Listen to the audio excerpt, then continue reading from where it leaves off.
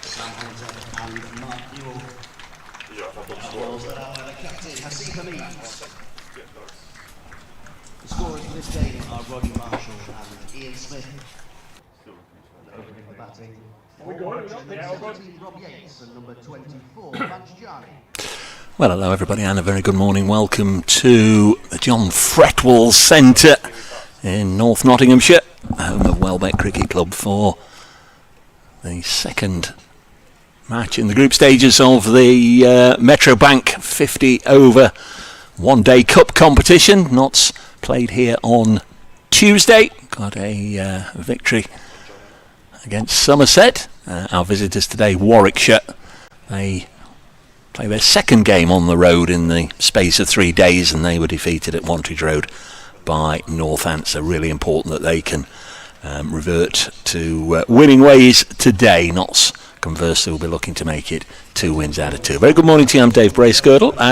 Cosmopolitan theme once again in our Bijou media commentary marquee. We had Kyle, the South African, alongside me on Tuesday. Today we go once again to the Southern Hemisphere. She's come all the way from Orange in New South Wales. I'm not entirely sure how many train journeys that's taken her, but we'll hear all about that in the fullness of time. Last time I saw her, she was wearing a pink bucket hat amongst the fans at finals day at Edgbaston on Saturday. She's made it to Welbeck for the first time. A very good morning to Mel Farrell. I've actually brought that hat with me, but it's not in a great state. We're going to get underway as Brett Hutton bowls the first ball of the morning, and we're underway. So Notts won the toss, Hasifa Mead winning his second consecutive toss, opting to bowl first and then chase the game as they did against Somerset on Tuesday. They restricted Somerset to 258 and Notts got their 6 down. So again, a really good toss. The team news we'll give you in full in a moment, but the pertinent news for Notts is that Rob Lord is injured, he's out injured, and will be replaced by Byron Hatton Lowe as a delivery from Hutton just outside the off stump, and driving expansively at that is Vance Jarney. Doesn't get anything on it, goes through to the keeper. Thank you, Mel, I've got my teams back now. So Notts pretty much as they were, bar that one change on Tuesday. Ben Slater, Freddie McCann, Ben Martindale, Hasifa Mead, Kyle Verena, the wicket-keeper, Lyndon James, Joe Pocklington, Byron Hatton Lowe will probably pop into Rob Lord's slot at number 8, Farhan Ahmed, Brett Hutton and James Hayes. I'll give you the Bears in just a moment. False start there from Brett Hutton. Our umpires are Mark Newell and Sam Hollingshead. I'm not sure what the delay is here. We're ready to go. Vance Jarney on strike. Right-hander, Bears in the all-dark blue, and he's run this to backward point.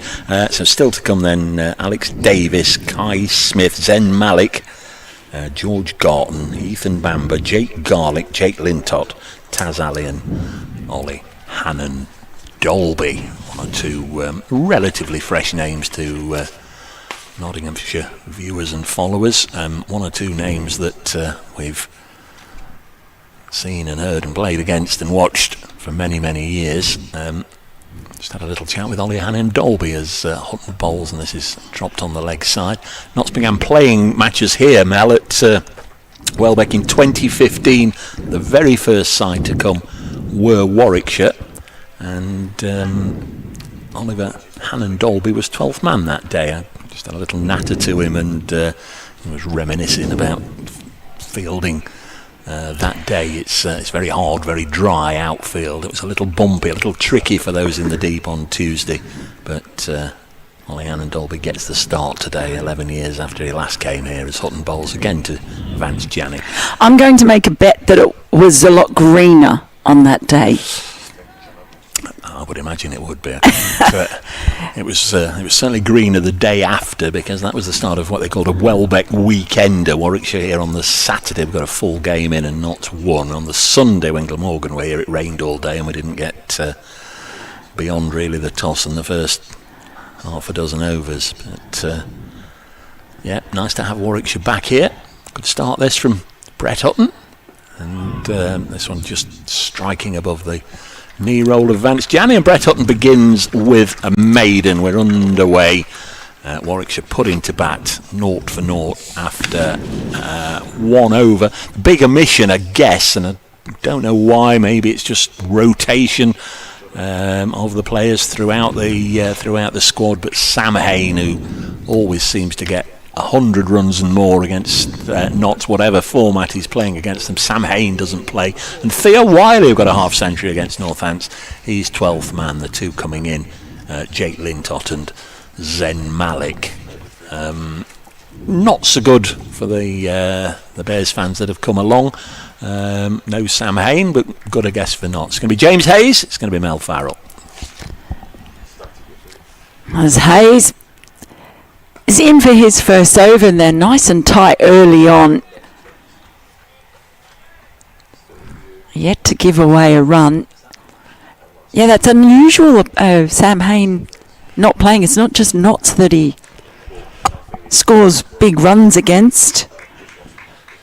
So he'll be a big loss for them today. Skippered the side on Tuesday. Don't know if they...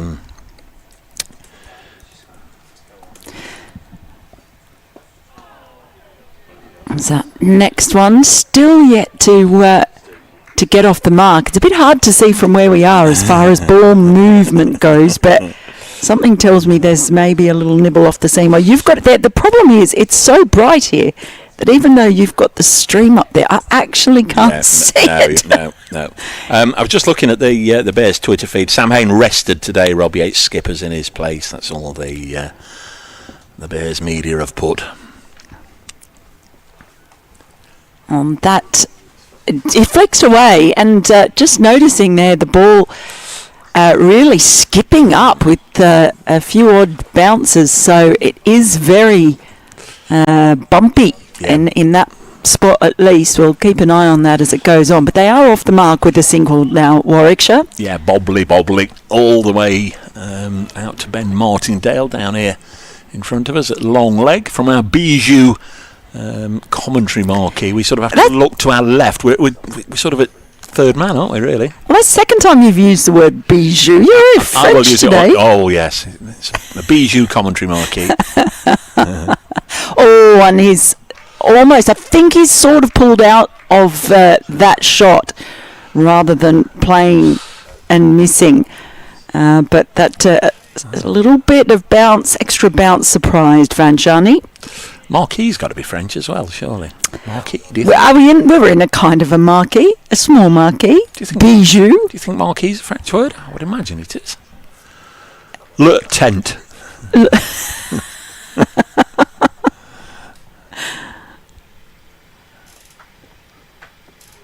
That time he definitely had a slash at that one, Vanjani.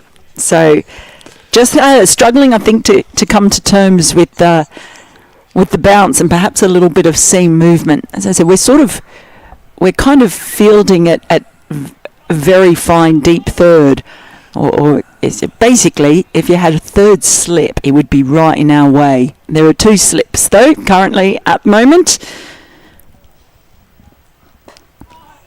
It's nicely driven, but it'll just get the single. So a modest start here for Warwickshire. Just trying to come to terms with the pitch. 2 runs on the board now, so it's a very tidy start for Notts. Yeah, not sure what you make of it, Mel. It's people ask me what it's like, and I say, well, it's a field in North Nottinghamshire, surrounded by pylons, and that's pretty much it, isn't it? Well, I'm sort of just getting because I have, of course, arrived in a whirl of of travel disasters. So I'm just getting my bearings in trying to work out where the scoreboard is. I've managed to get Wi-Fi on my laptop. It's Hutton. In again to bowl to Vance Janney. Drops it on the leg side. In fact, it runs up to Hamid at mid-on. There's no run. If you're looking for the scoreboard, it's behind us, behind the tent. The one position we can't see. Now, there's one over there, the little electronic one. Yeah, we can see it at the moment because the sun's not right on it. This afternoon, it's not so easy. Now, I should have double-checked this. I should have double-checked this with you. Are we on BBC or no? Just on the with club stream. live stream. It is the live stream. Okay, that's fine. I'm just checking if I'm doing radio as well. Hutton bowls, and this is pushed back to him. You are, of course, the voice of the Metro Bank One Day Cup 50 over competition winning blow from 2025. As I listened to you on my way from football in the rain at Port Vale back to Trent Bridge, and you were on comms last September. Yeah, for the winning moment as well. And what a winning moment it was! My goodness. Henry Cullen hitting the ball up into the air for Worcestershire. Hutton in again, bowling to Vance, who I don't know too much about. Vance Jani, but he's setting his stall out to play a long innings if we can take some of his early defensive blocks as a pointer to how he's going to play this. Don't know too much about the young man. Oh, he's been sort of in and around the Warwickshire side for quite a while now. This is his 10th List A match. Best of 82, 21 years of age. Hails from Middlesex. Drops this on the leg side. Fielded by Ben Slater. And there's no run. So he's a graduate of SACA, the South Asian Cricket Academy, which, I mean, I must have about 20 players now who have, I should check that number with Dr. Tom Brown, but who have gone through to become professional cricketers. Yeah. That's good. That's the most successful cricket academy in the country, by a long way, considering it's so new. Hutton bowls again, and he's taken the edge of Jani's bat through to Verena, almost a carbon copy of what we saw early on in the match on Tuesday when Archie Vaughan just had a little fiddle outside the off stump, nicked it through to Verena, and Vance Jani's gone in exactly the same fashion. 2 on the board, Vance Jani out for just 1, and Notts, knowing the need to make inroads with the new ball, have Brett Hutton yet again to thank for that first wicket. Brett Hutton playing his 50th one-day game today. Congratulations to Brett. Warwickshire are 2 for 1. Well, his outside edge was being threatened all over the place, but Brett Hutton, just with that subtle bit of movement, managed to get the tickle. Kyle Verena, always a safe pair of hands. And that is a terrific breakthrough for Notts first up, with just 2 runs on the board, as a very noisy helicopter goes past. Yellow one, I don't know if it is the air ambulance. I sort of live near somebody who works for the air ambulance, and he was telling me that the main one in Nottinghamshire, the yellow one, was away in Germany through the summer, being generally being serviced and 1 or 2 parts being replaced, and they were using a black one, I was told, through the summer months. So not sure if that one is it, or that's a different one, or it's not an air ambulance. Zen Malik is the new man. Didn't play against Northants on Tuesday. Final ball of this Hutton over, and again a defensive block. So good start for Notts, good start for Brett Hutton, and the early wicket has the Bears after 3 overs at 2 for 1. Yeah, really, really good start, and some high fives all around as well. Zen Malik coming out. We talk about SACA graduates, and here's another one in Zen Malik. Oddly enough, I was down at the Plough in Harborne when he arrived with Dr. Tom Brown from SACA and George DeBell, and we had a coffee. It was literally the day he just signed his contract with Warwickshire. Is this Zen Malik or Vance Jani? This is Zen Malik. Yeah. We had Sav Pereira, another SACA product here on Tuesday. First ball flayed away, but straight to the fielder, hiding to the left of our tent, down the deep third boundary. Yes, that's your area of responsibility. I can't see anything away to my left at all. I've got about a metre on you. I'm right next to you, so I can tell you I can't see much further. Single to Rob Yates. We'll take your correspondence as well if you've got any through the course of the day. We'll give you an email address in a moment for our Bears fans and followers. Are we calling you the Bears correspondent today? Look, I'm a multi-county correspondent.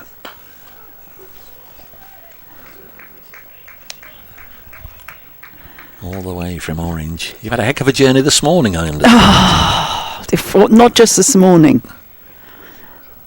Realistically, my journey here began yesterday and was via London, because I was hosting a Q&A in London last night that involved Ravi Shastri, Bharat Arun and R. Sridhar, who were his former assistant coaches with India.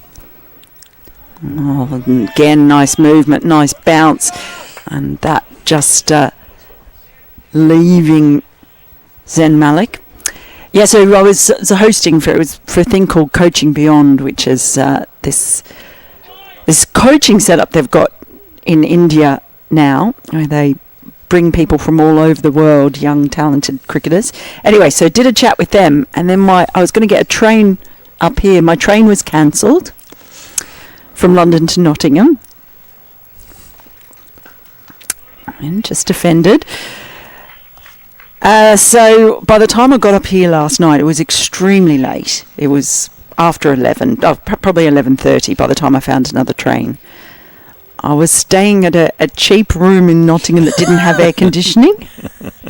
So it was rather hot, I have to say. This is a problem I've had in Nottingham this summer. And I got my train time mixed up this morning. So I got to the train station just as the train was leaving, and there wasn't going to be another one for an hour. So I had to get an Uber here from Nottingham, which wasn't cheap. Really, really good, consistent lengths here from Hayes.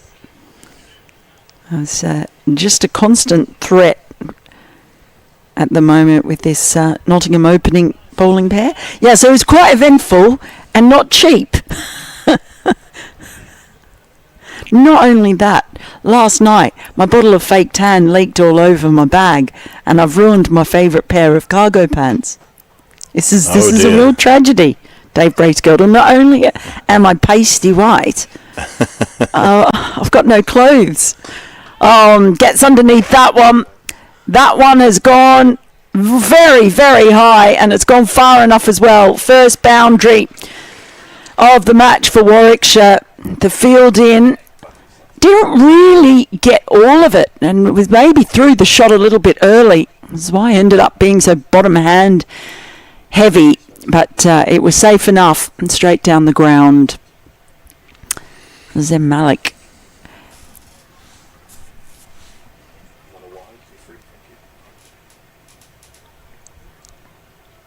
Have I got that completely wrong? It did go, didn't it? It's just that things have... Oh, yes, it did. I'm just waiting for the stream, I think, to tick over.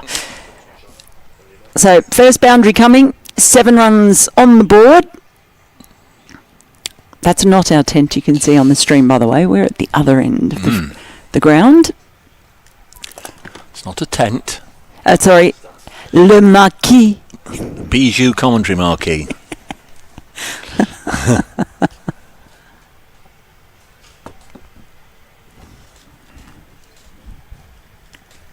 Here's Hutton, start of a new over. And Rob Yates comes towards him, advances down the track and clips it over mid-wicket.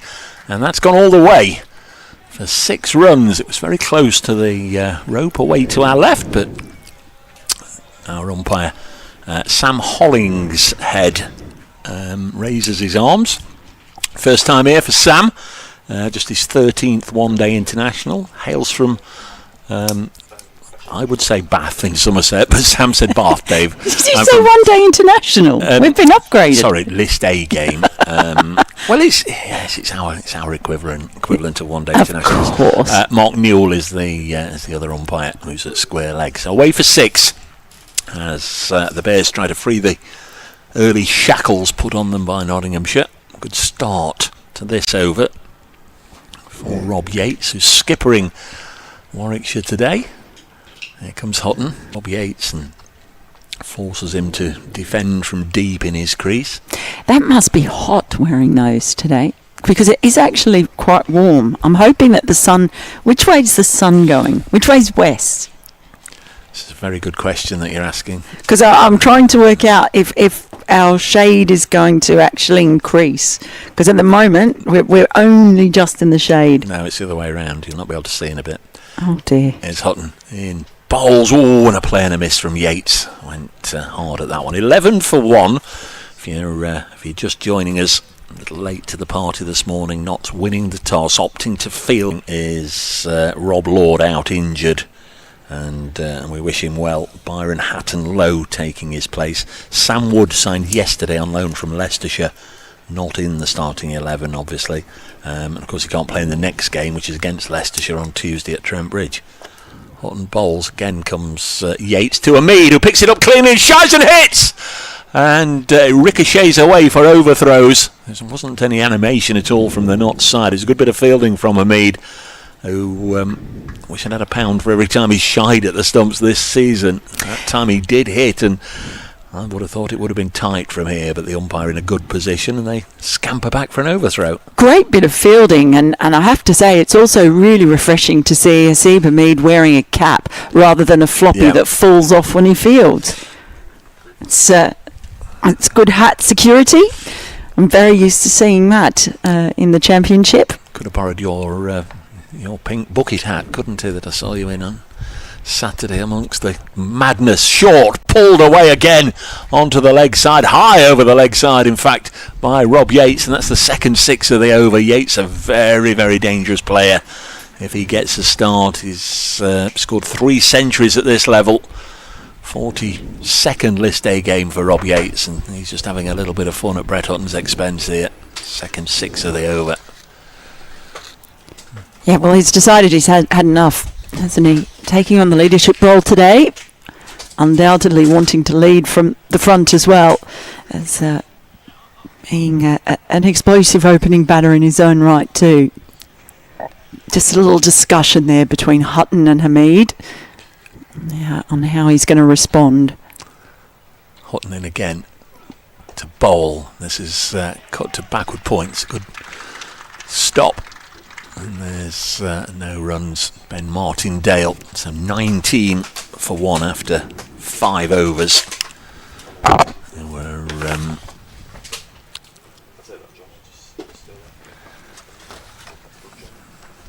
just looking. There were 12 from that over. The first one that the umpire signalled as a 6 has actually now been downgraded as a 4. Must have been a little change, a little word of wise from the umpires to the scorers. Incidentally, best wishes to Mel Smith, the Warwickshire scorer, not here today. Ian Smith generally works the big screens at Trent Bridge, is on scoring duty for Warwickshire. Roger Marshall here for Notts as usual. Nice shot through the offside from the right-handed Malik and away for 4. Yeah, it's a good little turnout today. I'm impressed to see there's a double row of fans pretty much everywhere. I don't think there's quite as many as there were here on Tuesday, but still time for them to come along, of course. Plenty of room.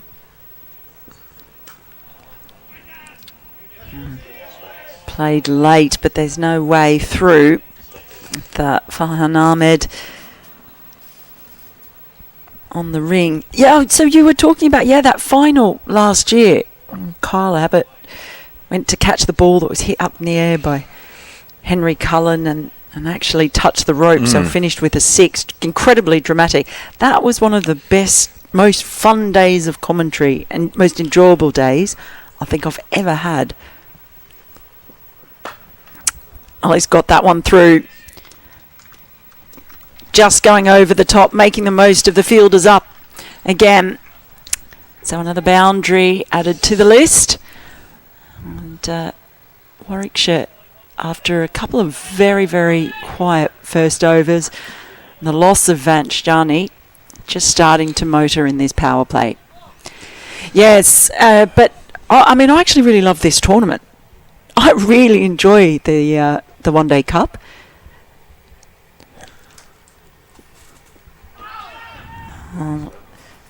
Not a particularly convincing shout. I've been going down the leg side from the way that looked. Was it signalled? I've missed that from the umpire. I think it must have been. Surely it was a leg by. We'll get confirmation anyway. It's one more to the tally. 28 for 1. Warwickshire overcoming that early loss of Vance Jani. Yeah, it's just one where I've been doing games in this tournament for a few years now. That one is left alone, and with good reason. It's a wide. So just losing his line a little bit at the moment is James Hayes. Bowled the first couple of overs really well. Yeah, it's the opportunity, just even over the past few years, players that I watched a couple of years ago who were coming in, the new players, like Alfie Ogilvie and Archie Vaughan down at Somerset.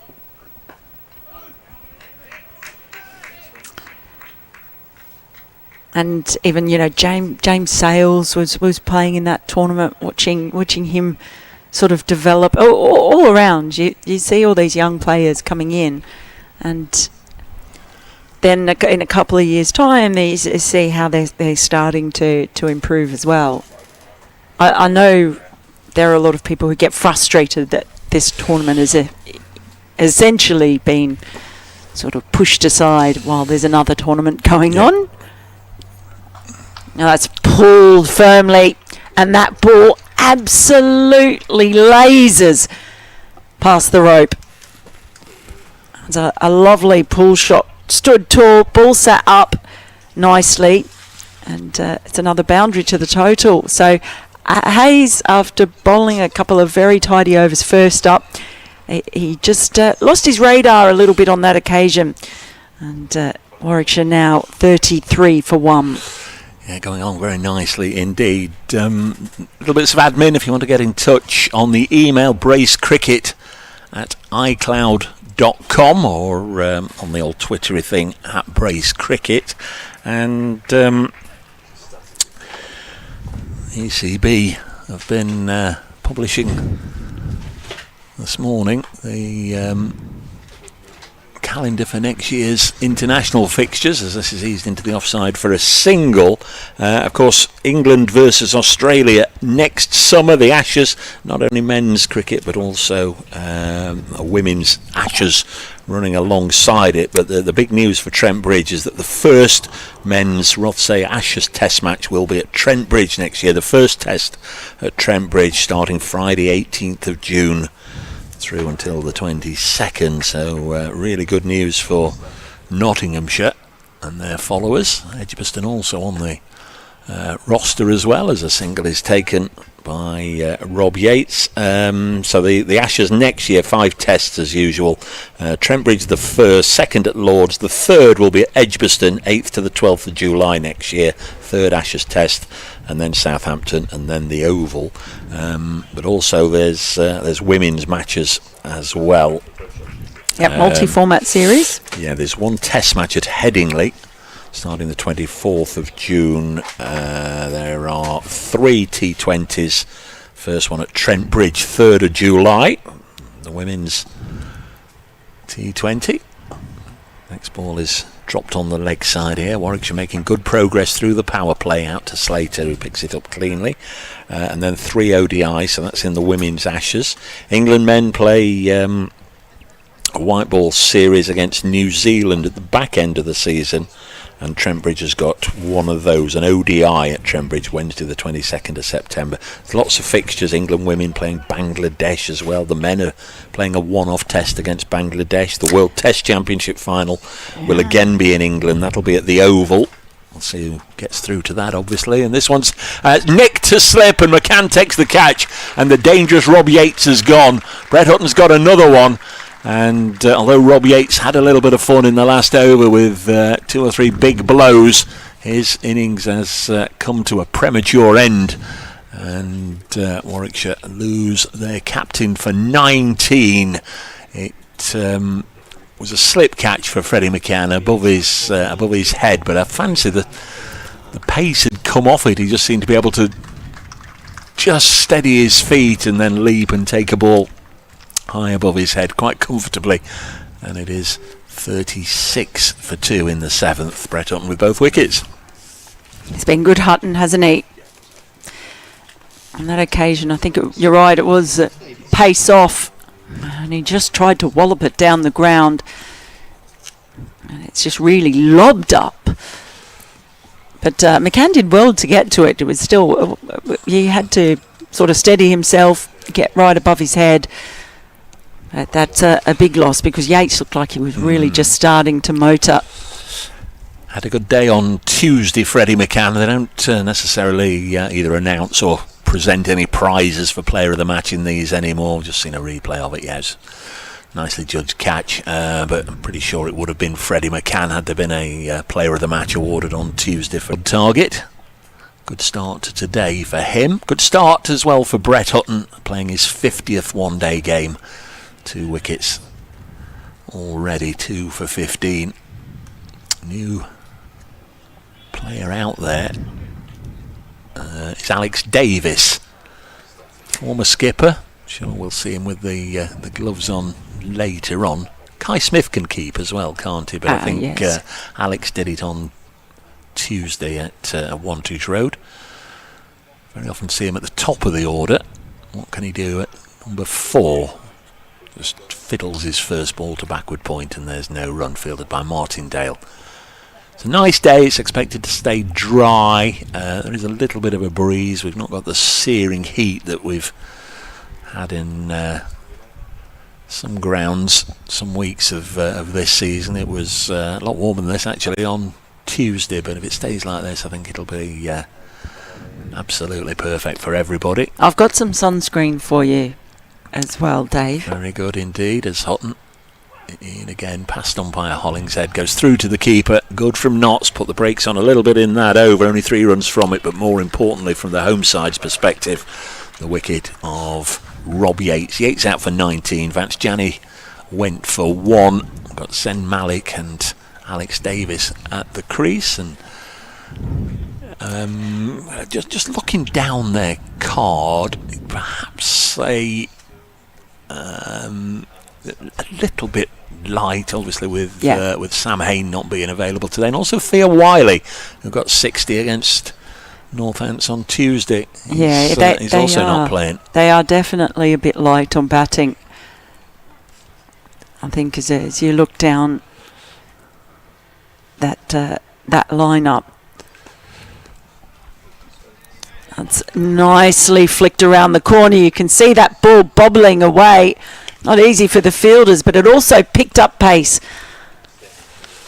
So Zem Malik continues on his merry way, and they'll need runs from Zem Malik. They really will, and it's an opportunity for Alex Davies as well. It's been a bit of a funny year for Alex Davies. He's obviously handed over the captaincy, and he was also dropped during the blast as well, which surprised a few people. Scored 25 in Warwickshire's loss to Northants in their opening match of this tournament. So yeah, for Alex Davies, it's just a little interesting phase in his career. Kind of had a bit of a dip in form, and perhaps working his way out. And you mentioned Kai Smith. I mean, he is someone for whom this tournament represents a huge opportunity. He's sort of been in and around that first team a bit, and there's a young keeper batter coming through. That's always going to keep pressure on the established ones. It's just a bit of a check drive. If that might be a real sort of turning point or a significant kind of moment in his career. He's hugely talented and got a wide range of shots.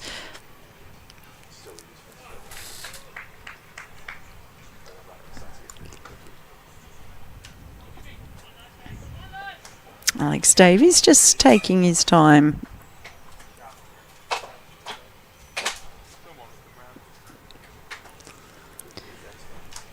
Helped on its way. I don't know that there was any bat on there. I think that's come off the thigh pad, has it? Yes, it has. It's a leg by a all count. Another one to the total. Just looking there, Mel, over the last few seconds, we've got Ben Martindale fielding in front of us at third here. A drink's just been brought round the boundary edge to him by the new arrival, Sam Wood, only signed yesterday from Leicestershire on loan for this competition. He's got some hair. He's actually done really well there. Short ball, but Malik was able to get on top of it. As if it had gone aerial, he might have been in a bit of trouble down at deep mid-wicket. The fielder patrolling the boundary, but managed to kind of get on top of it and hammer it into the ground. Yeah, as a point, Joe Pocklington, I beg your pardon, generally takes that side of the ground. Strong left arm throw. It's very, very busy on Tuesday out there. This time it's busy again out at deep square. That's the end of the over. So Warwickshire 2 wickets down, 45 on the board. I think actually Notts would be a little bit happier with that, just bearing in mind that I do think they've got a bit of a tail, have Warwickshire. Yeah, I think the fact that Rob Yates was just starting to unleash and they were able to see him off before he did too much damage will be very much appreciated by the Nottinghamshire coaching staff. Here's Hutton again. Saw him bowl 9 straight on Tuesday. That's why the pegs goes through to the keeper. Didn't come back and get his other one, but bowled 9 straight from this end, so might see him just carrying on for a while. For Mel and for anybody else who sort of doesn't know the history of this ground, Notts have been playing here for 11 years. The first fixture in 2015, ironically, was against Warwickshire. Warwickshire 220 all out with a 5 for Dan Christian. Notts a very strong side that day. This one's playing a miss from Malik, trying to pull him. Ian Bell and Chris Wokes played in that match. Warwickshire 220 all out. Notts knocked them off in 28 overs. Alex Hales 103. Ricky Vessels 85 not out.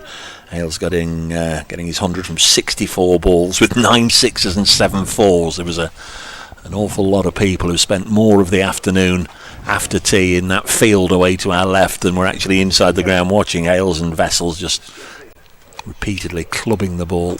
This one's hit down the ground. That'll go for 6. Now that's good from Malik. That really is lovely advance down and a clean connection. Hit it as straight as a die, and it's gone well over the ropes away to our left for 6 runs. That match as well in 2015, sadly, one that saw Matt Webb quite badly injured, the Warwickshire opener. He had to be stretchered off the ground, getting an injury fielding away to our left, and it turned out to be his only list A in his last game for Warwickshire. I don't know what Matt's doing these days, but wish him well. But he certainly won't remember the John Fretwell Centre at the home of Welbeck Cricket Club with any fondness. His only list A game, and had to be carried off the ground, stretched off the ground. Houghton in and bowls, and this is defended by Malik. Good comeback. Head to head over the years in the various forms of one-day cricket. Notts 35-25 lead over Warwickshire.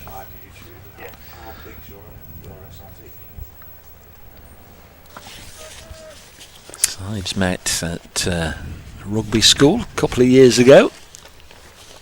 Nice set in that. Have you been there, Mel? I did all 3 games at rugby last year. Opening once more.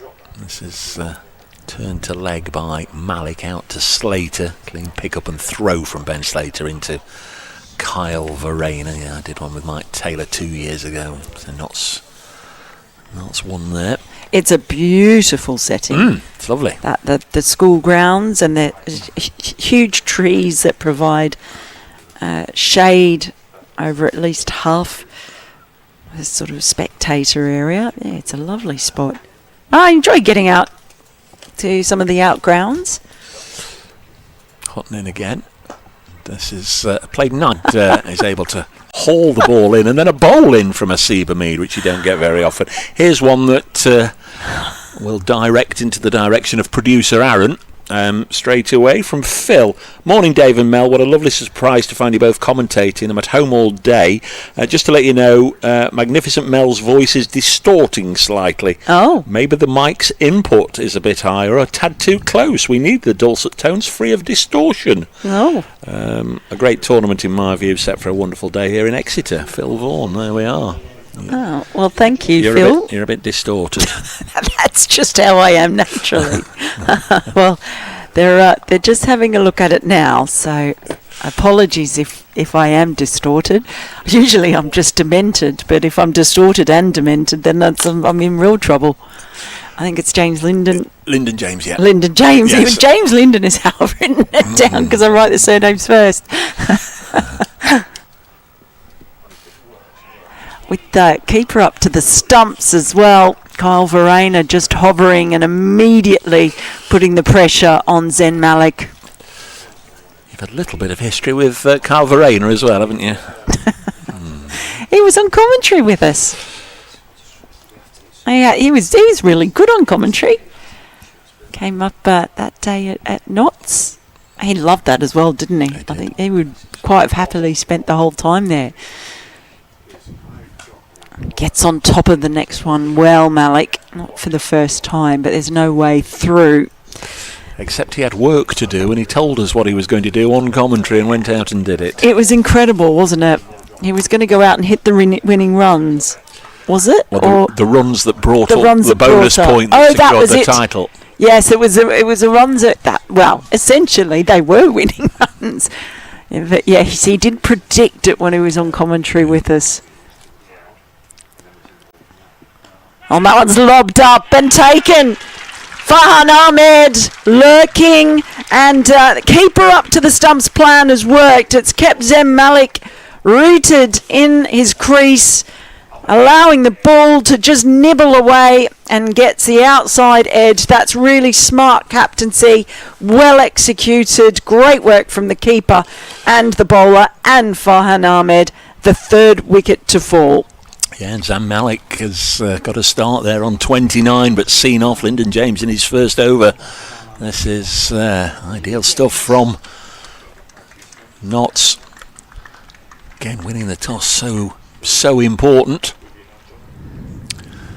Just looking away to right. We actually had a picture of him on the live stream the other day. Richard Stevenson is on the ground. I heard him called Marty Hopkirk by somebody earlier in his all-white suit, just going under the clock in front of the pavilion. The vice chairman is coming his whites again. I tell you what, the man from Malibu. If you walk around wearing a white suit, people are going to think you're a Bond villain. It's a quite a Bond villain thing to do, isn't it? You wouldn't be familiar with Randall and Hopkirk Deceased, would you? The old television programme, but I heard him called Marty Hopkirk. Hero reference to that, which I thought was good. Top stuff that's from Not so far. 2 wickets for Brett Hutton. James Hayes went without in his first spell. On comes Lyndon James, and that just got a little bit big on Malik, and he just popped it up. Simple catch for Farhan. Kai Smith, the new batter in, leaves the first one, and Kyle Verena going back now. But that was just really clever work all around. Zem Malik was getting going. He was using his feet. Played a magnificent 6 from the other end in the previous over, who was facing from the opposite end to us, where he came down the track. So all of a sudden they make the change in the bowling, bring Kyle Verena up to the stumps, and immediately just put the pressure on, and it told straight away. Gets the little bit of a leading edge as Kai Smith tries to turn that ball into the leg side. So that was just really good work all around.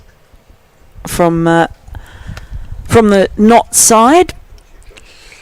I love, one of my favourite things. I feel like, I know it's always been a thing in county cricket to keep her up to the stumps.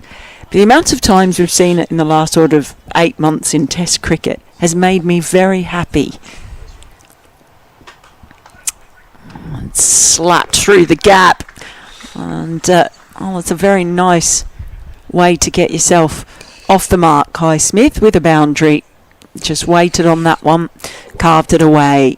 A good over for Knots in the end, with that wicket coming from it. Every time someone started to get going, whether it was Yates or Malik, they've been able to find the breakthrough. They have 58 for 3. Yeah, at the end of the power play as well, so all fielders can be released into the deep. I'm glad to hear we're providing a service for those of you being supported this morning by the NHS and no doubt private medical care up and down the country. A number of people got in touch from doctors' waiting rooms and so on, as Brett Hutton is about to begin the 11th over. I think that Tannoy announcement was just about the fact that we're entering the second power play. We've got Hutton continuing, so 4 fielders allowed outside. This one's pushed back to the bowler. We've got 6 in the ring. We've only got 3 outside the ring at the moment. But here we go. Suzanne Martin, doctor's appointment this morning, Dave. All good, except they've no cure for my Metro Bank fever. I'm now on the bus home, ready to fire up the live stream. Good dose of Outlaws cricket with a cuppa and your dulcet tones. Thank you, Suzanne, who's been to the doctors. Now, those of you that were listening on Tuesday will have heard a bit of an on-running saga involving Gaz and his good lady, as this is guided down to third by Alex Davis for a single. Gaz continues. Hi, Dave and Co. So you're Co, Mel. What? So we'll change Co to Mel. Hi, Dave and Mel. Just put the stream on for the day. I messaged you during the previous game from our hospital in Kent. Just to let you know, we're still in hospital awaiting the C-section. I now have an entirely numb posterior. I've lost all perspective of time, so bring on today's game. My wife wishes that she has numb parts of her body. Unfortunately, that isn't the case. That's Gaz. Best wishes as on bowls a bouncer, which is ignored by Davis. Gaz and his good lady awaiting a C-section. We were getting updates on Tuesday from the hospital in Kent, and we're just wondering and waiting for baby David, but baby David didn't arrive then, and clearly it's still not happened. I think it was going to baby David after me if it was a boy, or Willow from the cricket bat if it was going to be a girl. I think that was the story. Gaz, you have to put us right. Here's Hutton in again, and bowls, it's defended. I was only joking when I said after me, of course. I think that it probably is going to be baby David after you. Baby David from the royal family. 1 or 2 more people are with us. Charlie and Mahendra, Umar, Archie B. Glad to have you all along. Chris, Outlaw Chris Morley, Crikey Dave. Got 2 members of cricketing royalty in the commentary tent today. Where? It's a Bijou commentary marquee, Chris, I'll have you know, as this is pushed into the offside. Steve Taylor's been in touch, an old RAF mate of mine, saying that a few years ago he actually went to a house and the occupants were called Bracegirdle, and they turned out to be my parents. Tried to flog them something and they wouldn't have it. They saw you coming, Steve. They saw you coming. Good luck getting money out of them, I'll tell you. Is that where you get it from?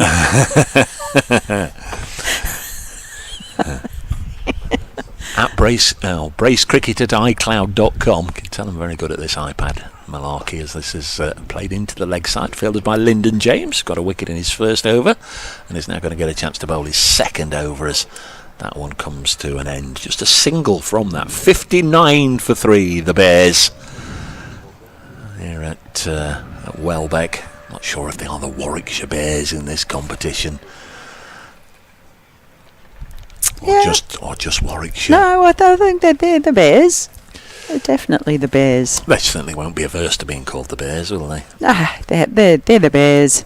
Kai Smith at the crease, 21 years of age, born in Dubai. In fact, Sam Hain not here, born in Hong Kong. There's a little bit of global interaction from the Warwickshire side. There's a lady who was born in New South Wales.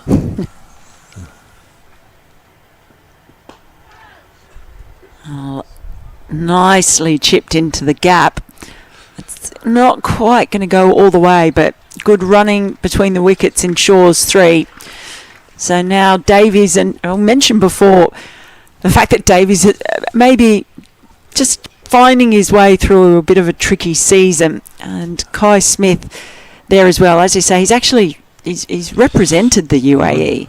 But a couple of years ago in the One Day Cup quarter final, he smashed 130 off 104 to seal victory over Worcestershire. So he finds the gap again without too much force on it. Pick up another single. So I think that was really... He won the Warwickshire Performance of the Season award for that. Went and spent some time in South Africa, 3 months playing cricket, and very much seen, I believe, as real one for the future, Kai Smith. So this could be a really big tournament for him as he looks maybe to get back into the championship side. Another little drop and run, really well run too. Good communication.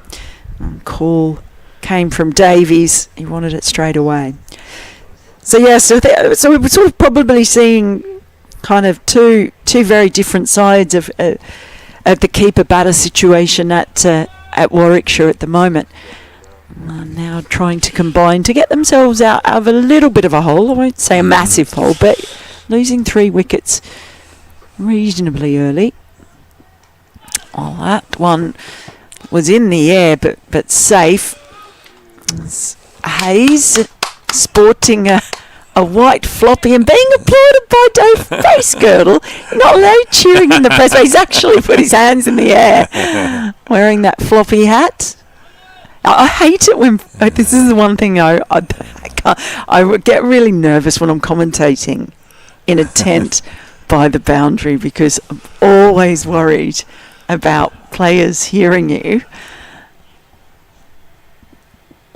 As I take off for another quick single, quick between the wickets. Oh, I tell you what, he went down a bit awkwardly as he went to slide. I'm not sure how easy it might be trying to dive and slide on this, although the square does look, it looks much greener than the rest of it. Can't be very nice if you have to dive out in this outfield.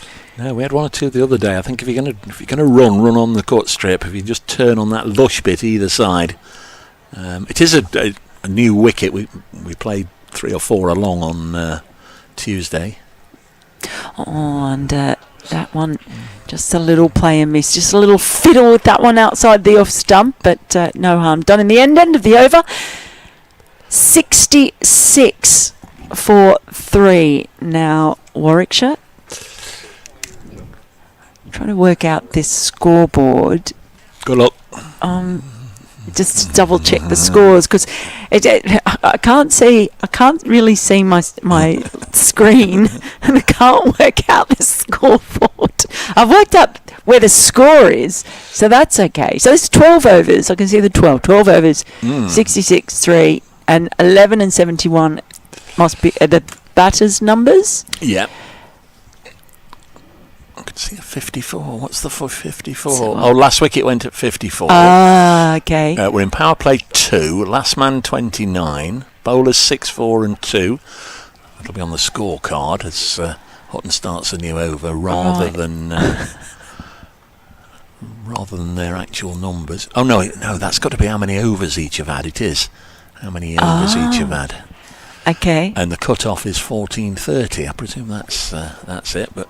Like I say, you probably won't be able to see that scoreboard anyway in a bit when the sun gets on it. So, I'm also a bit worried about how hot my laptop is at the moment. He's in direct sun. These are the challenges that we always face. in a bijou marquee.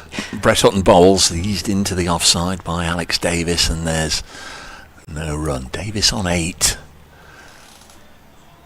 Guy Smith with him. George Garton still to come. Only played. I don't think he bowled on Tuesday. Only played as a batter and didn't hang around for long. I don't know if he's able to bowl, but I would say there is a strong look about the bowling attack. Plenty of experience there with Hannon Dolby and Bamber. Garton, if he is able to bowl. Just cut to backward point, and obviously Jake Lintop brought in for his slow left armers. Taz Ali, also a spinner. The youngster Jake Garlick as well, just his second game, right arm medium fast. So they've got a fairly extensive bowling attack, and of course Rob Yates, who had such a good county championship match against Notts. I don't know if he'll bowl himself in this competition, but he was terrific in the county championship game at Trent Bridge earlier in the season. Hutton in once more, and the right-handed former Lancashire opener eases it to point, and there's no run. Martindale doing the fielding.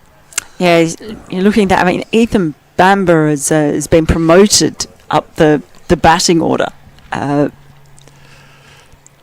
think he might have. I'm not sure exactly where Jake Lintott is going to bat, but I think Ethan Bamber was carded at coming in at 7. I think that's where he might have come in and batted in their last game as well.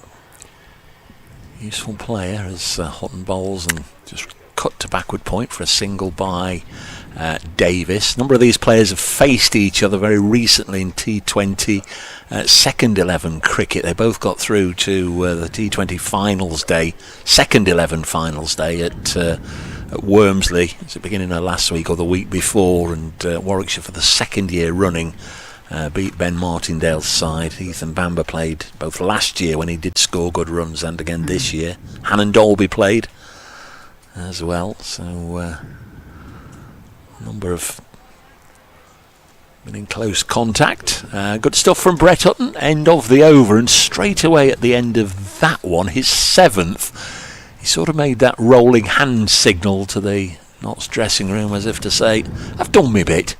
Yeah. I'm going to come and have a little comfort break. Can somebody come and do some sub-fielding? So he did 9 in a row the other day. Looks very much as if Brett Hutton's 7 and out here. It's pretty impressive, isn't it? I think he's deserved a little comfort break. Yeah, 2 for 25, I think, something of that order. 2 for 26 at the end of 7. It's going to be Lyndon James from the far end, and again it's James Hayes fielding right in front of us. He'll be all right, Mel. He'll be all right. So what I get nervous about is the ball going up, and we're going nuts.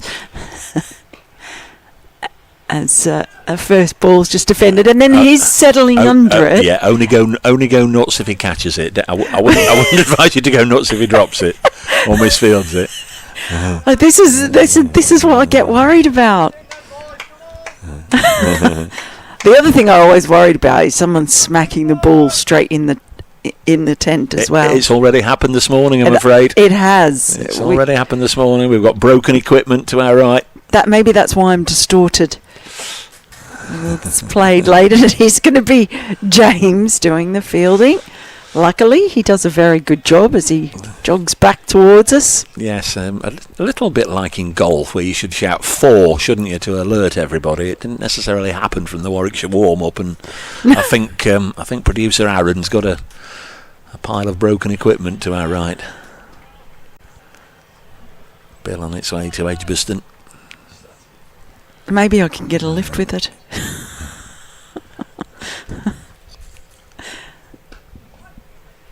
It's into the offside, and there's no run. Well, certainly, if you're going back that way, I mean, there's a coach going that way. There's got to be about 200 spectators going that way. I wouldn't have thought you've got to mess about for a lift later on. What if I'll go and stand outside with my thumb out? Matt Walker's a good fella. I just saw, was it yesterday I saw that he's going to be leaving? Going to be heading off to join Sussex at the end of the season, Matt Walker. That's no way through on the offside at the moment. So there's a couple of wickets. Well, there's been a bit of a, I guess, stop-start time generally for Warwickshire at the start of this innings. Just as someone gets going, someone else disappears, and now both Davies and Kai Smith trying to find their own way into their innings. Oh, and he's done for. That's gone straight through. So yet again, the wickets, they are being chipped out at regular intervals by this very good Nottinghamshire attack. And now it's Kai Smith, the latest to go. Warwickshire losing their 4th wicket for 68. And they're struggling to get a good partnership together. Yeah, I think it was an inside edge, Mel, onto the off stump there. So Kai Smith's going to feel that just maybe he's been a little culpable in his own downfall there. Either way, I think 4 that have gone will, I'm sure, be feeling they've left a few runs out there. It's a good service, it's bone hard. The outfield is bobbly, but there's nothing wrong with the track, and Warwickshire been undone here with a couple of wickets from 2 of Nottinghamshire's senior players, 2 of their county championship regular starting 11, Brett Hutton and Lyndon James, each with a couple of wickets now. Lyndon's got 2 for 12 in his 3 overs. Brett Hutton earlier bowled 7, 2 for 26. And lots you'd say, 68 for 4 with all the early initiative going their way. New man is George Garton. Now he's a fearsome hitter on his day. Played 1 T20 international a number of years ago for England, obviously. 29 years of age, born in Brighton. 25 appearances in this format of the game. See what he can do with a bat. Well, first of all, he's just going to defend. Just try and settle. Got oodles and oodles of time. Warm applause greeting the end of that over. Another good one for Notts. They are 68 for 4 after 14 overs. Garton yet to score and Davies on 10. So he hasn't exactly got going either, but you feel he's got to really hang around now because 4 wickets have gone and we're still a long way off even the halfway mark of this innings. Joe Pocklington's going to replace Brett Hutton from this end. Slow left arm spinner.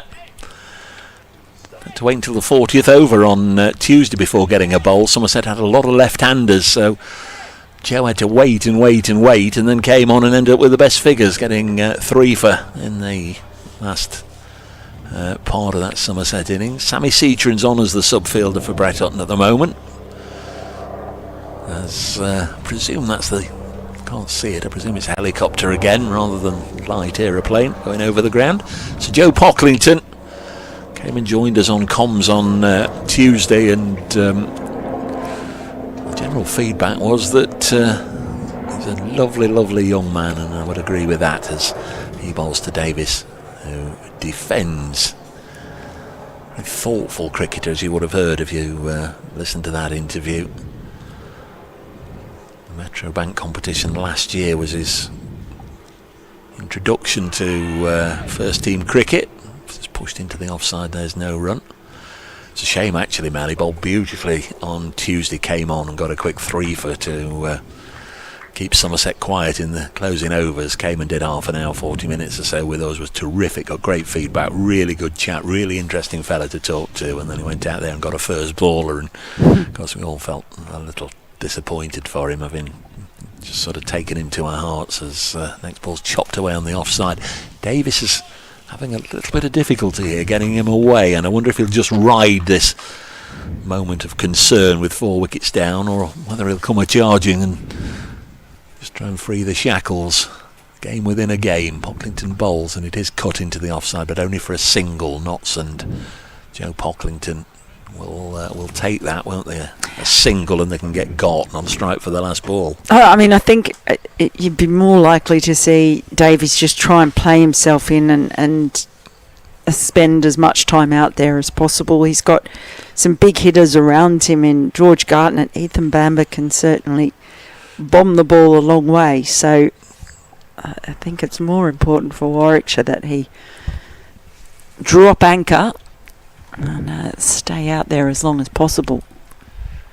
Pocklington bowls to Garton, a little bit of a gimme on his pads, and he will tuck it away out to Farhan Ahmed, who we haven't seen have a bowl yet. I'm sure we will. And that's not saying that Alex Davies can't hit a big ball either and be aggressive, but he's just it's just been a bit of a funny season for him, I think. There was a ball ahead of myself. There is one left in the over. 2 singles from it so far. Davies back on strike. Pocklington bowls and a little push into the offside. So 3 dots and then 3 singles gets the Bears up to 71 for 4 at the end of the 15th over. Joe Pocklington's over. The first of spin goes for 3 runs. Lots with the early initiative here, but as we've been saying, the Bears might just look and think, well, their bowling hand might be their stronger suit. Certainly won't be a gimme for Notts. No, and they do. They have got a very strong bowling attack with a lot of variety and experience as well. But they'll want something to defend. It's even a great bowling attack will struggle without runs on the board.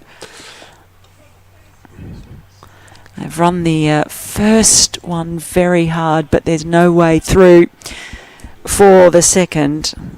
That is thanks to some very quick, fleet-footed work in the field by Ben Slater running in. Daz, I feel your pain, Darren Shepherd. Dave, loving the commentary, working from home today, so I've got the live stream on in the background. I'm leaving the Air Force after 37 years later this year. Hope to get to see more Notts matches next year. My wife, not that supportive. She thinks I need to go and get another career. Regards, Daz. And that's flayed away. And too good for the diving fielder. He just gave himself a bit of room. And first bit of real aggression we've seen from George Garton. That's what you would expect. You need something you can do on your laptop, Daz, so you can say you're at work and take it to the cricket. It's the best way, mate. 37 years in the army. He doesn't have to work. He's sat on his pile of cash. That's played slightly finer, very late. I'll get a couple more runs to the total. So this has been quite a proactive start from George Garton. Get Mrs. Daz out of the house. She won't know what you're up to then, mate. Don't you promote... Or bring her down to the cricket. Don't you promote dishonesty in marriage, Dave Bracegirdle? Well, Mrs. Daz. Oh, look, that's how it all starts. She's trying to restrict his cricket enjoyment. Big shout of no. Can say you're available for work from the end of September to the beginning of April. How's that? Yeah, that's pretty much how it works. Get a paper round, Daz. You can. Or that's what you just fly. You migrate south for the winter, like I do. Like you do, yeah. I shouldn't really have my water bottle sitting out there in the sun, should I? That's not very smart. I still am worried about my laptop, though. This time, left alone. This has been some good recovery from Lyndon James. I mean, it begs the question: what do you need your laptop for right now? Well, I've got my notes on it, and then I try and bring up. You don't need your notes. No, it's good. I like to. You don't need your notes. I like to check things. It's professionalism. I also like to have the stream up so I can watch a replay, and but we can't see those. NV anyway. Play, so I've got my scoreboard as well. So actually, quite a bit. Yeah, really good recovery from James. He went for a few in the first couple of balls, but he's not giving Garton as much room anymore. Yes, it's. I mean, we're not quite at the stage. I do remember we were in a marquee during the 13-14 Ashes, which is just when I started working on cricket, and it was 45 degrees, and they had, in their wisdom, and the tent was packed because obviously it was Ashes. Where was that at? At the Wacker. It's nicely played, and just that bobbly bounce making things a little bit difficult in the field, so they'll take a single to finish off the over. And Warwickshire now 80 for 4 after 16. Yeah, so because they were redoing, although they didn't have enough room in the press box. There was some lame excuse that the reason that the press couldn't be in the press box, so they put us in a marquee on the grass banks that are basically square of the wicket at the Wacker. Never been. Well, you must have seen them. Yeah. Yes, you've seen them. Anyway, so the sun came straight into that tent in the morning, and they'd put black cloths over trestle tables, so the whole thing was like genuinely an oven. Pocklington to Garton pushes it back to him. And so by the time it got to sort of 11 o'clock midday, honestly, it was horrendous. And everyone's laptop stopped working because it was too hot. Pocklington in again. Nice little push into the offside. Ben Slater will have to do the tidying up out there in front of the pavilion, and they comfortably come back for a couple of runs. Yeah, so they had a drinks fridge there, and when you opened the drinks fridge, it was full of laptops and iPads because everyone was desperately trying to cool them down so that they'd turn back on so that they could file their reports. Defensive block from Garton. Now, I've been to Melbourne and the MCG, been to Sydney and the SCG, but that's it as far as your homeland is concerned. They're playing in a few different places this year, with games up in North Queensland, Bangladesh touring. Pocklington firing this one in.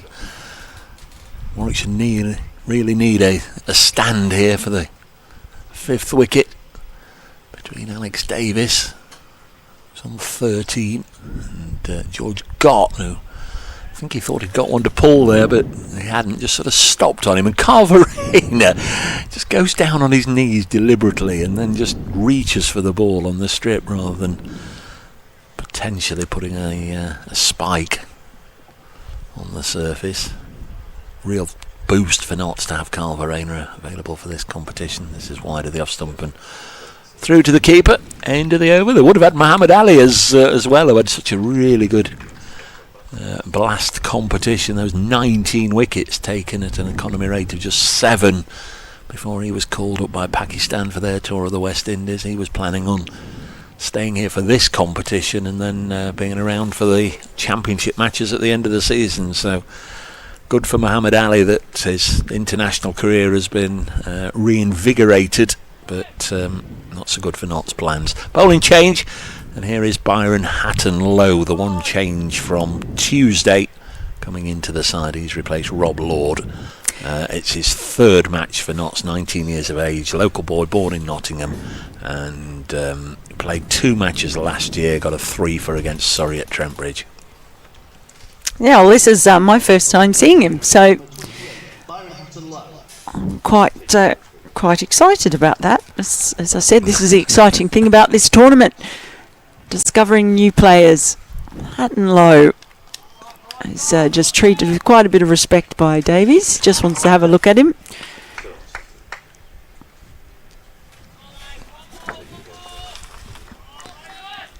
And quite chirpy out there as well are the Notts players.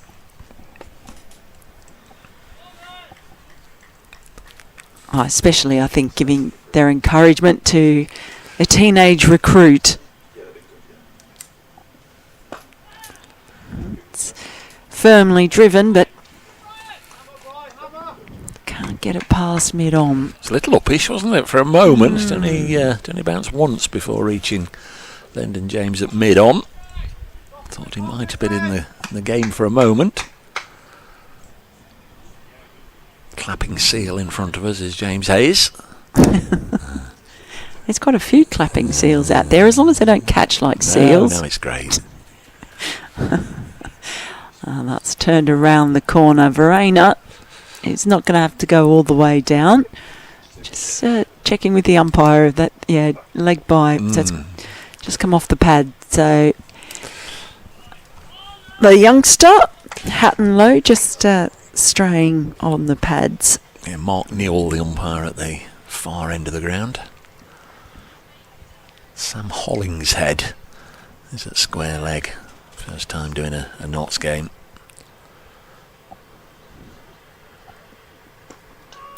And it's a good full ball as well. And there wasn't really much Davies could do with that other than jam his bat down on it. Yeah, bowling all-rounder Byron Hatton Low is more than capable bat at second 11 level. I guess it's one of those, as a team man, if you're listed at number 8, you perhaps hope you don't get in and the job is done. Oh, that might be in the air, but it's found the gap. Now, it might have just been a thought that could Farhan Ahmed have been in the picture there, but as it is, it's 4 runs. And that is the most aggressive shot we've seen from Alex Davies in quite some time. But I guess as a youngster, you perhaps are hoping you'll get a bat and a chance to show what you can do. But, some bowlers love to bat. There are some who cannot wait to get out there. There are some who I've met as well who are more likely to get nervous, but some really fancy their batting and they want the opportunity to show it off. That's worked away just for the single. Yes, that's that usually rears its head to the surface when it comes to the time of the coach or the captain looking around the dressing room looking for a night watchman in the county championship.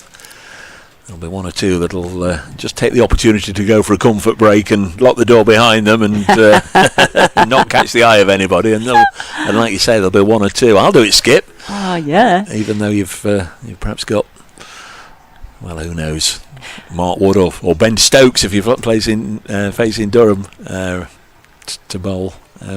Stokes with 100 the other day. Yeah, what 100 too. I mean, typical Ben Stokes on one leg cramping up, and I think that took a few headlines away from the other competition as well.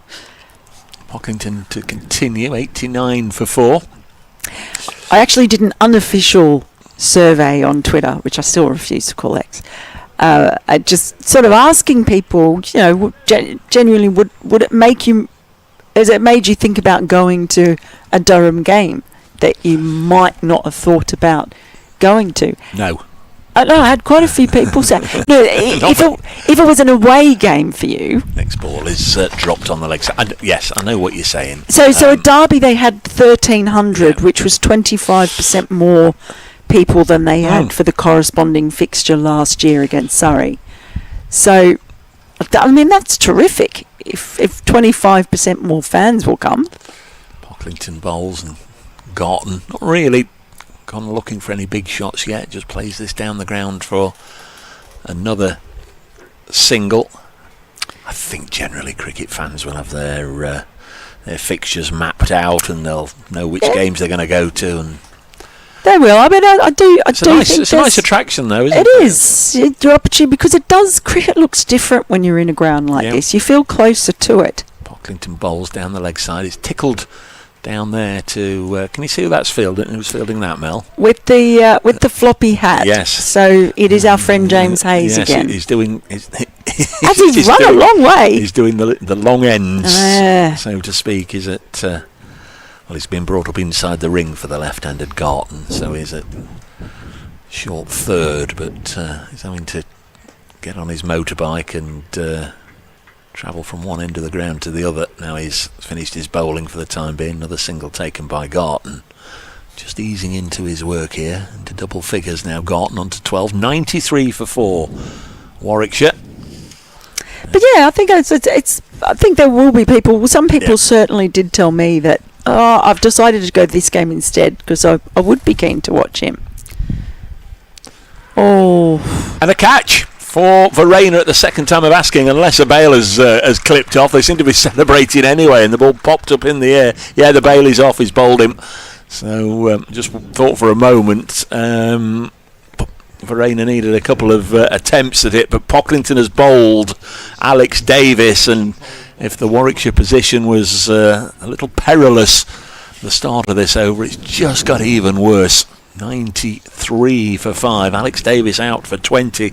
Another one who's got a start and then fallen, and once again Joe Pocklington weaving his magic already. His fourth wicket of this his fourth of this season's competition. 93 for 5. We're in the 20th over, and Warwickshire really are going to have to look now towards their all-rounders and the lower order.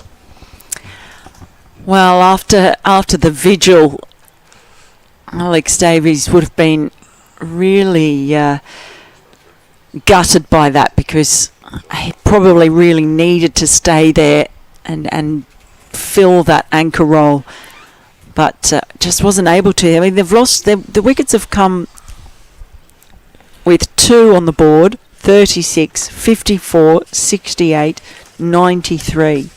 So it's just been that regular kind of fall of the wickets. Sometimes you say teams want to avoid losing wickets in clusters, but when you can't get that decent partnership going on, it makes it very, very difficult.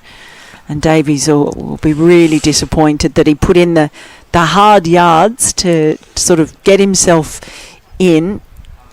And now it is really down to the all-rounders and the bowlers. Yeah, end of the over, 93 for 5 after 19. New man is Jake Lintott, who's come in at number 7. Yes, so promoted, coming in above Ethan Bamber. And understandably so. Perhaps a little high for Lintott, but we'll see what he can do. Well, gets off the mark. I think it would have been safe, Garton, even if that had hit. Ethan Bamber's batting has been, even in the championship, has often been quite impressive lower down. Yep. He's come in and made some fantastic contributions. They've been quite aggressive. He'll come in and score a quick 20 or 30 or more. And so I think, there's that feeling that in the shorter form he can afford to bat a bit higher, but that they are lacking in specialist batters in this team, in this 11, as it's just gently nudged around the corner.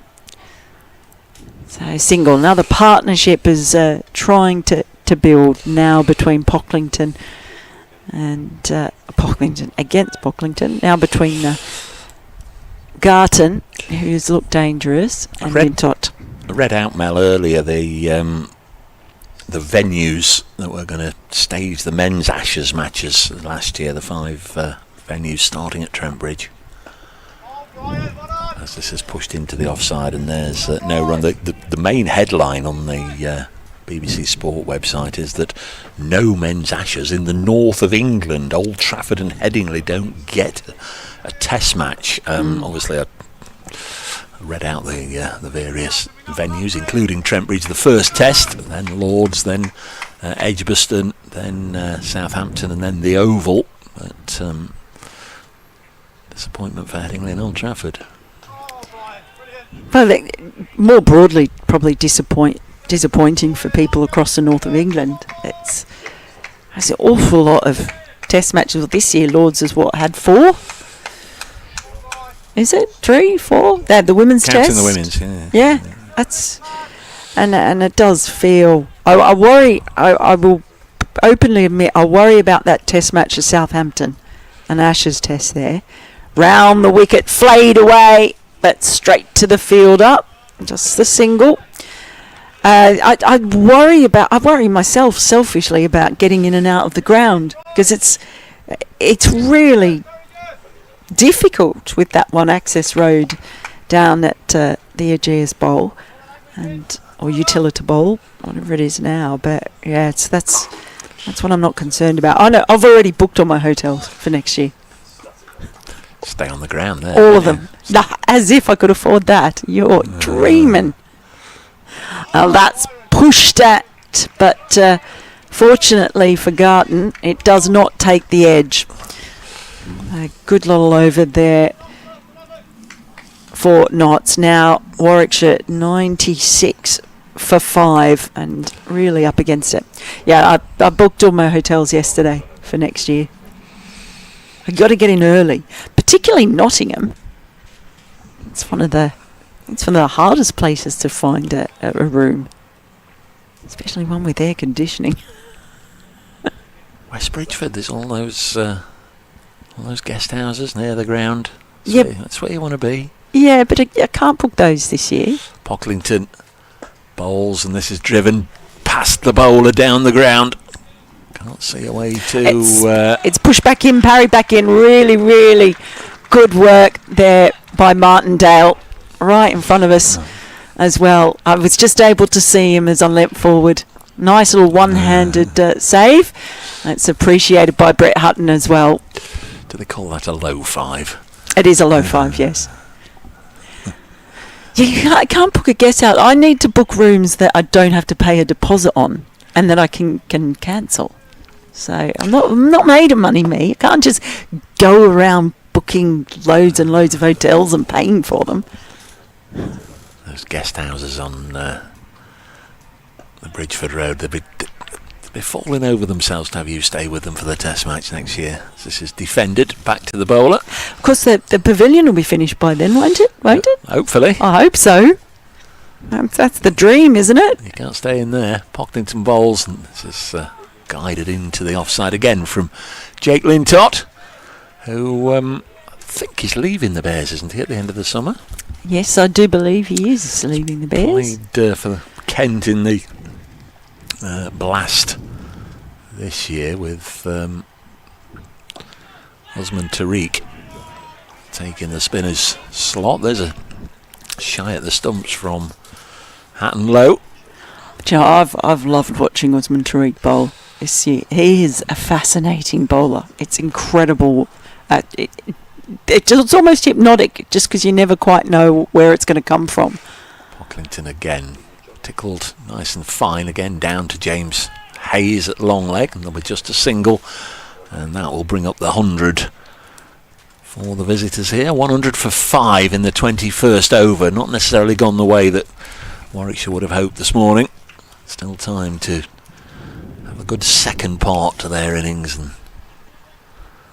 boss things with the ball later on. Notts in the all green, the Bears in all navy blue with the yellow names and numbers.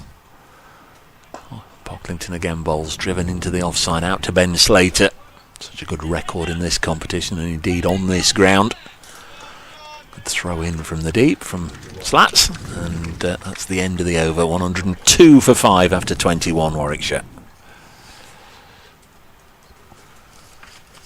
So just say there's a few clouds building up. There's no rain forecast today, is there? Okay, so it's just some...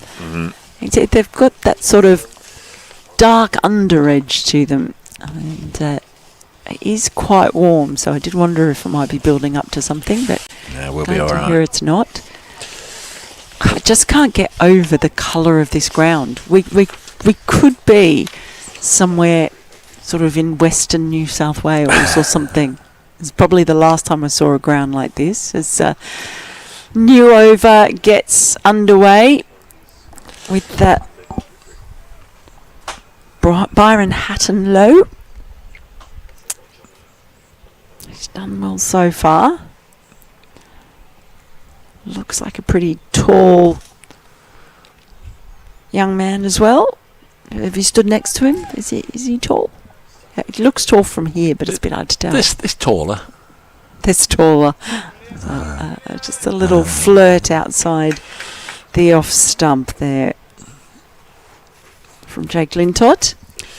Neither side managed to qualify out of their groups last year. 2 years ago, actually, Warwickshire qualified at Nottinghamshire's expense. Only 3 in each group goes through to the knockouts, and Notts finished 4th, Warwickshire 3rd. They went on to lose in the semi-finals to Glamorgan.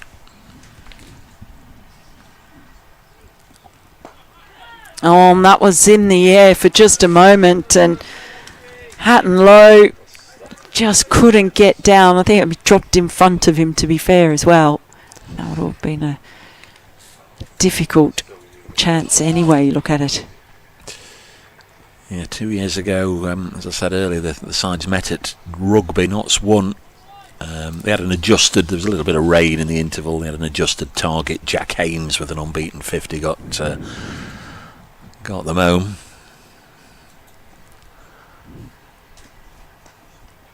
And that's just nicely fenced, really. Knew exactly where he was putting it. They'd go through for a single.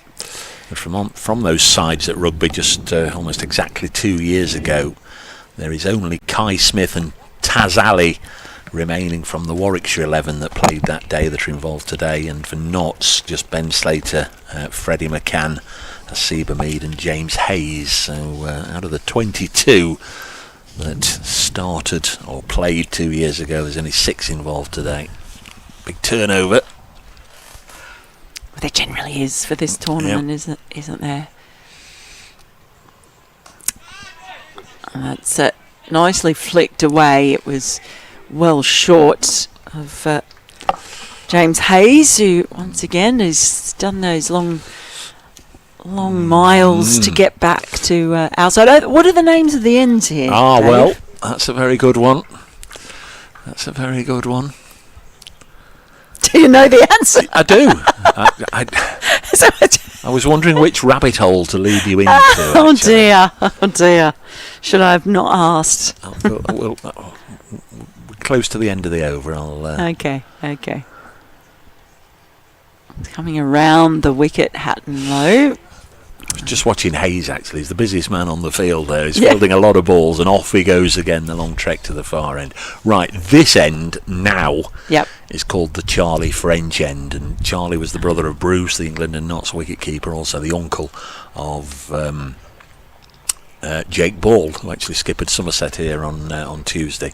So this end is now known as the Charlie French end. Is that why we have the Bijou Marquis, because we're at the French end? Well, that's very don't prod me and pinch. Very good from you. Hey, no one else appreciates my work. I've got to. Farhan Ahmed's coming on. Yeah, he is indeed. It's okay, Charlie French. Now then, as I've noticed coming over the years, and you ask locals, they all know it by a different name, because can't see at the moment with the hedge high away to our left and the trees and what have you, but over sort of towards that pylon there are a few houses, a small settlement, they'll probably call it a village, called Spion Cop. And away to our right, the other side of the pavilion, there's something similar, a village called Suckholme.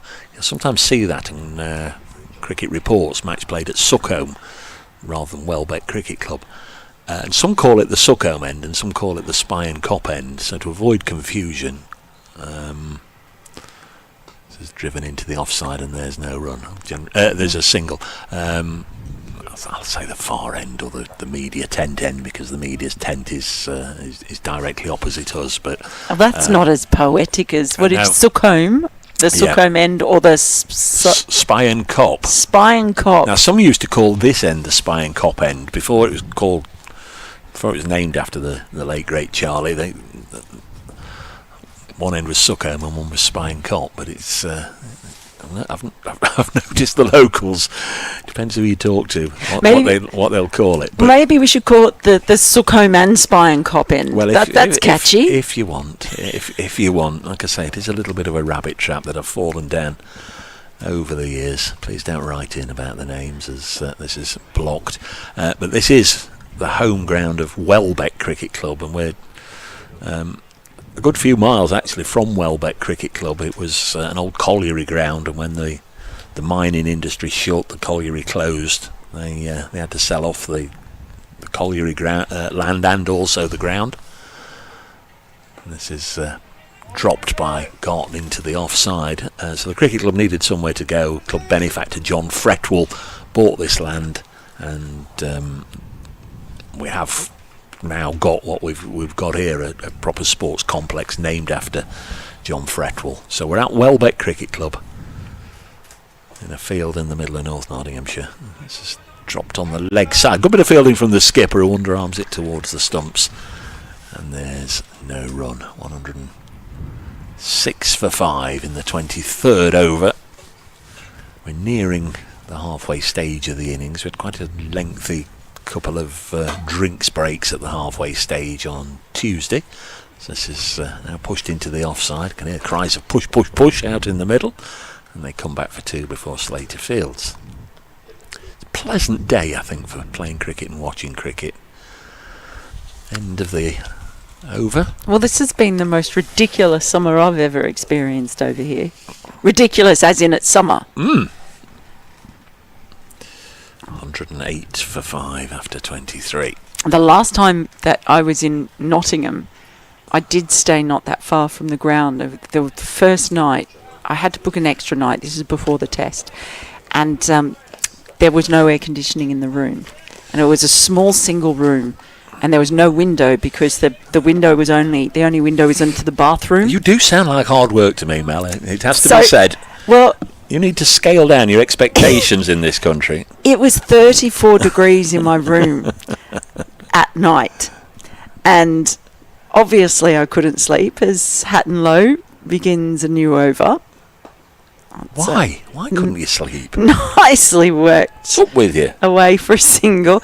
It was 34 degrees in my room at night. You're not doing enough work in the daytime. If you did enough work in the daytime, you'd be too tired to notice all that. Well, I do have, and I know when to just pull the emergency cord, and it's not for the first time that I've been in that situation. The only thing I could do in the end was my special trick: short ball, hammered away. Clubbed, wasn't it, down the really was, yep.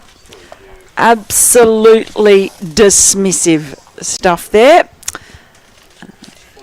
George Garton just showing who's boss to the 19-year-old. Yeah, so I pulled the emergency cord. What I do in that situation when it's genuinely so hot that you can't sleep, I got a towel, and I turned the tap on in the sink, and I soaked the towel in cold water.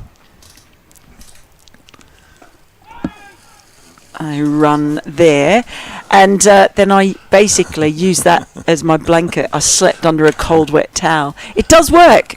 When it's that hot, it brings your core body temperature down. Home tips for the cricket yes. fan. Hey, live from Mel Farrell at Welbeck. Well, it's the first time I've done it in England. I'd done that, had to do that in Australia.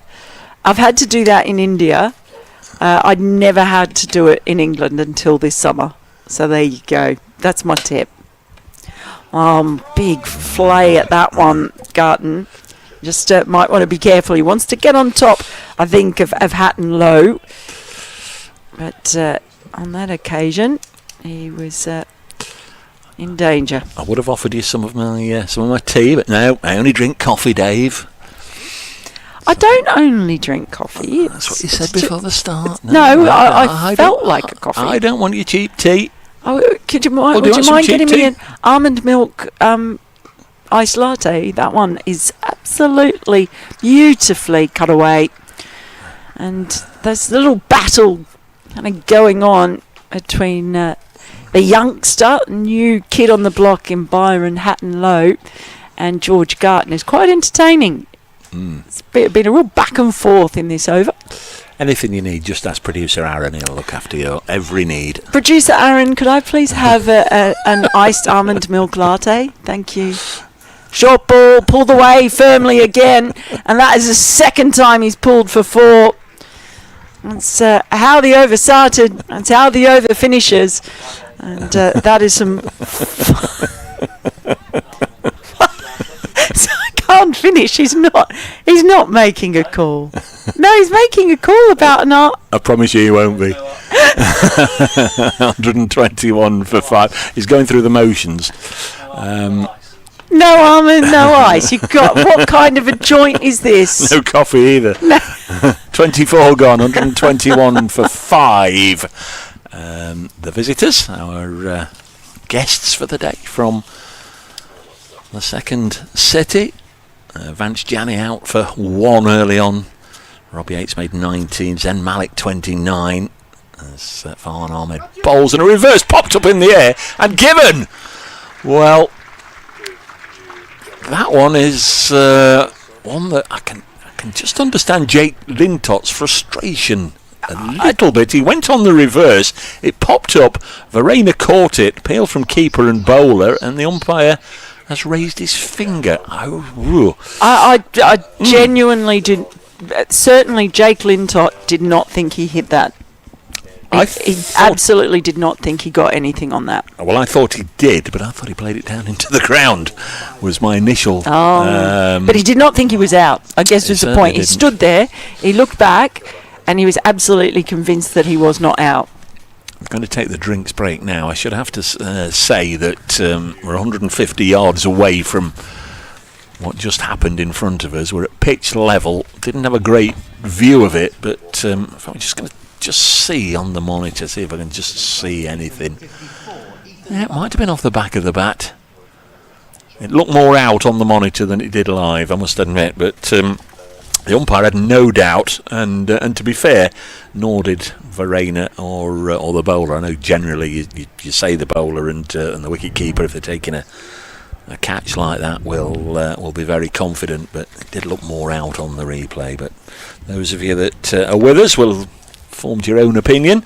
It's not going to alter the fact that Lintott has gone 121 for 6, and Nottinghamshire will feel that's a very good half an innings worth of work. We're in the 25th over. They are having a sort of a lengthy drinks break out there now. So where are these runs going to come from, Miss Farrell? Yeah, that's a very good question, and I think, well, George Garton, it is. You're always going to pick the one who's been out there the longest, and well, he's made 35 off 34. He's scored the most easily of anyone, and he's the only one who's really looked to be able to get on top, particularly Byron Hatton low. And he's been joined by Ethan Bamber, or he will be as the drinks break concludes. And I mean, that I think is really might be it. Oh, hang on, I'm being asked. Oh, would I like a coffee? Okay, I'm a bit disappointed that producer Aaron's saying he can't do an almond iced, but if you can do one of any kind, look, I've even bought my own mug. It's I know it's there you go. Anything. If there's almond milk or soy milk, I will take a milk alternative. I'm all right, thank you. Thank you. Yeah, I'm fine. Thank See, you very much. You mock, but look at that. I think I'll end up with something quite all right. You'll get a spoon of instant and a bit of hot water splashed on top of it. Anyway, great broadcasting this may be. We'll revert to the cricket with Warwickshire. Just looking for a stand here between Garton and Bamber. George Garton 35 from 34. Ethan Bamber just walked past the Nottinghamshire drinks break. And we'll be on strike. There's still 5 balls left in the over. Ethan Bamber was responsible for the ball coming in the tent, wasn't he? Couldn't quite take the catch when they were practicing this morning. Yeah, I don't think he hit it. He was sort of the one. No, he was fielding it. He was the one they were hitting it towards. Yeah. So I wouldn't. He was very apologetic. Yeah, I wouldn't hold him responsible for the breaking of some of producer Aaron's equipment. Good stuff from Notts. Farhan Ahmed with the wicket. It was the reverse from Lintott. I'm sure you've had a little look at it and have your own opinion as to whether he was a little unlucky to be given out, or whether it was off the back of the bat and just popped up for Verena to take a simple catch. Here's Farhan Ahmed to bowl to Bamber, and he's away first ball, just helping it out to James Hayes. bracecricket@icloud.com if you want to get in touch, or on the old Twittery thing at X, or how can they get hold of you should they feel the need? Should they feel the need to offer you accommodation for next year's Test match? Or No, I've got that sorted. but she's, as you've probably heard, she's a little bit high maintenance. I'm not high maintenance at all. I just have a lot of travel disasters. Garton on 35. Gets a really good, sharply turning ball from Farhan Ahmed. Nicely taken by Verena. The difference in having a top quality wicketkeeper is huge. To just having somebody there with the gloves on, just as a bit of a stopper. No, I'm on Twitter as well at Melinda Farrell. You know where to find me. Again, Garton rocks back, cuts it out to deep backward point where Slater will pick up cleanly. Couple of runs. Definitely those clouds are gathering a bit, and it's just getting a little bit darker here now. NRS, as you pronounce it, Sukum, Dave. Yeah, that's another one. That's another one that we... depends who you ask. Sukum. Sukum or Sukum? Yeah. Oh, one of those. NRS says it's Sukum, eh? It's spelled Sookholme. 125 for 6. Farhan Ahmed bowls to Bambo, who's fallen over, and thankfully he's not fallen on his stumps. I did that once a million years ago and felt a right Charlie. Just completely lost my footing as I worked it to square leg and just slipped over like that. Both feet whipped from underneath me and fell on the stumps. And you have to walk off. What happened, Dave? I slipped over, didn't I? And that's what Bamba did, but it was fortunate to get a single and not disturb the furniture. End of the 25th. 126 for 6 at the halfway stage.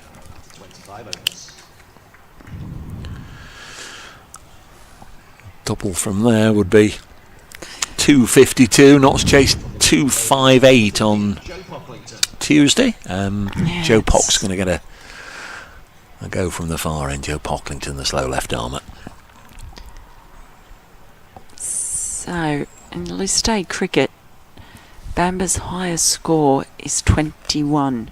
He's got first class century, but in this form of cricket, it's not been so good, which is interesting to me because sometimes the way he bats in champion cricket suggests he could be good.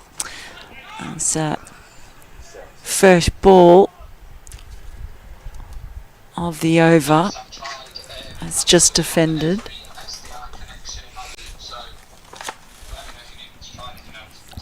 Pocklington from the far end. And so he has had the change in end. That's what confused me.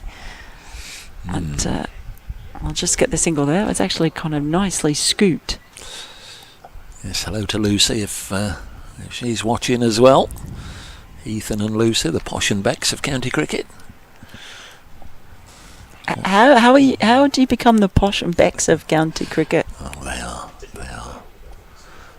127 for 6. Does one play football and one mime? No. Okay.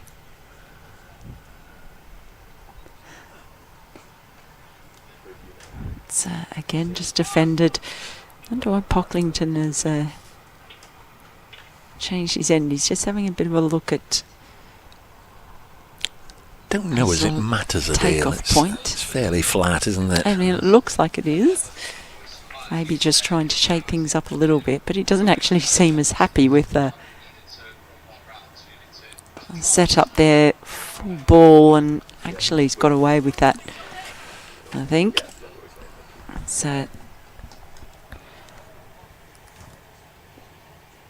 Garton really wanted to get that one away. He did get hold of Hatton Low in the last over and just dabs it away for a single. And that might be why they've just changed things up again, because Hatton Low was in danger of just sort of being taken down, I think, while Garton was out there in particular. Bamba now on strike, just having a look around.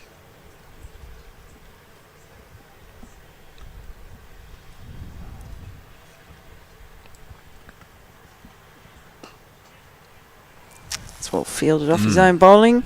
And a very nice little over there from Pocklington. Warwickshire now 128 for 6 after 26 overs. Yeah, good stuff from Joe Pocklington. Also been right on it today, actually. They've obviously got the benefit of doing what they want to do. Mead winning the toss again. A couple of early wickets for Brett Hutton. He's had 7 overs, 2 for 26. James Hayes and Lyndon James 4 overs apiece. Pocklington now through 5 overs. Byron Hattonlow 4, and Farhan Ahmed just about to start his 3rd over. 128 for 6. Nottinghamshire. They've chipped away very nicely indeed during their morning's work so far, as this one turns away from the left-handed Garton and into the gloves of Kyle Verreynne, South African test keeper, who's popped back to South Africa over the last week or so, back for the South African Cricket Awards in Johannesburg. This one's played square of the wicket on the offside. Hayes will move to his left of field, but they'll take a single. That's true. Australia didn't even bother having them this year. I just saw a release come out saying, we're going to announce the winner of last year's Allan Border medal. Does anyone, and asking if anyone wanted to hop onto the Zoom call. That's a bit lame, isn't it? That's a bit. Bit lame. Give it to our friend Fergus if nobody else wants it. Little push into the offside. There's no run. Have you had dealings with Fergus O'Neill? No, I haven't. Good man. I haven't. I don't think I've met him at all, actually. It's sort of on the Sheffield Shield circuit in Australia, because there are people who think Farhan tossed that one up and was met on the full. Work for Slater to do, and he's had to put a dive in there, and he's hurt his knee, Ben Slater. It's gone for 4, but he's hurt his knee more significantly. He went hard to the ground and got up, and he's limping a little bit. He's certainly banged that left knee. He's trying to run it off at the moment. There's no obvious sign of anybody rushing out from the Notts coaching staff just to attend to him. He's obviously said he's okay, giving his knee a bit of a bang. I turned him off there whilst you were just... you turn me off all the time, Dave. It's for Farhan in again, thank you. And the next one is just guided by Bamber down towards 3rd. I don't know if there's enough on it to go. There is. Back-to-back boundaries for Ethan Bamber.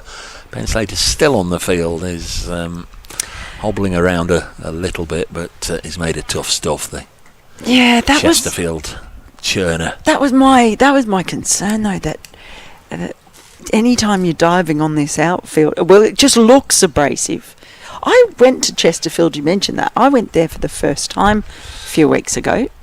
Not to play there in a couple of weeks as Farhan bowls and turned by Bamber onto the leg side there. Playing Northamptonshire at Chesterfield. Not's the home team, even though it's in Derbyshire. Well, I was there for a Blaze home game. Mm-hmm. Yeah. And my goodness, that is a beautiful Yes, I heard setting. you. I heard you.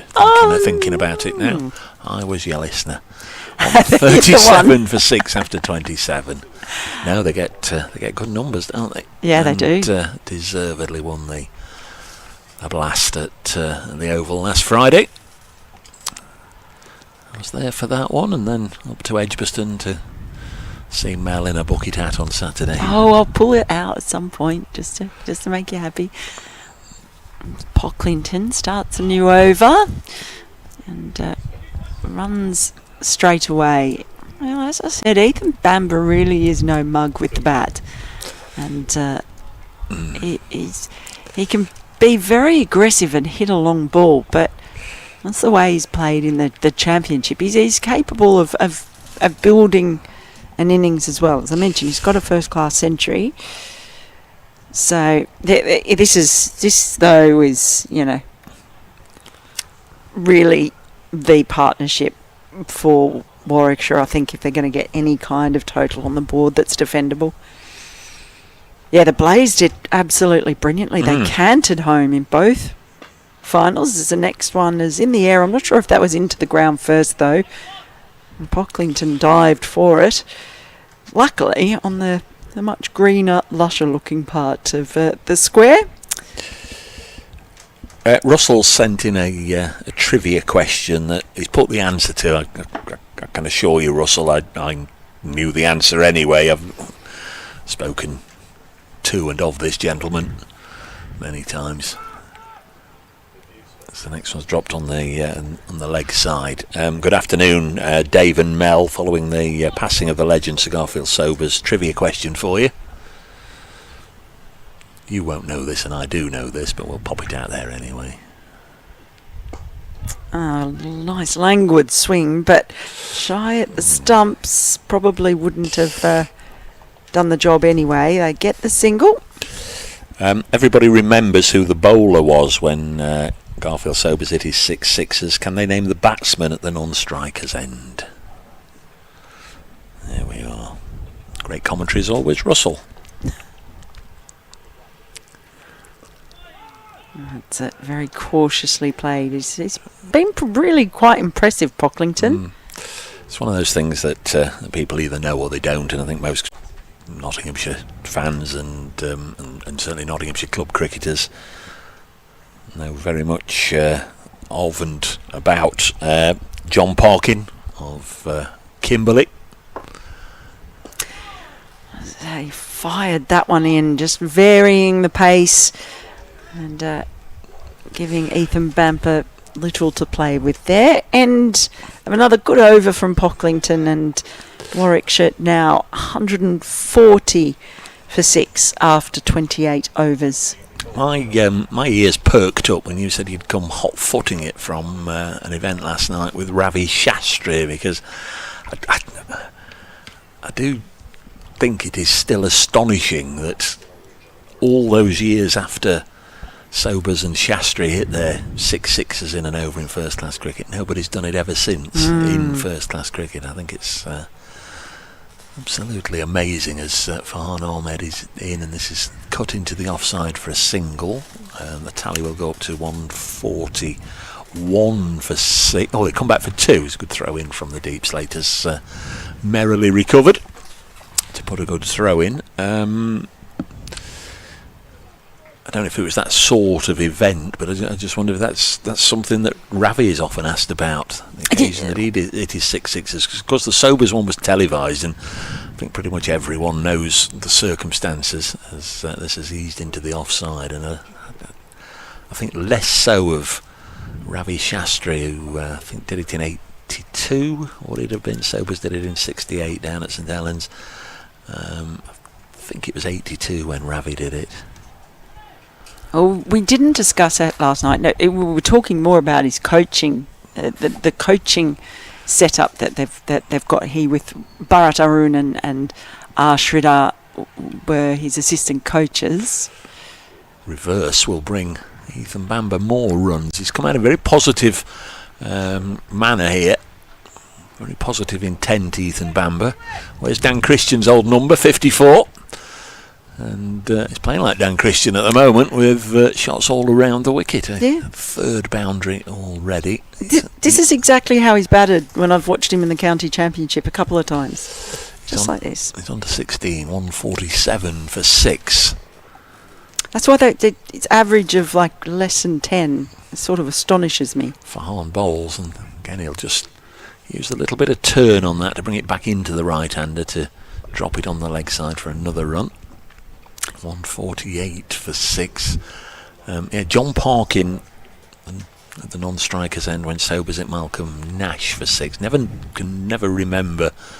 It's not something I've memorised who Ravi Shastri hit for 6, but again one of the odd things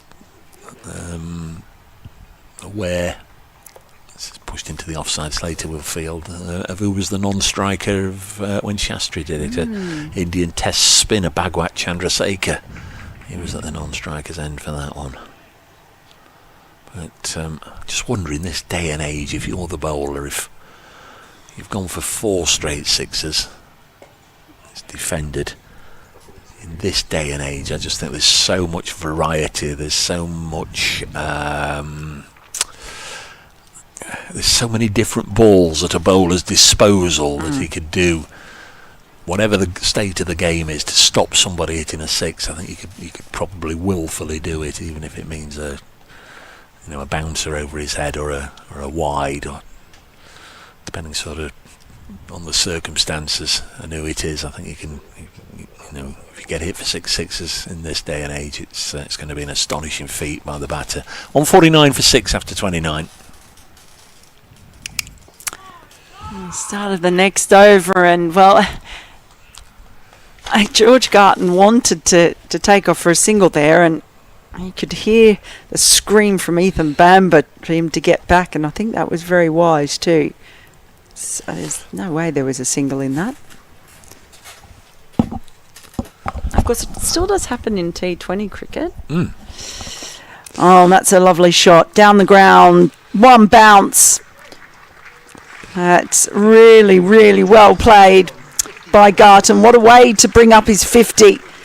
He really has been the only one to stand up for a substantial innings for Warwickshire today. Powerful striker, but he's had to show both power, timing, and also some patience as well. But he's holding things together for Warwickshire at the moment.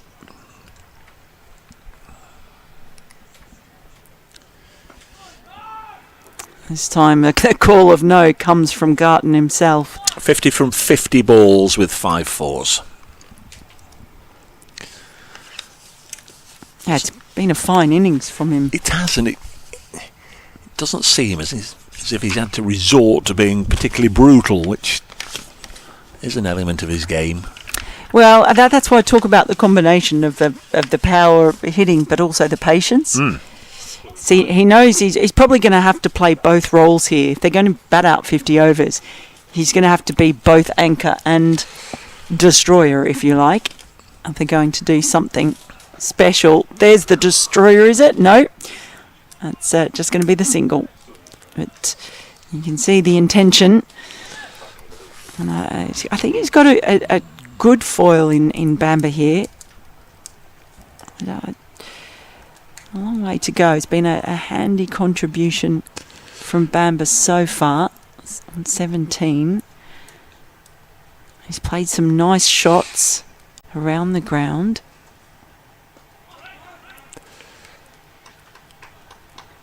Yeah, I think Notts will be desperate to get this next wicket. The youngster Jake Garlick, young seamer who made his debut on Tuesday, listed at 9. Taz Ali, the off spinner, and Ollie Hannon Dolby.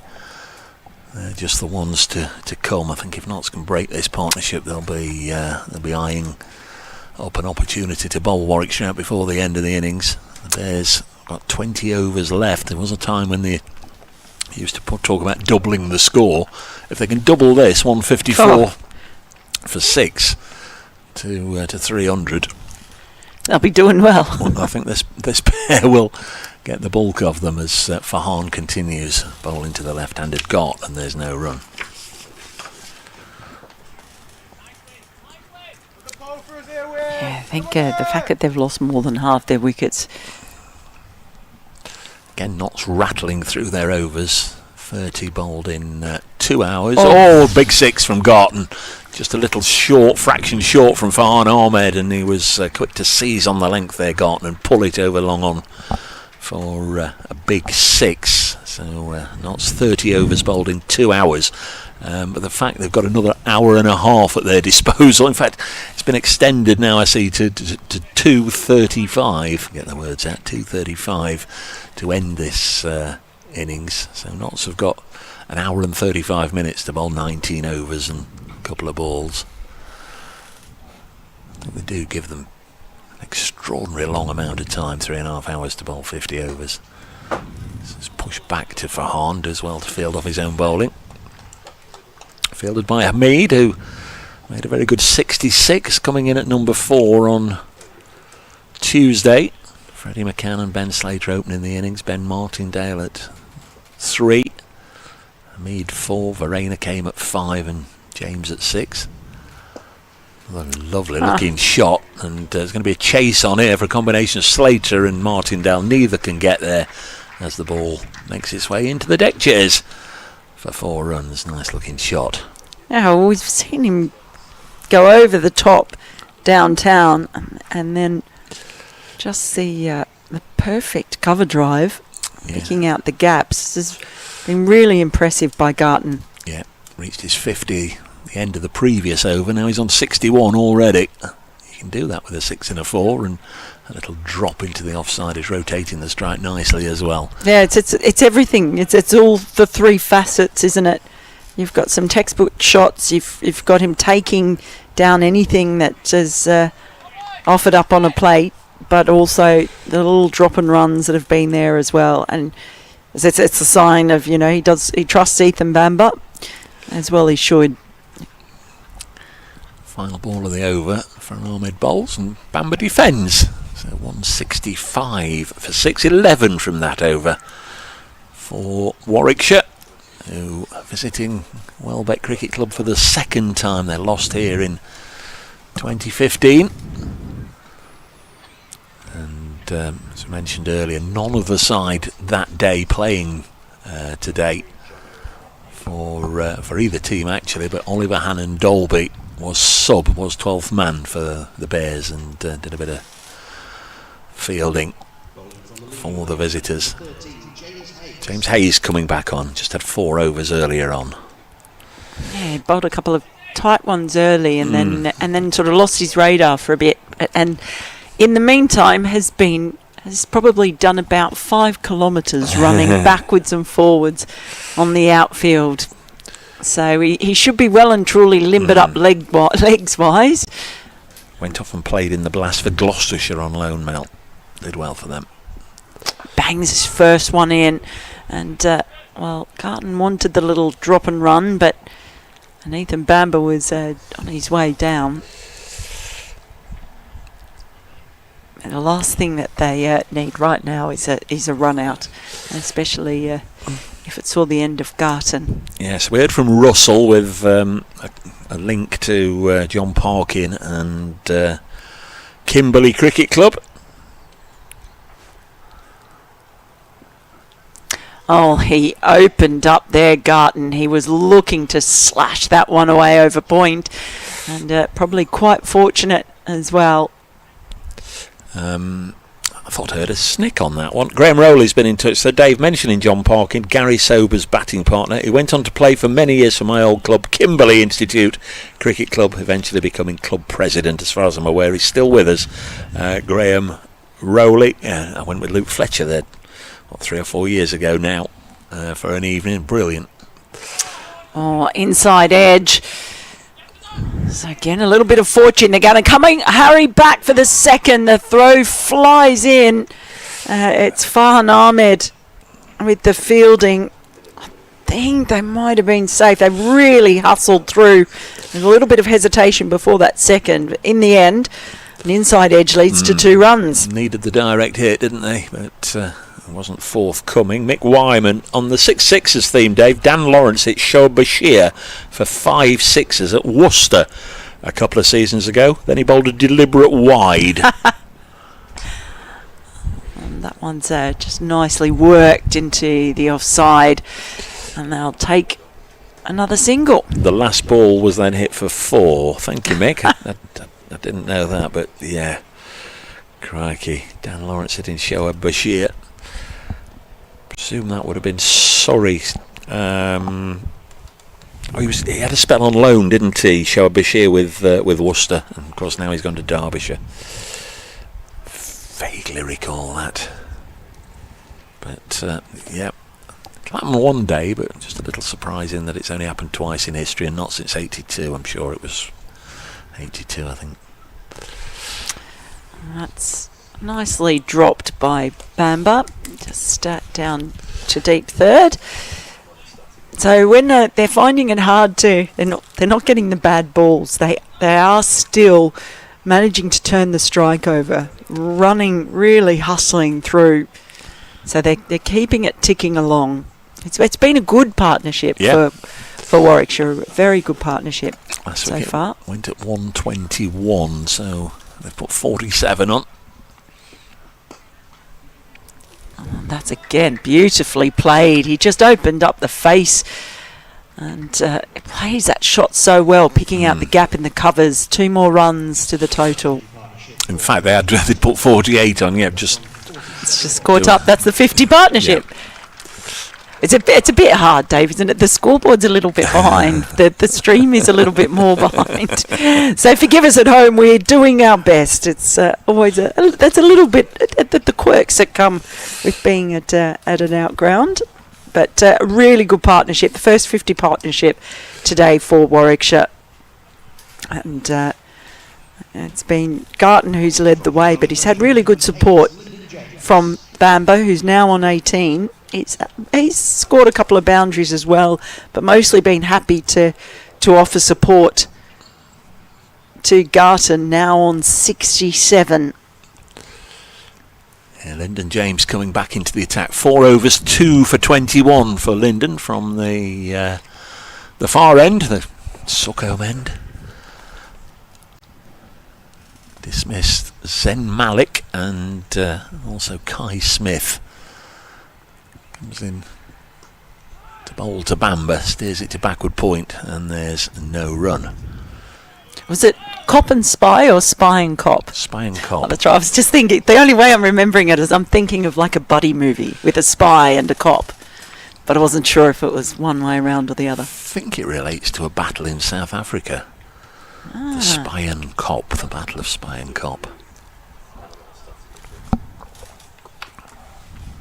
Lyndon James in to bowl to Bamba, and it's again guided down to third. He'll get a single. Again, a funny thing. I'm sure a lot of these things have been told over the years have been a little bit of what should we say? A little bit of embellishment to them. But I'm sure there was a story one year that we were told that a famous general who'd fought in the Battle of Spy and Cop had come back and settled there in one of the houses, bought a lot of the properties there, and then he named the village after himself as it began to swell and grow in size. Again, that may or may not be true, but one of the locals told us that. 172 for 6. This is cut into the air, and James Hayes can't hang on up inside the ring at sort of a short third, deepish gully. Did he get his hands under it? I think he did. I think he did. It was very low to the ground, wasn't it? Yeah, well, if only just would have got his fingers underneath it. Close as it's come to a catch for Notts for some time. Good attempt from James Hayes. Next ball is pulled up into the air, and that's going to sail over the ropes for 6, and one bounce over the deck chairs, and it's gone into the hedge. It's one of those you might be able to... Oh yeah, I think somebody's gone and been able to retrieve it. Sometimes they go into that thick hedge and you never see them again. Well, the lazy AI result says the Battle of Spy and Cop was a key engagement in the Second Boer War, and the Boers were led by General Louis Botha. That's a very crickety name. James in again, driven down the ground. This is where Ben Martindale is, right in front of us. Oh, that was good fielding, from Ben. Did you see the bobble on that one? But yeah. He watched it nicely into his hands. And, he's kept them down to 1. There you go. And so it was the British forces were attempting to relieve Ladysmith. And General Louis Botha, he kept them at bay. There's Lyndon James. Bowls. Bamba steers it to backward point. No run. Is this Botha? Yeah. Of course, Ant Botha, who used to play for Warwickshire, is here. One of the Notts coaching staff. Yeah. South African. It's a very cricketing name. Lots of cricketing. But what we need is Spy and Cop, Nottinghamshire, the village, and that will probably bring up an absolute load of nonsense contradicting what I said, but that's something that we were sort of led to believe was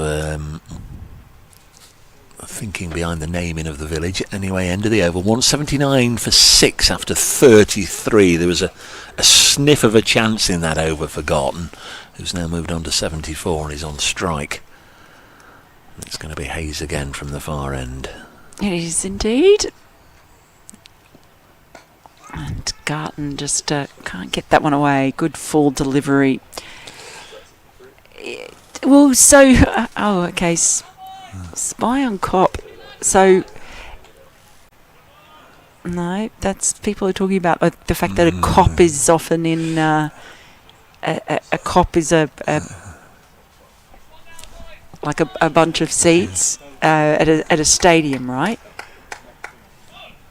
You often call something the cop. You do. I don't know. I'm being distracted by Notts players walking past us Yeah. and listening to nonsense. That's played away. Lovely shot.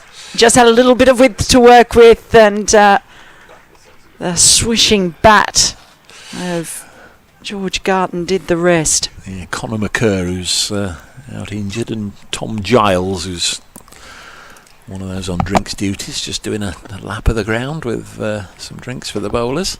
Just walking past our tent, just as that ball was being bowled. 183 for 6. I know you said there was no rain forecast. There isn't. Phrase. Next ball is fallen, just won't get the single there. But there is a very black cloud, very dark cloud coming across at the moment. And it has suddenly got really quite dark. He'll be all right. I'm fine. I'm in a French marquee. Do you think they'll pop the floodlights on if it gets any darker? Maybe they can send a torch up the top of the pylons.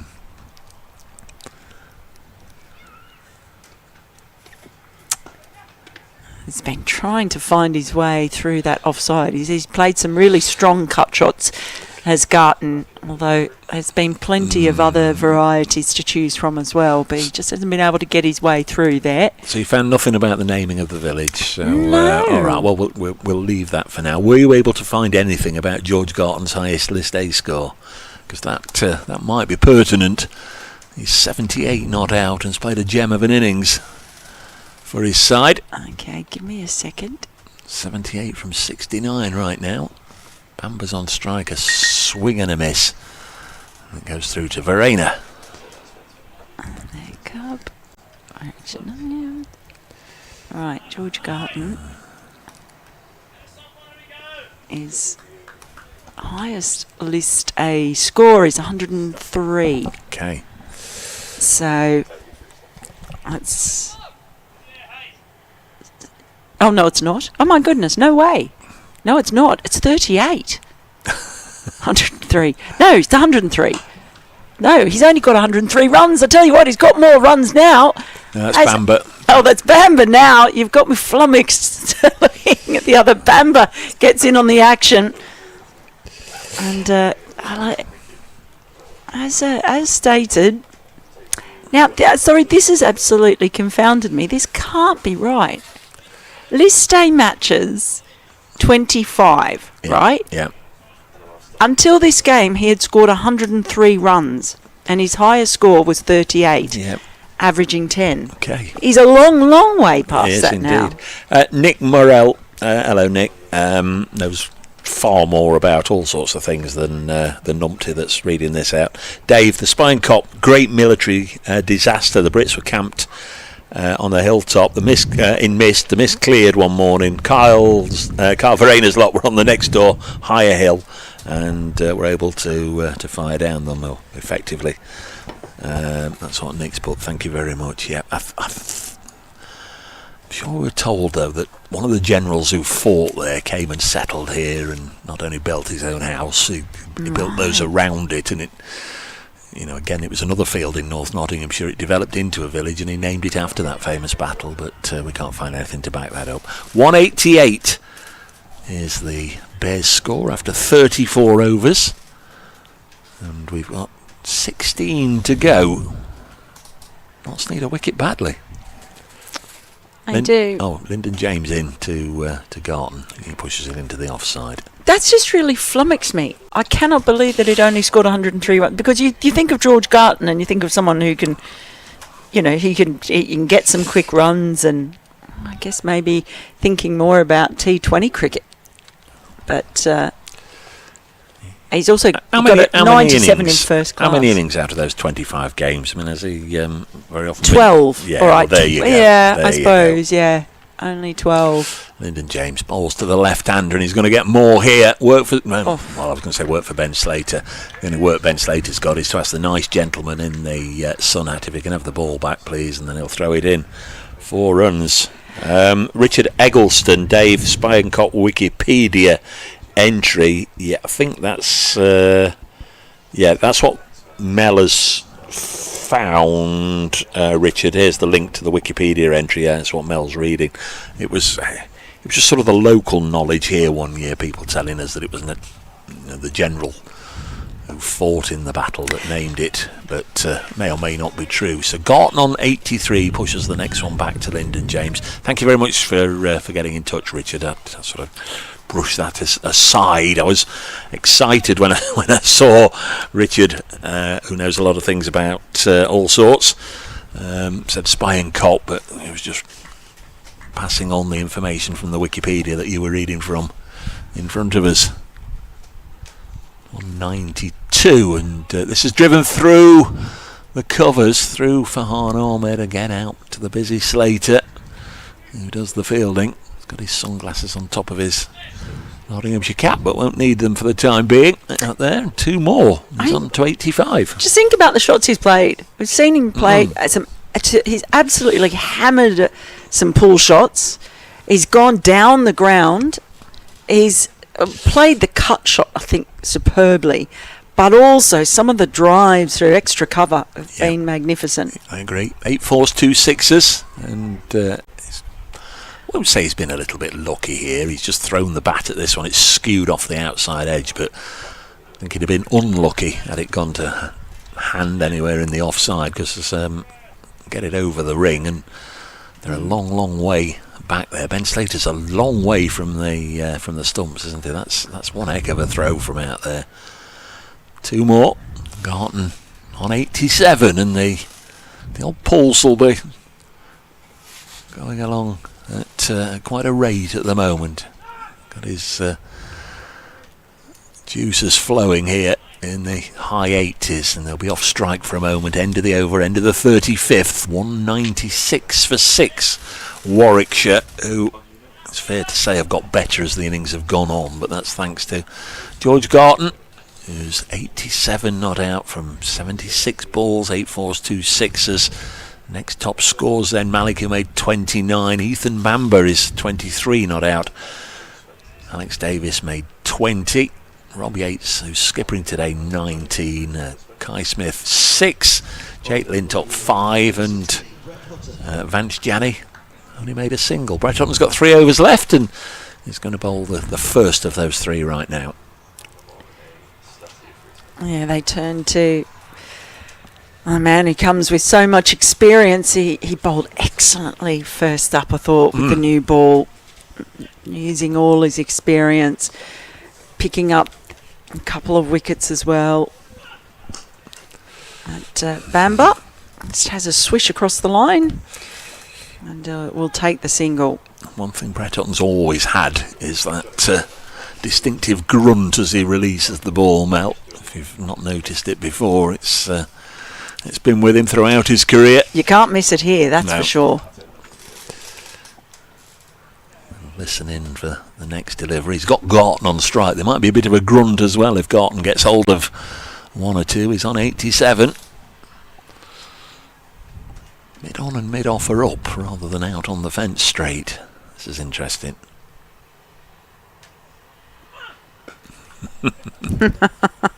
It's loud enough, and it's just guided away really by Garton. He's not in any hurry. Just take the one. It's pitched up further than I thought it would have been, actually, with mid on and mid off in the ring. I fancied if it was pitched up, there was the likelihood he was going to get back over the top, but that didn't happen. So this pair quite happy to just turn it over at the moment, or defend as Bamber does. especially recognising the experience that's now come back into the attack. World Test Championship will be held in the UK again next summer. Still nigh on 12 months to scrap away for precious points. I think it's fair to say that England won't be involved. It's more than fair to say. Well, they keep losing points for slow over rates. They do themselves out anyway. Oh, tries to come down the track, but I think Hutton saw him coming and just pulled his length back a little bit. New Zealand and South Africa have been worthy winners of the maze since it was introduced. That's nice, isn't it? It's nice for New Zealand and South Africa. Oh, do you know what? I think it's great when anyone other than the so-called Big Three win it. I think it's terrific. Yep. That was a brilliant match last year when South Africa beat Australia. It was indeed. Oh, that was so good. Oh, it was great. Well, tried to turn that into the leg side. He's just got a little leading edge, but he's safe. No, I'll always side on anyone that's got a Nottinghamshire player in the side, and of course Verena was involved then. We've had a lot of good Australians, of course. Well, you mentioned Fergus. Yeah, but over the years there's been some fabulous players. From all sorts of countries, and of course today would have been the birthday of Clive Rice. It's full once more, but actually Bamba's done really well, and they're not going to take the overthrow. That's the end of Hutton's over. They were far more circumspect. It leaves Warwickshire on 199 for 7, and George Garton currently on 88. He's moved past the unlucky Australian number of 87, so that's a good thing. Bamba is on 25. The clouds really are getting dark, so I'm still going with Dave's. You'll be all right. Don't worry. You don't need I know your I'll brolly. be all right. You don't need your brolly. You'll be all right. I know I'll be all right. I told you I'm in a French marquee. And I have a very nice hot coffee in my keep cup as well, because producer Aaron did his job despite you suggesting. I will guarantee that will have been a spoon of instant, and he just slopped some lukewarm water on it. It's a hold up here. George Garton just having a little bit of a refreshment break, just changing his gloves, toweling down, getting a gulp of water. Yeah, the great Clive Rice, born on this day in 1949, the not skipper for those halcyon years through the 80s when they were just about the best team in the country. Roped in some silverware, a couple of county championships, a couple of white ball trophies, or one-day cricket trophies, as it would have been then. It's also Graham Gooch's birthday. Gooch is 73 today. Here's Farhan Ahmed bowling, and Bamba's come. Now is there a fielder to our left? No, it's gone for 4.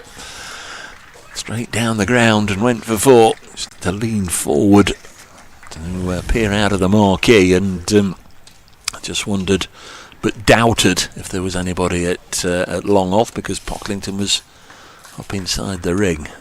Good positive intent from Ethan Bamba. The 200 up for the Bears. There was a time when it looked as if it might not be getting anywhere near 200.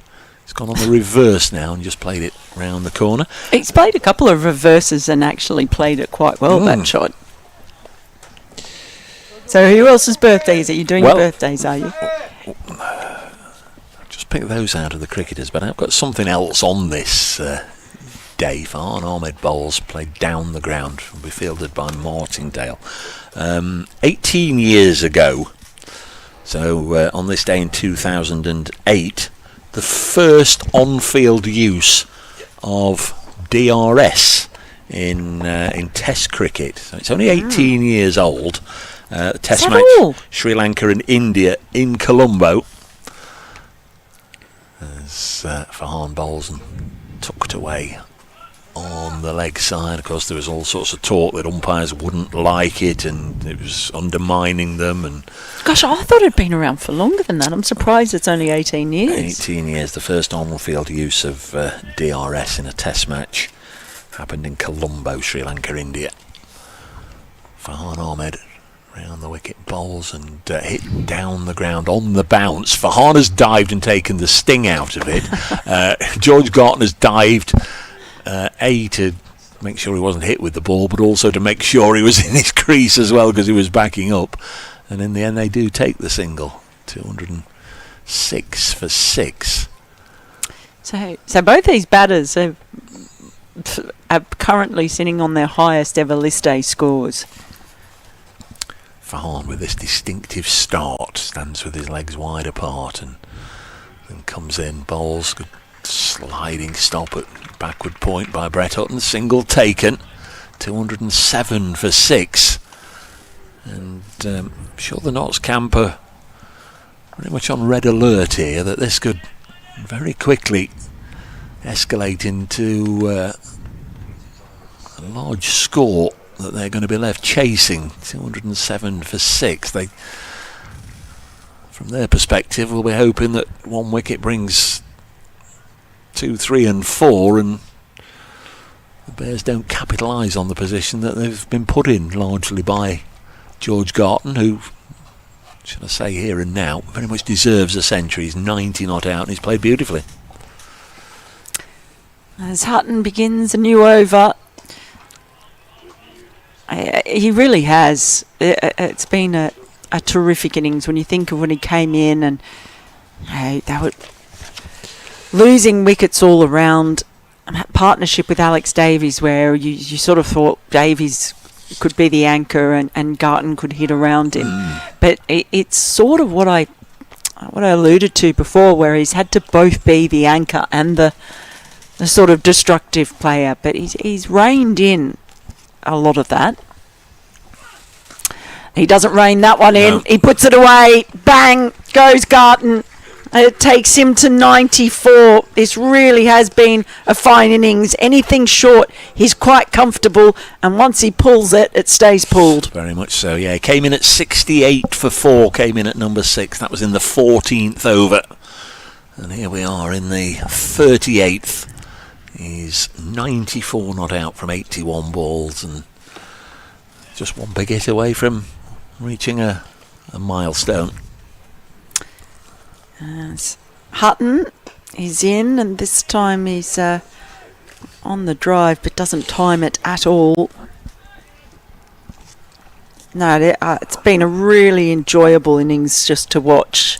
There's the different strokes that he's played. He's gone around the ground, and it's been a really mature innings.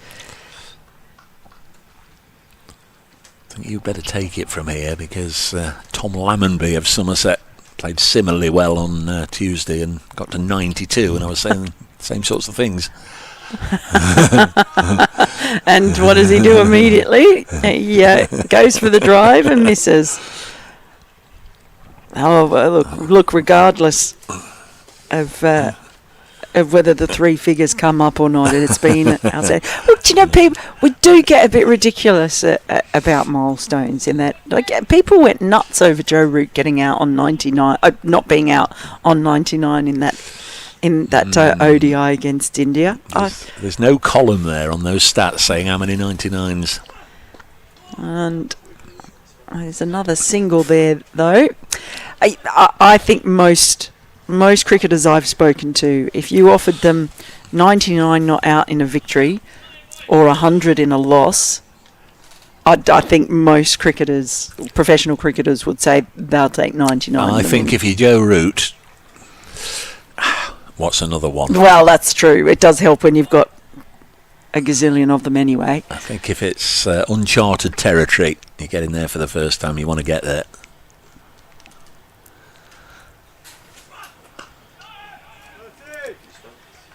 It's just defended to finish off the over from Hutton. So 212 now, Warwickshire, after 38 overs. Garton on 95 and Bamber on 31. I think it's Alex Tudor who was 99 not out in a test match against New Zealand, went in as night watchman and ended up 99 not out, didn't get the chance again. Eddie Hemmings, did he get into the 90s? 95 was it? And Asher's test when he went as night watchman. And It's just when you break it down, it's such an arbitrary thing, one run. yeah. Isn't it? It is quite arbitrary. And I do believe me, I get the excitement of centuries. You want to do this, Mel? Okay, tempted slash away, doesn't come off. He's superstitious as girdle. Well, I know. I mean, you with all your Warwickshire connections. I mean, you claim to be flying the neutral colour of the county championship correspondent, but you're a Bears fan. Yeah, that is beautifully played off the back foot. Do you know what? I'll take another single, but I've done quite a few games for Notts this year. I've been there an awful lot. I'm going to be there for 2 county championship matches in the back end of the season. Are you Plus, indeed? I've done a load of Blaze games. I don't remember approving that. You don't get approval. I go where I want. He loves coming down the track, Ethan Bamber, but not able to. That will be a little bit too short for him to do anything with. She goes where she wants. I go where I want. She goes where she wants. Just as long as I've got... I'm going to have to check my hotel and make sure I've got air conditioning. I'll have a word with them then instead. Goes for the reverse. It's really been a productive shot for Ethan Bamber. He plays that really well and found the gap. Nice work by Bamber, who was himself played a really good hand here today. Now on 35. Warwickshire on 217. He's obviously really comfortable playing that. Yeah, played it well. And now he goes the other way. It is in the air, but it's going to bounce short of Slater. It's on the charge.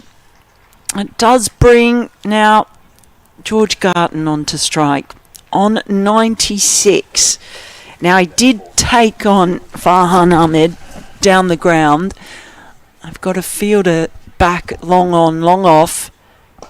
That one's in the air. It is going to be long off. Oh no, and it's a misfield on this bobbly ground. But what that does is it brings up a century for George Garton.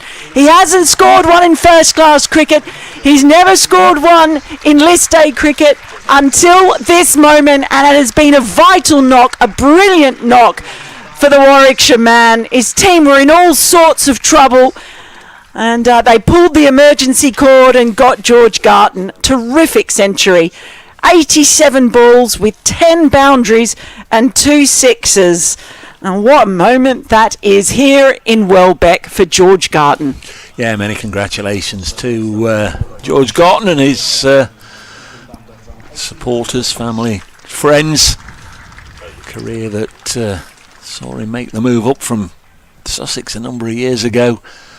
And I don't know if he's been here before in any form of the game, but certainly I've enjoyed his visit to Welbeck today. And Bamber, I'm not even quite sure what I see from he did there. It looked like he basically tripped himself up on his own feet. Yeah, feel for right in front of us. No, it's not Hamid. It's not Hamid, is it? No. It's Freddie McCann. Oh, it's Freddie McCann, and I'm not sure how I could get those two mixed up. Look, it's dark, and that's all I'm going to say. And it's a long way away, and Culverrain is actually right between me and Freddie McCann. Oh, they like this one, but the umpire says no, so Bamber survives. Was there a bit of a woody sound in that at all? Don't know. Or it's a bit high, maybe. It's very hard to tell from where we are. It is. We're not in line. I feel a bit for Ben Martindale. Actually, didn't get the kindest of bounces for the one that went for the 4 that brought George Garton his century. Very bobbly on the outfield, and he's fielded everything magnificently, hasn't he? Yeah, he has. He's been outstanding in the outfield. Well, they all have. It is really difficult. You can tell the way that ball bobbles up. It's awkward bounces. A hot and grunt again turned once more to Freddie McCann. Century nicely called home by Mel. 222 for 6. Notts might need one of their own today. Hamid has a century on this ground, so too Ben Slater. And Freddie McCann, Really nice 70 on Tuesday. Ben Martindale will have had plenty. Second 11 level on this ground. Lyndon James, I'm sure as well, he will have had big scores on this ground over the years as the next one goes through to Verena. That is amazing, though. Going back and checking. George Garton. What's his highest score at? So his highest at any level. So highest first class score is 97. Yep. And then his second highest, or the next highest score is in T20s as far as a highest. I'm sure he's got more than 46. You said he's had 103 in something. He's scored 103 runs in total. in List A cricket. Hutton bowls, Bamber pushes the the offside. So this is his first senior century for anybody. Yes. Okay. And so he's actually almost doubled his total run tally in List A cricket today. He scored 100. He only scored 103 before coming into this. That's tremendous. There's your angle when you do your write up later. That's a really impressive effort by Garton. Really is. 222 for 6. This is the 40th over, drawing towards a close and played with an open face here by Bamber, who's moved on to 37 now. He's played shots all around the wicket. He'll keep strike there, end of the over. And Brett Hutton has now just trying to see the laptop, finished 10 overs, 2 maidens, 2 for 35. We're into the final 10 overs. He's perhaps just picked up on the tannoy. Maximum of 5 fielders allowed outside the ring. 223 for 6 with 10 overs left. I don't think the second phase should be called the second power play. It really annoys me. It should just be the first power play at the start and then the second power play at the end. Because otherwise, if you've just got 3 power plays, then they're nothing. They're just like, what does it mean? It's just one of those things that annoys me, Dave. Not the most pressing issue in cricket, I grant you. Got to say thank you again to Richard Eggleston, who on behalf of the commentary team here has been delving into the name or the naming of the local village, Spy Cobb. Joe Pocklington back into the attack. 7 overs for Pocklington, the slow left arm spinner up to now. Start of his 8th over is blocked by Bamber. Nice. 1 for 25, going at just over 3.5 and over. I've been really impressed by Pocklington. Enjoyed watching him bowl. Got the wicket of Alex Davis, just getting one to turn and clip off the off bail. This is nudged onto the leg side, fielded by Fahan. Come to Richard's email in just a moment, but with the spinner, especially when it's a dot ball, you've got about 5 seconds between the ball going dead and then Pocklington coming in and delivering another one as he does now, and hit into the offside by Ethan Bamber. And there was a yes-no interlude there, and they do come back for 2. There was a little moment's hesitation. Well, there was, but he really hustles hard between the wickets, Ethan Bamber, and he ran that first one so hard. Basically, there was the hesitation, but once there was a little sort of bobble out there, he gave himself every chance to get back. Pocklington bowls, Bamber again cuts it out. I think it's Hatton Low, a long way away from. Oh, and a misfield there, and he's thrown it for 4, I'm afraid. Well, pressure just starting to be applied to the fielders, and that's a couple of expensive misfields in quick succession, giving both Bears batters a welcome boundary they weren't expecting. First one for Garton, and now one for Ethan Bamber, who's on to 43.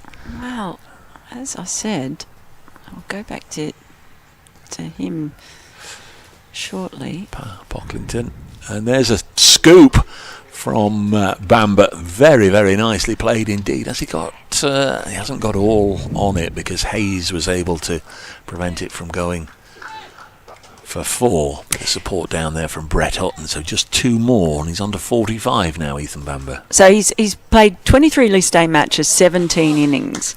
His highest score is 21. So he averages just under 10. But you you watch him bat, and you would just not understand how that could happen, right? Got all the shots. He sure does. 7 boundaries already for Ethan Bamber on 45. Joe Pocklington bowls to him. This will be turned to leg, and there could be 2 more there because Slater's got to come in a long, long way. So too James Hayes, and they do gallop back for 2. End of the over, 2:33 for 6. At the end of the 41st, 9 to go. Now then, Richard's email, I've gone to a bit of research here for you. He says, John Talbot Coke was the field commander at the Battle of Spion Cop. He was born and brought up in South Derbyshire, but his grandfather, Dewes Coke, was born in Mansfield Woodhouse. That's very close to where we are, Mel. Who was a minister of the church, colliery owner and a philanthropist. He paid for the school at Pinkston and the schoolmaster's house there. After the battle, the village, which was being built anyway, was named by a grateful nation, as it appeared that General Coke's actions had saved a disaster from being a catastrophic loss. There's no evidence that General Coke's ever lived at Spion Cop, but he did become Lord Lieutenant of Derbyshire. Thank you very, very much indeed, Richard. Yes. So there was a bit of a tie-in to the nonsense I was trying to feed you. But, the Spion Cop does emanate from the name of the hill in the Boer War. 9 to go, 2:33 for 6. It's not going to rain, Mel, despite it being as black as night up there. Those clouds, those little bobbly clouds out there, they're the ones that they look like there might be something in them to They've me. gone. I think they've gone. But there's nothing. They've gone. Well, there's nothing forecast. But you know when clouds do that bobbly thing? I don't know what they're called. Technical term. I don't know. They're the ones that look like, I don't know. You know it if you see them. Right, new over begins from Hatton Low, who copped a bit of tap last time from the bat of Garton, and he's goes for 2 runs at the start of his over. Yeah, 4 overs, none for 24. It's only a run of ball, isn't it? Yeah, it was tight. It was just, I think there was 1 over in particular where Garton went on the charge. Short ball, gets on top of that one and sends it along the carpet for a single. So a pace-off, shortish delivery, wasn't it? Yeah, it's a slower one. And if this is carpet, I would think it's sort of like more like a Hessian rug. One of those rough doormats. Yep. Wipe your feet on, get the mud off as you before you step over the door jamb. This has been a terrific stand. It really has. Past 100 now, 114 they've put on. Oh, wonderful partnership. As the next ball, Bamber just pushes at that one. It would be really something. I'm not going to say anything. He's got 3 runs to get. You will go a long way to find a more likeable person in cricket than Ethan Bamber. He's about as far away as what you might expect as a fast bowler to be like. Down he goes. He gets underneath this one. Falls safely. It's just going to be the single though. Moves on to 48 and he throws his head back in frustration as he'd have loved to have put that ball away. Yes, his day's improved since he missed the ball on catching practice, and it ended up coming into the tent and smashing producer Aaron's bit of equipment. And the next boy tries to send this down the leg side, but that's a long way down. So adds another run to the total. You may have heard us have a discussion about his socks. Yes, I did. Yes, I admonished him because he's... Well, I didn't, rather. I knew you were having a discussion about socks, so at that point I switched off. Well, I was admonishing him for wearing boring socks because they were basically the Team Navy socks. Another short ball. This time it sits up but still bounces short. So a bit of fortune. And it could have gone anywhere. It does bring Bamber back onto strike. He's wearing boring navy socks, the team socks, because he loves a novelty sock. Oh dear, it's one of those, is he? He loves it. So whenever I'm at a ground, I always ask him to show me his socks. And but he said these ones, he likes bowling in these ones because they wear better. And at least he's matching. He's on 48 now, Ethan Bamber. He pulls that one, doesn't time it. It's only going to be a single again. So maybe just a little bit eager to get that milestone underway. And as I said, he's got a first-class century. It's not quite the same, but I think it would mean an awful amount to him. When I was talking about there are some bowlers who really love to bat, you can tell Ethan Bamber does. You can tell he does. And he's got a range. I thought he's played the spinners well, pulled out the various scoops and reverse sweeps with great confidence and no little skill. You like a novelty sock, dear? Well, he likes a novelty sock. It's his thing. He's actually genuinely, if you chat to him, he's so self-deprecating, almost too much. See if you can get him a half century, Mel. Right then, Bamber on strike. He flicks that ball into the leg side.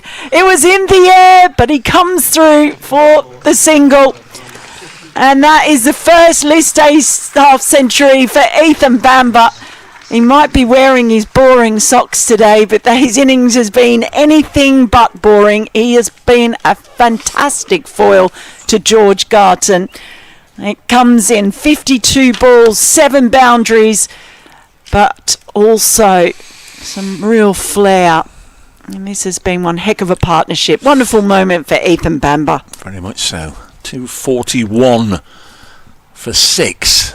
Notts were very much on the crest of the wave when they had them 121 for 6, so they've doubled the score exactly. This partnership, Pocklington bowls and turned away on the leg side by Garton. Oh, and he's fallen over now, and Bamber was coming back without looking, and there's an appeal. Good throw from the deep. And Byron Hatton low, and both bats are down, sprawled on the ground, but Notts won't get a wicket. So it was turned out to Hatton low by Garton on the leg side. So they're sprinting the first one quickly, both expecting to come back for 2. Garton lost his footing, went face plant into the ground at this end. Meanwhile, Bamber hadn't realised his mate had slipped over. He turned blind, came galloping back, then realised that Garton wasn't coming, had to turn and go back and dive full length on the ground as the throw came in for Verena to whip the bails off, and he was not out. So they were both on the ground. Just a single, and he's lofted this one into the offside, and that's gone for a catch away to our left, and Pocklington gets a wicket, and he might not have been on strike there, Ethan Bamber, had he come back for the 2, but he has gone. It's a catch in the deep. We'll just confirm the catcher. I think it might be Freddie. We'll confirm. There's Freddie out there, and there's Byron Hatton low, but one of them was just out of sight. Well, they were both out of sight, but one of them's taken it, and that is the end of Ethan Bamber for exactly 50. Yeah, I'll be disappointed, but that was a really fine innings from Ethan Bamber. At first, he was prepared to just drop the singles and get George Garton on strike, but he played some really entertaining shots in his 7 boundaries as well. Ran hard and just formed a partnership that lasted 121 balls. Basically, that partnership doubled the previous score, 121 for 6 when Lintott was out, and 242 when Bamber was out. So it's impressive for one partnership to double the score and equal all those that had come before. Yeah, it's a bit of a guess when you can't actually see the fielder taking the catch, but first guess was correct. It was Freddie McCann The second wicket of the day for Pocklington. So Taz Ali in at number 9, just the youngster Jake Garlick and the not so young Ollie Hannon Dolby to bring up the rear for Warwickshire if required. There are 7 overs to go after this one. 242 for 7 now. The Warwickshire score. Not successfully chased. A Somerset score of 258 on Tuesday. Different wicket to the one they're playing on today.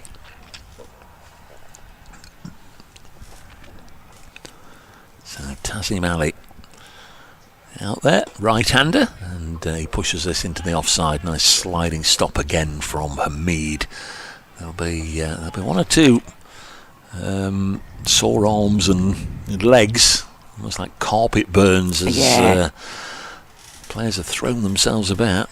A bit of friction on the hard surface. Good bit of fielding again from Pocklington, and he's the latest to go to the ground and no doubt get another bump and bruise. It would genuinely be like sliding on Hessian. Yeah, that really would.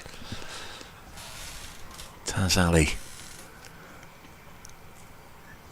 on strike. Pocklington's pushed his field out as much as he can and then floats it up just so that Taz Ali can invite himself to a single down the ground, fielded by Martindale.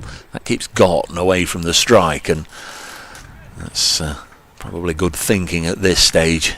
Can't do too much damage if he's at the non-striker's end, George Garton, but likewise Notts can't get him out if he's not on strike. 243 for 7 after 43. Joe Pocklington is now at the end of his 9th over, 2 for 38. So the first time I saw Taz Ali play was in South Africa at the Under-19s World Cup in 2024, when it was Farhan Ahmed's teammates. And the two, I mean, the England spin attack was fantastic at that tournament, largely based around that pair. So it's interesting to see them on opposite sides today. But Taz Ali had a good One Day Cup last year, rugby. He got back-to-back fifers from memory down there at rugby school. I think he'll enjoy bowling on here, won't he? I think he will enjoy bowling on here. Especially with Lintott at the other end, likely as not. Going to be Byron Hatton low again. And is indeed, with Taz Ali on strike. And this is good from Notts. Just try and keep the new batter up at one end. Yes, that does mean that they don't have a go at George Garton, but what it'll mean is that when Garton actually does get the strike, he's going to feel under more pressure to actually put the ball away. Yeah.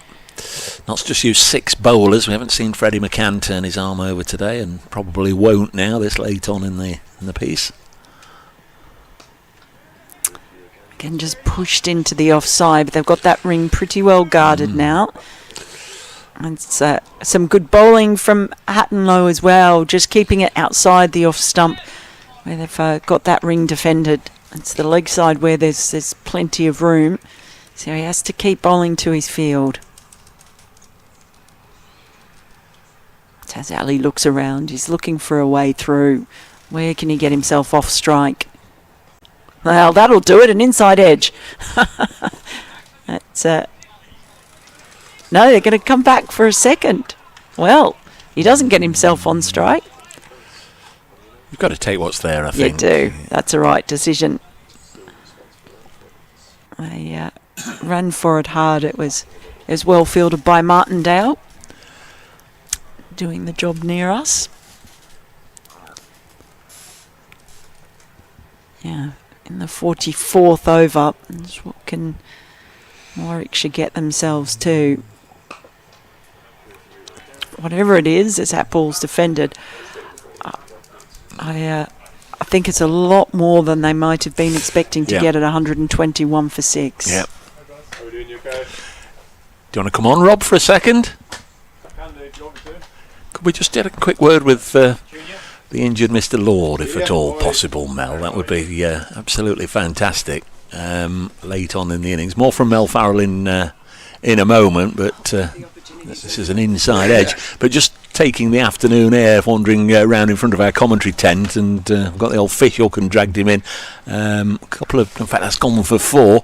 Rob Lord alongside. First and foremost, how are you, fella? I'm good, thank you, Dave. How are you? Oh, I'll just turn you on. How are you? Oh, man, no. Yeah, all good, thank you. Yourself? Well, I'm all right, but I'm not declared unavailable due to an unspecified injury. Yeah, a little bit of unfortunate news. I've got a bit of a back issue at the moment, so unfortunately I think it looks like I'm going to be missing the rest of the season. But yeah, it's just unfortunately one of those things that comes with fast bowling, I guess. Hat and low bowls, and this is steered into the offside by Taz Ali for a single. That seems to be a fairly philosophical way to deal with what seemed like bad news, but I sort of heard this morning. I said, well, there can't be anything up with him because he was at the crease as the winning run was scored on Tuesday, weren't you? Yes, yeah.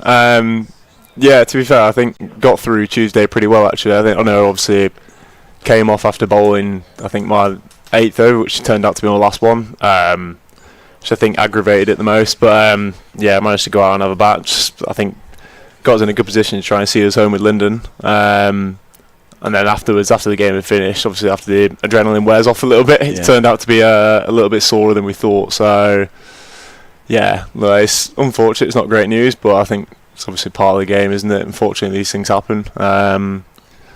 Hopefully just try and come back fitter and stronger for starting next season, I guess. Crikey, occupational hazard, I know, but there's some of you guys can't. It's the wrong word to use in this circumstance. You can't get a break at the moment. Here's Joe Pocklington. Just another word with Rob Lord, and then we'll let him carry on and continue his journey around the circuit in a moment. Single down the ground. Warwickshire batting 250 up, 250 for 7. Crikey, 120 for 7. Your boys were going well. Yeah, it looks like they've picked up pretty well. I think it's obviously been a good 100 from George Garton, but yeah, by the sounds of it, I think we were going pretty strongly earlier on. They've seemed to have played well back into their innings. Pocklington bowls now Garton, digs this one out, so there'll be some time away from the game on the treatment table with the likes of Connor, who you've buddied up with already today. It's just the worst aspect of being a professional athlete, picking up an injury. I think so, especially around this time of year where we've got so much cricket coming up during this comp. Round the wicket is Pocklington. This is driven down the ground for a single. So this was soreness on Tuesday evening, and then how did that develop to where we are now? Did you have to go for a scan yesterday or anything? Yeah, it was sent for a scan as a bit of a precautionary thing, really, on Wednesday, but it's been an issue that he'd had for a few weeks, really. Pocklington in again bowling. Taz Ali drives it down the track and well stopped by Joe Pocklington. Yeah, a little bit of soreness for a few weeks, but didn't really think too much of it. And I guess that's how these kind of injuries develop, I guess. Pocklington again and bowls, and this is driven to the left of the bowler, who gets down and makes a good stop on this bone hard surface. Absolutely rock hard, isn't it? There'll be some carpet burns and bumps and bruises. Yeah, it's a little bit unforgiving for lads fielding out in the deep. There's Pocklington. Let you go in a second. Just have a bowled him. No, he's struck the pad and now given. Umpire Hollingshead has given Taz Ali out. So Pocklington, like he did on Tuesday, gets his third to 62 for 8. Beg your pardon, 252 for 8. And just while we've got you in here in particular, I guess starting the week, there'll have been memories of last year, that astonishing innings you played for a game that, again, was dead and buried, and you somehow got Notts back to get a tie. Yeah, I mean, it lives well in the memory. It was one of the better games I've had with the bat for Notts so far. But yeah, it was a cracking game in terms of how we managed to get ourselves back into a position where we thought, I guess for the majority of the back end of our innings, we thought we were going to win the game. I think we were 7 down for about 140 odd, and then for myself and Pockers, and then Brett, who came in after that to try and build a partnership really and score consistently quickly and get us into a position where we thought we were going to chase down what was a pretty good total. It was was pretty good. It was good fun out in the middle, I will say. It was it wasn't exactly the best conditions to be batting or bowling in, to be fair. It was one of the windiest days I've played cricket here. But yeah, no, it was a cracking day out. I mean, to get a tie in a 50-over game when it's 300 plus scores is it's pretty extraordinary, I guess. That was one of your big days of last season, and I guess the other memory would be being part of all the celebrations at the end of the season. I spoke to you with a county championship winners medal around your neck. I've never seen anybody with a broader smile. What great memories! Yeah, it was a cracking day. That when Hatton Low bowls, Garton's pulled this away on the leg side, and then he's gone down he's pulled it for 4, but he's collapsed. In fact, he's gone for 6. I beg your pardon. That's a big hit out towards the pavilion, but he's down in some discomfort here. We're just talking about injuries in cricket. I think it's just cramp. He's asking the new arrival out there, Jake Garlick, just to help him out with a bit of cramp. You'll feel for him. Yeah, it's not a nice position to be in, that. He struck it well, to be fair, but he's gone down. So he's been caught by the Welbeck sniper, I guess.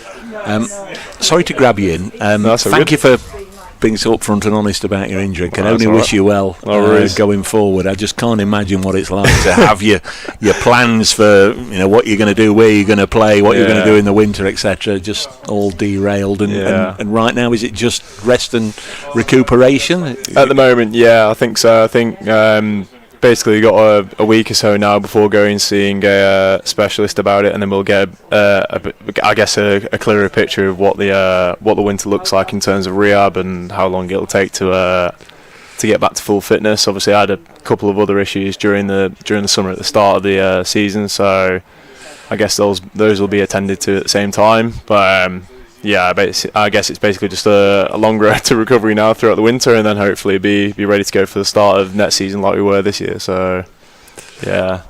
Wish you well, mate. I'm sure all the listeners appreciate it. There's enough games at Trentbury towards the back end of the season. If you're on the ground, please come up and give us a catch up, and we'll get you on for a longer time. Cheers, thanks ever so much. Best wishes to Rob Lord, who played on Tuesday, out injured today, as we've heard, and it looks as if his season is going to be railroaded. Just wonder if Connor wants just a quick as he's alongside. We've got a stoppage out in the middle. You can't just rope one in as walking past the commentary box and not the other one. Conor McCurry is with us. Hello, everyone. Hello, mate. You've got somebody else out the game now with you to talk about. What's the latest on your injury? I had 2 injuries at the exact same time at the beginning of the summer. The main one being an L4 stress fracture, which is out for the summer as that happened, unfortunately. But the injury that was probably the most painful was the torn adductor. So I tore that, had that scanned, and then we realised I had a stress fracture at the same time. So, the first couple of weeks of that rehab were quite interesting, and fair play to our world-class physios for getting me through that. Hatton Low in to bowl, and Garton's gone hard at this one outside the off stump, gets nothing on it. Conor McCurry with us, who has just basically had nothing but bad luck since signing from Surrey. Yeah, it can happen. It's just part of the game, part of professional sports, Well, I've just said the same to Rob there. It's a very philosophical approach to it. It is part and parcel of the game. I mean, it's your livelihood. You want to be out there playing, don't you? It's really, really. That's a really nice ball. Yeah, slow bouncer from Hatton Low. A lot of spin on it out onto the leg side, and they'll come back for a couple. I'm not sure what his figures are, but he's bowled a lot better than I think they would represent. I think he's been real skillful here. Byron Hatton Low in his 7th over, none for 46 now. I think he's been unlucky to have those figures. I think he's going to be gone. Give him a few years. I think he's going to be really good. He's only 19. There's plenty of time for it to develop. This is hit to mid-off, and there's no run. The Bears 260 for 6, 4 overs to go after this one. So in your case, is it? Have you had surgery this year, or is it just rest and recuperation and lots of physio? No surgery. Hopefully. I've got another scan in about 5 weeks that will determine that really. If it hasn't healed. Hatton low bowls, it's clipped onto the leg side. They'll come back for a comfortable 2 here as Lyndon James fires it in. 2 more. Difficult to field on this outfield. Yeah, it's ever so bumpy and bobbly, isn't it? Yeah, burnt out, bobbly, hard. It'll be tough scenes. As long as you see the boys committing, I think the coaches will be happy. How do you come to terms with it, Connor, when somebody in April says that's it, you're out for the season? The reality is you don't. I think we can cushion it and word it however. Hatton low, passed on by Newell, slow bouncer, pulled by Garton again out into the deep. Notts have got protection out there now, 3 on the leg side, including Lyndon James, who gets it into the air quickly. They only get a single. It was the last ball of the over. 263 for 8 with 4 to go. Notts chase 259 on Tuesday. Going to be a little more than that, even if they go bang bang now with 2 wickets. Yeah, I think we have just bowled a little bit. I know that might not make sense, but from when I arrived here, 20 odd overs in, feels like we've just let the game flow a little bit. I would have loved to see someone come in and show a bit of aggro, a little bit of something, and take the game on a bit. Because I know Garton's batted well, but we've given it to him, I think. I know I'm biased, but that's what it feels like. So yeah, I think the reality is you don't really accept it. It sucks. There's no 2 ways about it. Getting injured and having a season taken away from you, it's awful. So yeah, that first couple of weeks was difficult, but silver linings. I got to spend the summer with my beautiful daughter. We got to go on a summer holiday for the first time in 10, 12 years. So there's been good, but the simple fact is that it sucks. You want to get back to work, don't you? I want to be playing this game, yeah. There's Lyndon James round the wicket, bowling Garton, Good drills it back along the track, and Lyndon James with an instinctive stop with his right hand prevents any runs. It's great to see you. Ever at Trent Bridge, you're always welcome to pop up. Yeah, sure. I'll come for the 4-day and I'll let you. I'll test out my commentary skills on some real cricket. Do you know, that'd be absolutely brilliant. Okay. I really, really would enjoy that.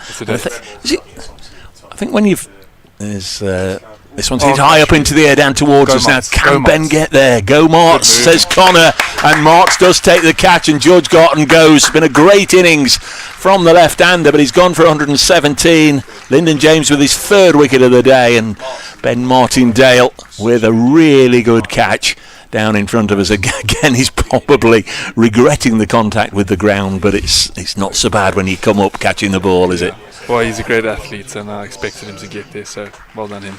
I think when you have played, I was just going to say, when you've been on, would it be Mum who sort of liked the tweets and sent the odd message? Yeah, maybe. I think so in the past. That'll be great. You come and join us for one of the championship games, and we'll have a bit of fun together on air. Great to see you, mate. Great to see you. I'll leave it to the pros. Goodbye, everyone.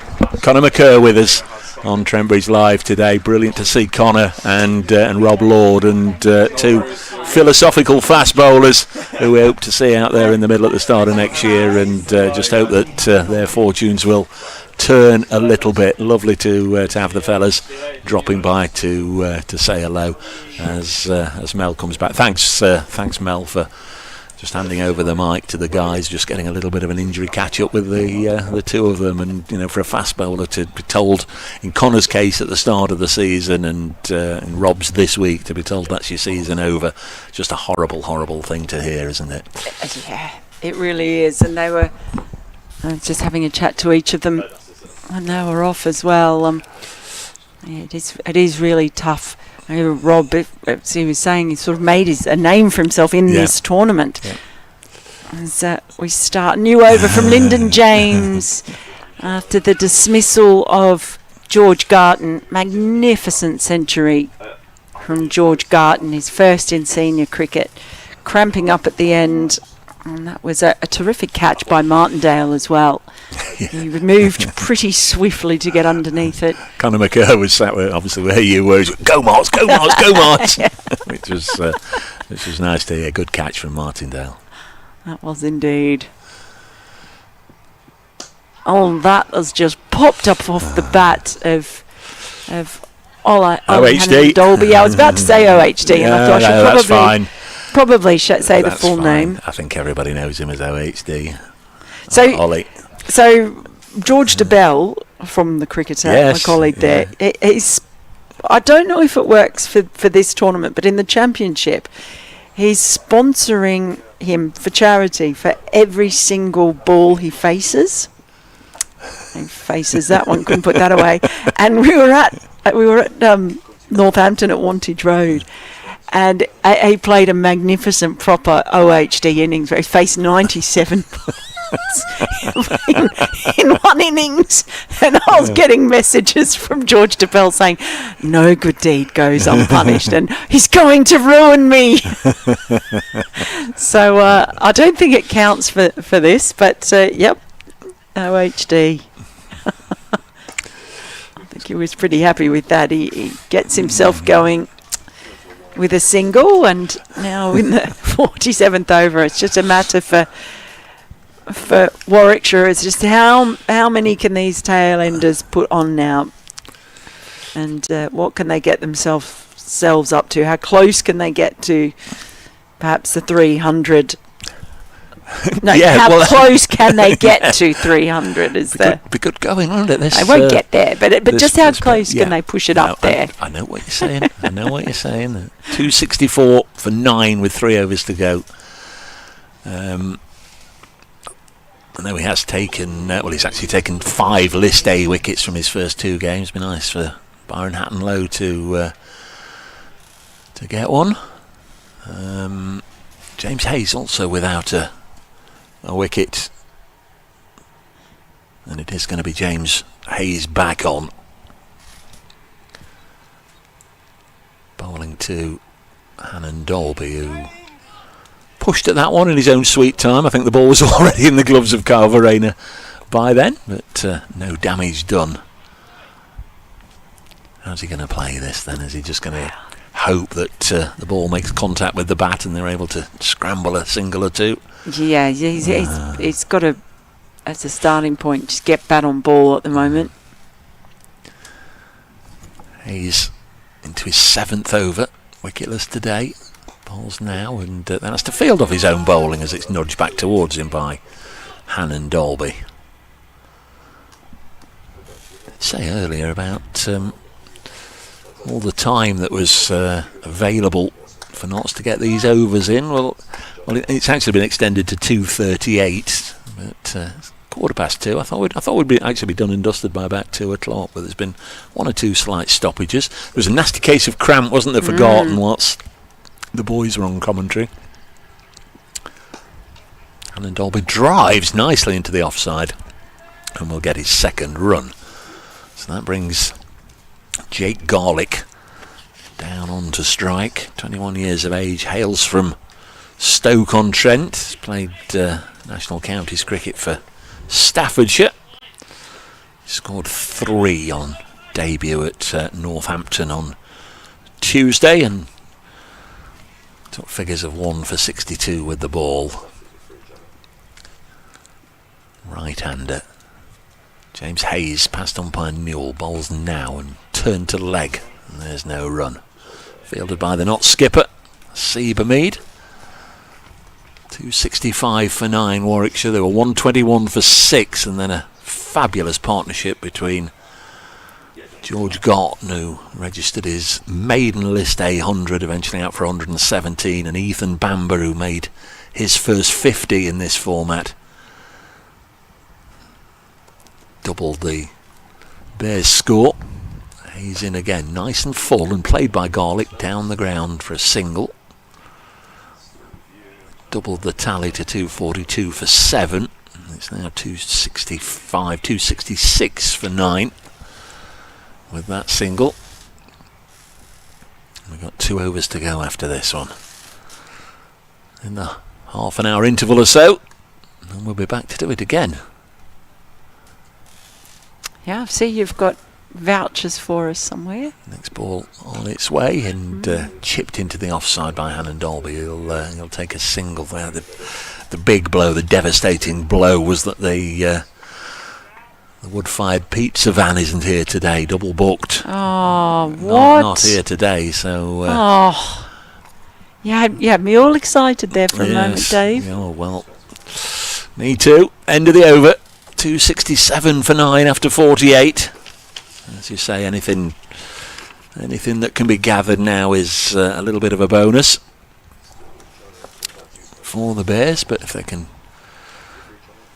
scramble a few more, maybe get to 275. I think realistically 300 is out of the question, but if they could get it up to even around that 280, they'd be just feeling that they've given themselves a chance. They've got something there to defend. Lyndon James is in, but just Hannon Dolby's mode of defence is far too much like dangling a bat just outside the off stump and hoping for the best. He's gone down and done a bit of gardening there, tapping at something. It's like tapping on the motorway, I think. But he's seen others do it. There's only been 7 extras in this innings, 3 wides, 4 leg bys, so Notts haven't gifted too many away. Okay, everything, a lot of stuff that's off his bat is aerial as well. I'd be almost tempted, to bring more fielders up. I know they're defending as where they can for the boundaries, but I've seen about three or 4 balls that have popped up off the bat of Hannon Dolby, and there's every chance there could be another one. Oh, that one is up in the air, but it's really just chipped down the ground to long on, so he does get the single. It does seem that Ben Slater is a long way out, and were he to come in even just 3/4 of the way out, he could probably keep any 2s to 1 if it was hit on that side. Yeah, I just whereas for me, Jake Garlick is basically an unknown. Yeah. Well, I think he is for all of us, isn't he? Yeah. And tough ask for the youngster. He whips his hands through that one. It'll just be the single. Yeah, just because you come into the pro game and find yourself batting at 10 doesn't mean to say that you've not rattled off any number of runs, batting at 3 or 4 for your club side, and in the middle order in the national counties for Staffordshire. Yeah, it's one of the reasons that I love this tournament so much.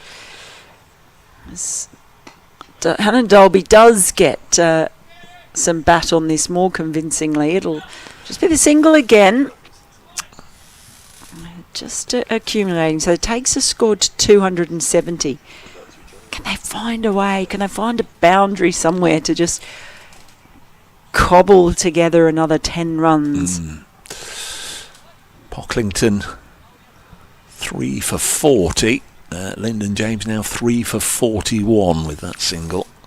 2 for Brett Hutton, 2 for 35, and Farhan Ahmed 1 for 55, the wicket takers. It's James again, and this time it's Garlick trying to play late. He gave himself some room, but couldn't quite find the ball. So that's the end of the penultimate over. Warwickshire now 270. Yeah, 270 for 9. Yeah, he's just trying to put on a few more runs. So 2 have bowled out. Brett Hutton 10 overs, 2 maidens, the only 2 maidens of the innings. 2 for 35. Joe Pocklington also bowled out 10 overs, 3 for 40.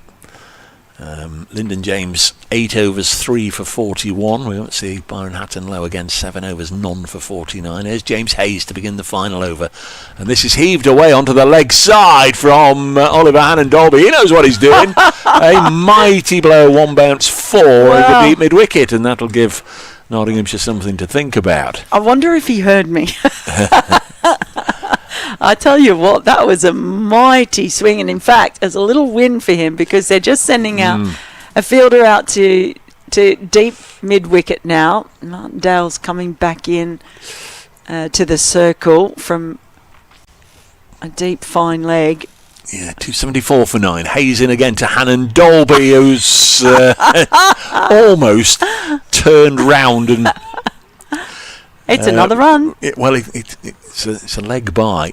He turned he turned 180 degrees to try and play some sort of scoop, and the ball, I think, has hit him and gone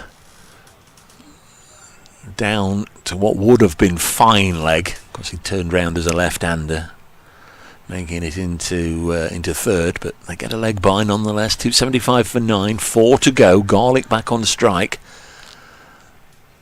Can he get hold of one or two here, the youngster? Can James Hayes get his first wicket of the innings? 4 balls to go. Hayes in, bowls and smashed for 6. That's an enormous blow. It's landed on the roof of the nets in the far corner, wide-ish, long on or round towards mid-wicket. Went very, very high and plopped down on the roof of the nets, and they can't get it at the moment. Going to take a little bit of ingenuity to get the ball off the top of the nets, and it's been flicked from one net onto the other one. I'm sure they'll get it in a moment. Big blow. That was a massive blow. We've just been saying, it's you get a young player come in, you don't know anything about them, they're batting right down at the bottom of the order, but the way he'd whipped his hands through a couple of balls earlier, it looked like he was not going to be intimidated, and that might be the biggest 6 we've seen of the day so far. Yeah. So fair props to young Garlick. That really was cloven by Garlick. Yeah, I was I was waiting for something. Hayes into him. Will he go again? He's driven this along the ground. He'll only get a single. That was let's have a little look, the 6th 6 of the day. Garton hit 3 of them. 1 for Rob Yates, 1 for Zen Malik, and now that one from Jake Garlick. He, alongside Ollie Hannon Dolby, is now 9 not out. Oh, they've got the score up to 282. That's a pretty good result for really handy runsies at the end. Still 2 balls left. Hayes to Hannon Dolby, and he's got hold of this one, but he might have picked out long on. He has. So the Bears are all out. It's a catch, another catch for Freddie McCann, right in front of the match referee's tent. Will Smith in there, he could have caught it as well, had Freddie not. But with 1 ball remaining, unbowled in the innings, Warwickshire are all out for 282. Mel, we've got a game of cricket on our hands here. That's been great entertainment.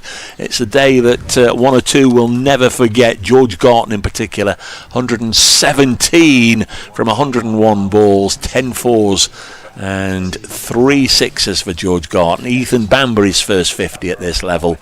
In an even 50 from 53 balls with 7 fours. 282 all out with 1 ball unbowled for Notts. 3 for 40 Joe Pocklington from 10 overs. 3 for 41 Lyndon James. 2 for 35 from Brett Hutton. 1 for 55 from Farhan Ahmed. 1 for 57 from James Hayes, and Byron Hatton Lowe brought into the side after Rob Lord picked up an injury on Tuesday, now out for the season as we've been hearing. Byron Hatton Lowe 7 overs, no maidens, none for 49. We've not got too long to freshen up before the run chase, Mel, but any quick thoughts on what you've seen? Just really entertaining, that partnership between Ethan Bamber and George Garton, and for them both to have reached milestones for the first time in List A cricket was magnificent, and you could see how supportive their teammates were in celebrating hard over in the pavilion. They were 121 for 6, reminder, but then the pair of them, by the next wicket fell, 242 for 7. So it really was the key partnership for them. But just the way that they were able to score, I think Notts will quite fancy that there's a few runs in this track. I think it's going to be a fascinating battle because Warwickshire have a very good bowling attack with lots of variety. But this is a really good Notts outfit as well. And we really do have a game. I think it's going to be interesting to see how it unfolds. But great stuff. Thanks for now. Mel Farrell, myself, Dave Bracegirdle will be back with you in half an hour when the players return to the field. So will the commentary. Please join us then.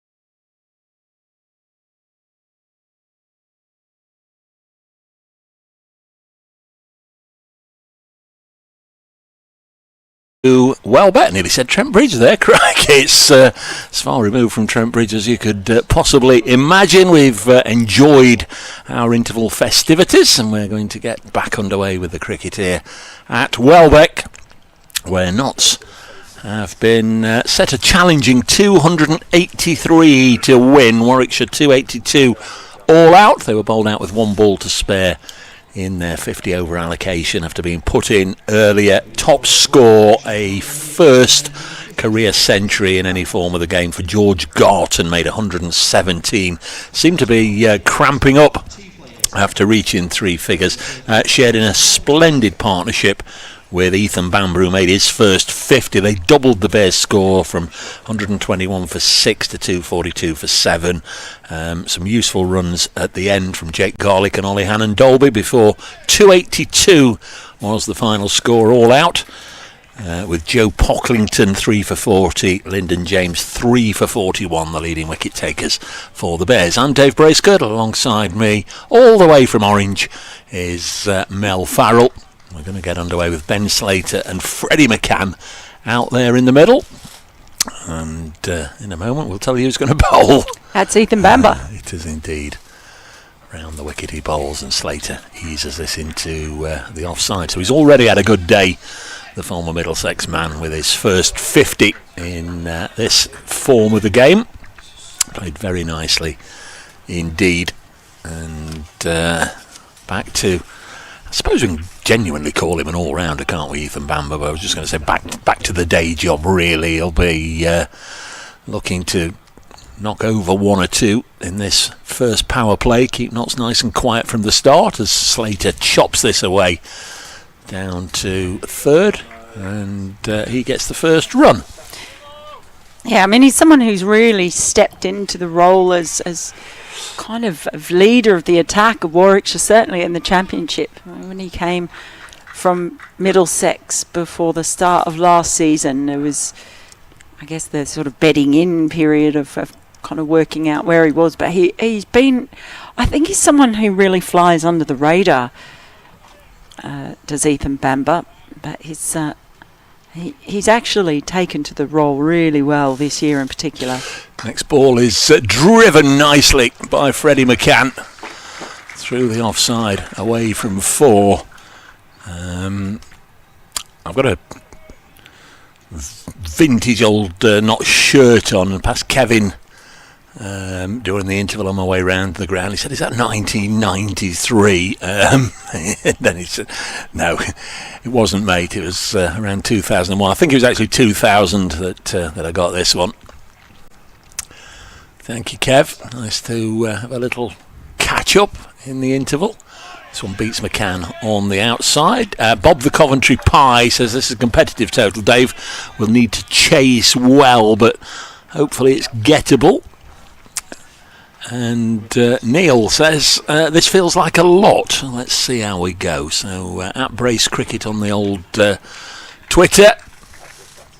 bracecricket at icloud.com on the email if you've got a longer missive to send, or at Mel Farrell, at Melinda Farrell. That's it. Which one? At Melinda Farrell. At Melinda Farrell. This one's chopped to point, fielded by Kai Smith, and there's no run. So Alex Davis fielding. Alex Davis behind the wicket for the Bears, got his shirt untucked, almost down to his knees. Yeah, that's not allowed, is it? I'm sure it's allowed. Ah. It's not a good look. In fact, it's Janney's alongside him at first slip, and captain for the day, Rob Yates, is at second. No Sam Hain in this Warwickshire side, as McCann got a boundary at the start of the over, but hasn't added to it since. Pushes it to point. 5 from the second over, and Notts are underway in pursuit of 283 to win. 282 all out, the Bears. I mean, it's one of those things. I don't know if you have know what. It's such a small sample size, I guess, of games played here to kind of know what is a good total. What was the first innings total on Tuesday? 258 for 9, Somerset. and they chased that down. They got there with 5 and a bit overs left. Yeah, really easily. So they'll be feeling pretty confident, I think, that they'll be able to chase this down. But of course, they've got to get past Warwickshire's bowlers, including the vast experience of Ollie Hannon-Dolby. It's just worked away for a single. How tall is he, do you reckon, Ollie? 6'7". I asked him. It's always the best way, or often the best way.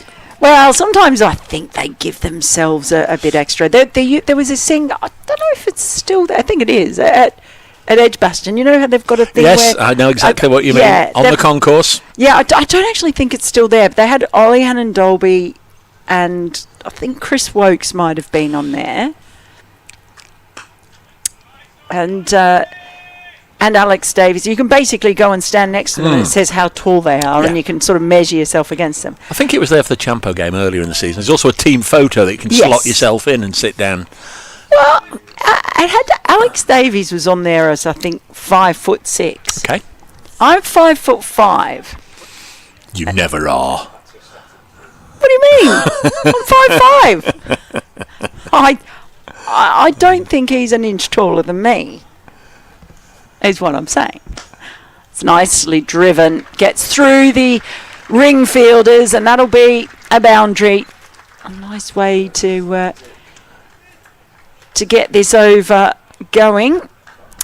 And Freddie McCann, he's been in some good form, hasn't he, Freddie McCann? Yeah, 70 on Tuesday. Again, opening the batting. Spoke to him about it after the game because he's regularly been batting at 3 he has been batting at 3 in the Championship side over the last couple of years, but sort of said this is really where he started as an opener. Oh, there he is beaten though. Maybe that one leaving him a touch from OHD.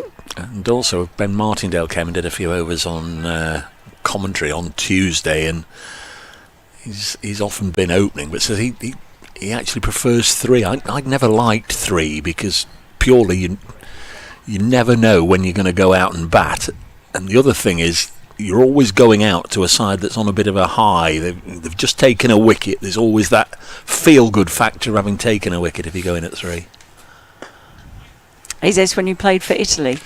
This is when I played for anybody, really. If played for a lot of teams down towards the nether regions of the batting. But if ever they wanted, if the choice was ever there, do you want to open or do you want to go 3, Dave? I would always rather open because you're on an even footing, aren't you? You're going out there fresh. You haven't done anything right or wrong. The bowlers haven't done anything right or wrong. You're meeting them sort of as an equal, whereas, like I say, if the bowlers get off to a good start, especially 2 or 3 maidens, knock your mate over, and then you've got to go out at 3.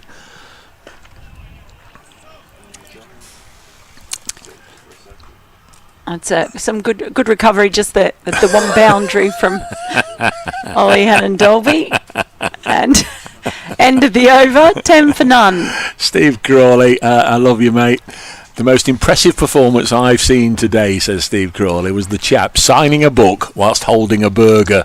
Big future for that fella. Thank you, Steve.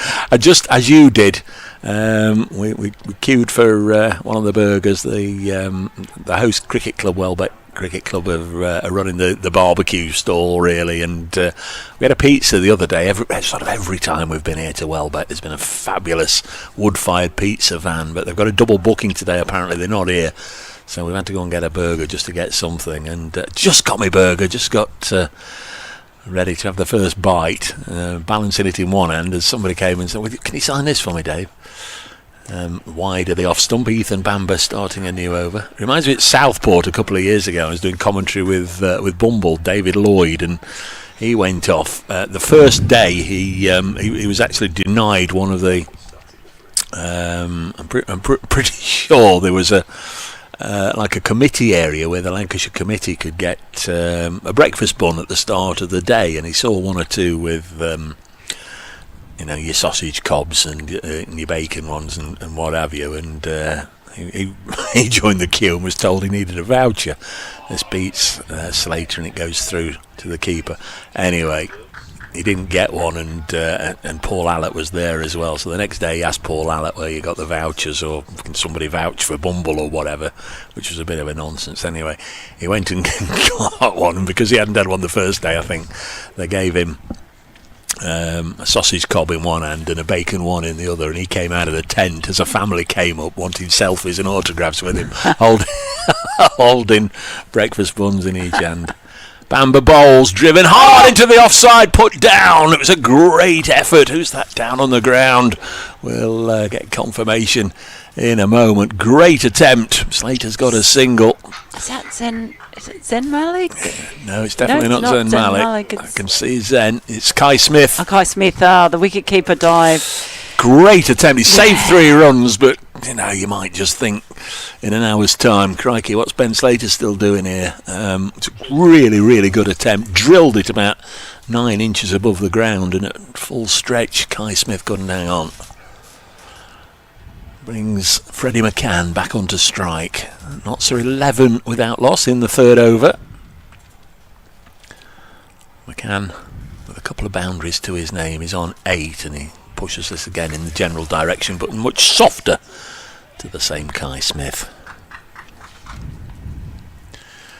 Yeah, you had one as well, did you? You were at the front of the queue somehow. After you, miss. Shall we serve you first, miss? I don't normally eat stuff like that, but there was no choice, and I feel a bit like. I mean, it was delicious. It's just I'm not used to it. People won't believe this. The last time I had a burger. No, people won't believe this. Me neither. Next ball is pushed into the offside, and there's no run. But producer Angus was telling me that what this place is really famous for is its cake tent. I'm not really a cake person, but he was saying I should go and have a look. Is this any relation to producer Aaron?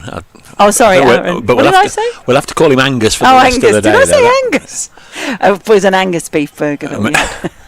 I mean, to say he's the producer. Producer Aaron. Or to say he's the producer, he's just disappeared and left us. I know. But he said that it's quite impressive. Bamber Bowles. That's an impressive shot from McCann, his 3rd boundary. Just a backward point. My word, he hit that hard. I don't think you have got to hit it hard. You've just got to beat the fielder and he'll go for 4 anyway. But he gave that a hefty wallop. We're through 3. And Notts are 15 without loss at the same stage. Warwickshire, really sticky start. They were 2 for 1, but obviously picked up strongly in the second half of the innings. OHD, Ollihan and Dolby, something we've seen throughout the career. He almost bowls in a vest, doesn't he? He's got... have they been tailored or cut? Or they are particularly short, those sleeves. Yeah, it's almost like he's bowling in a vest. It's what most women would refer to as cap sleeves. Okay. As in now, just past the outside edge, just squared him up a little bit that time. Yeah, I mean, he has got super long arms, so they probably make normal sleeves look quite short. Mr. Tickle. But he also, he pulls them up so that they become almost like cap sleeves. Maybe he just wants to get the guns on show. Get the gun show happening.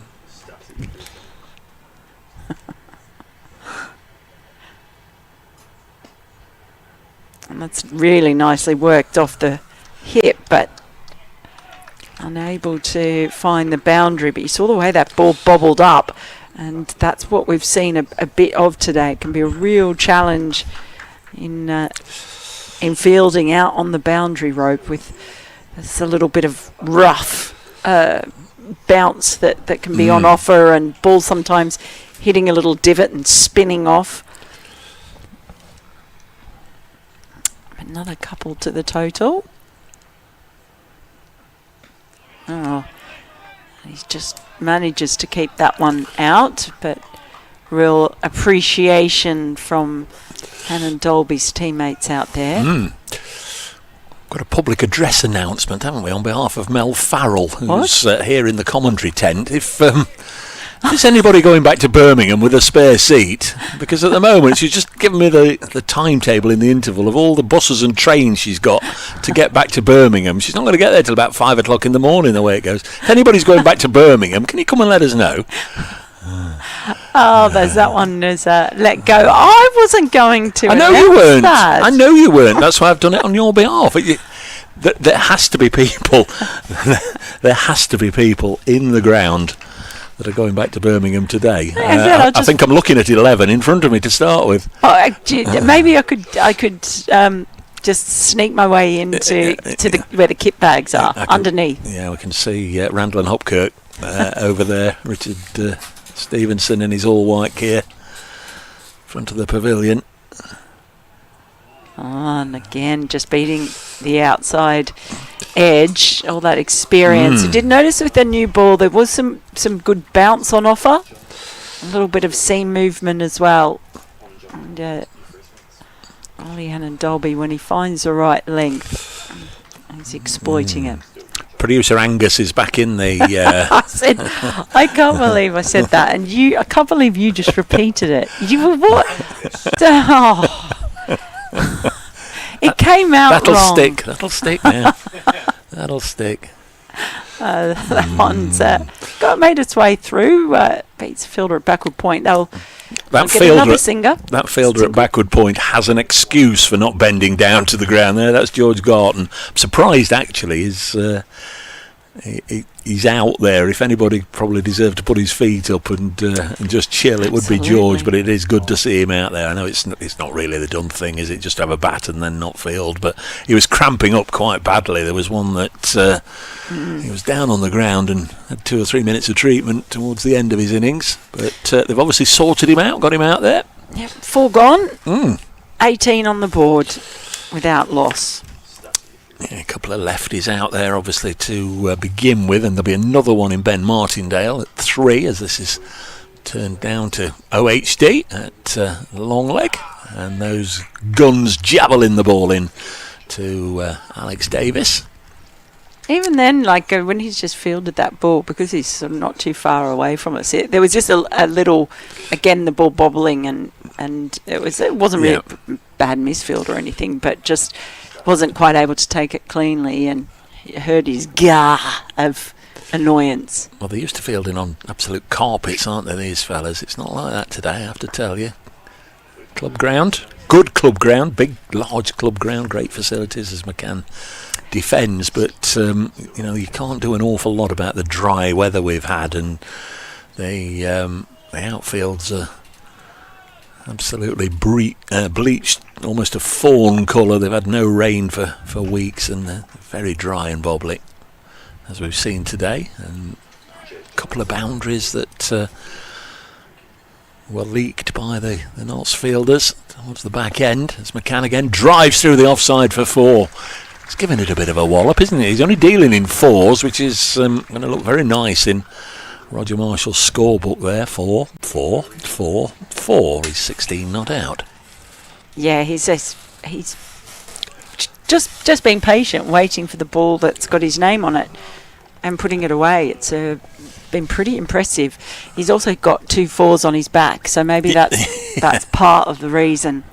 Only dealing in 4s in every possible way. Very good spot. Again comes Bamber. He's got a 5 and a 4 on his shirt. Dan Christian's old number, as I said earlier, 54. This is turned up to mid-on. Christian, who got a 5-foot against the Bears in the very first fixture here back in 2015. Not winning that one. Alex Hales having all sorts of fun, walloping a century off 63 balls, 8 sixes. Smashed out of the ground. Him and Ricky Vessel's having great fun. This is driven again by McCann. This will be fielded in the covers, and there's no run. Warwickshire, very strong one-day side over the years. They've won 12 one-day trophies across the old competitions, the Gillettes and the NatWest, the Sunday League. Winners of the Pro 40 and the Benson and Hedges Cup. Bamber bowls. McCann will turn this to mid-wicket and scamper a sharp single. In comes the throw from Jake Garlick, and he's home, so he breaks that run of 4s with a single to keep the strike. We are through 5, and it's 24 without loss. Notts at the same stage. Lancashire 58 for 3. I'm going to say Warwickshire. no after 10.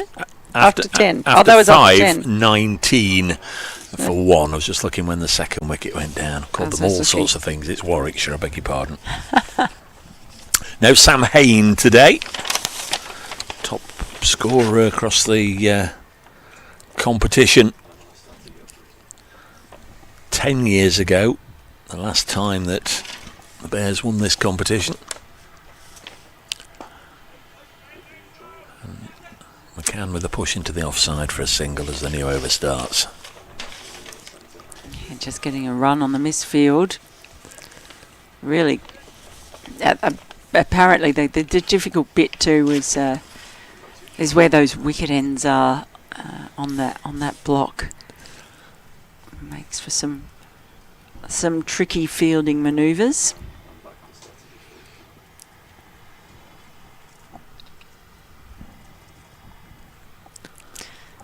As Hannon Dolby starts a new over, and first ball driven firmly. That's another boundary to the list. So got the single, the last ball of the last over. And then continues on his merry boundary way. Is he struggling a little bit, Ben Slater? I think he has. I think that might be a hamstring or a calf or something. Ben Slater is in some trouble here. He is indeed. Just pulled up, and this is really unfortunate. Hopefully he's okay. We saw him hurt himself, didn't we, fielding, but that seemed to be his knees, and he seemed to rub that off. But he stroked this one through the covers and set off running at this end, followed the ball obviously all the way to the rope, and then when we look back, he'd clearly gone for a run because he was down at this end with Freddie and was in some discomfort. He's called Jess the physio out there, fielding the back of his right knee, seemingly. Is it the knee, or is it like the back of his thigh, like the hamstring? Maybe just stretching it out at the moment. This isn't good news for Nottinghamshire at all.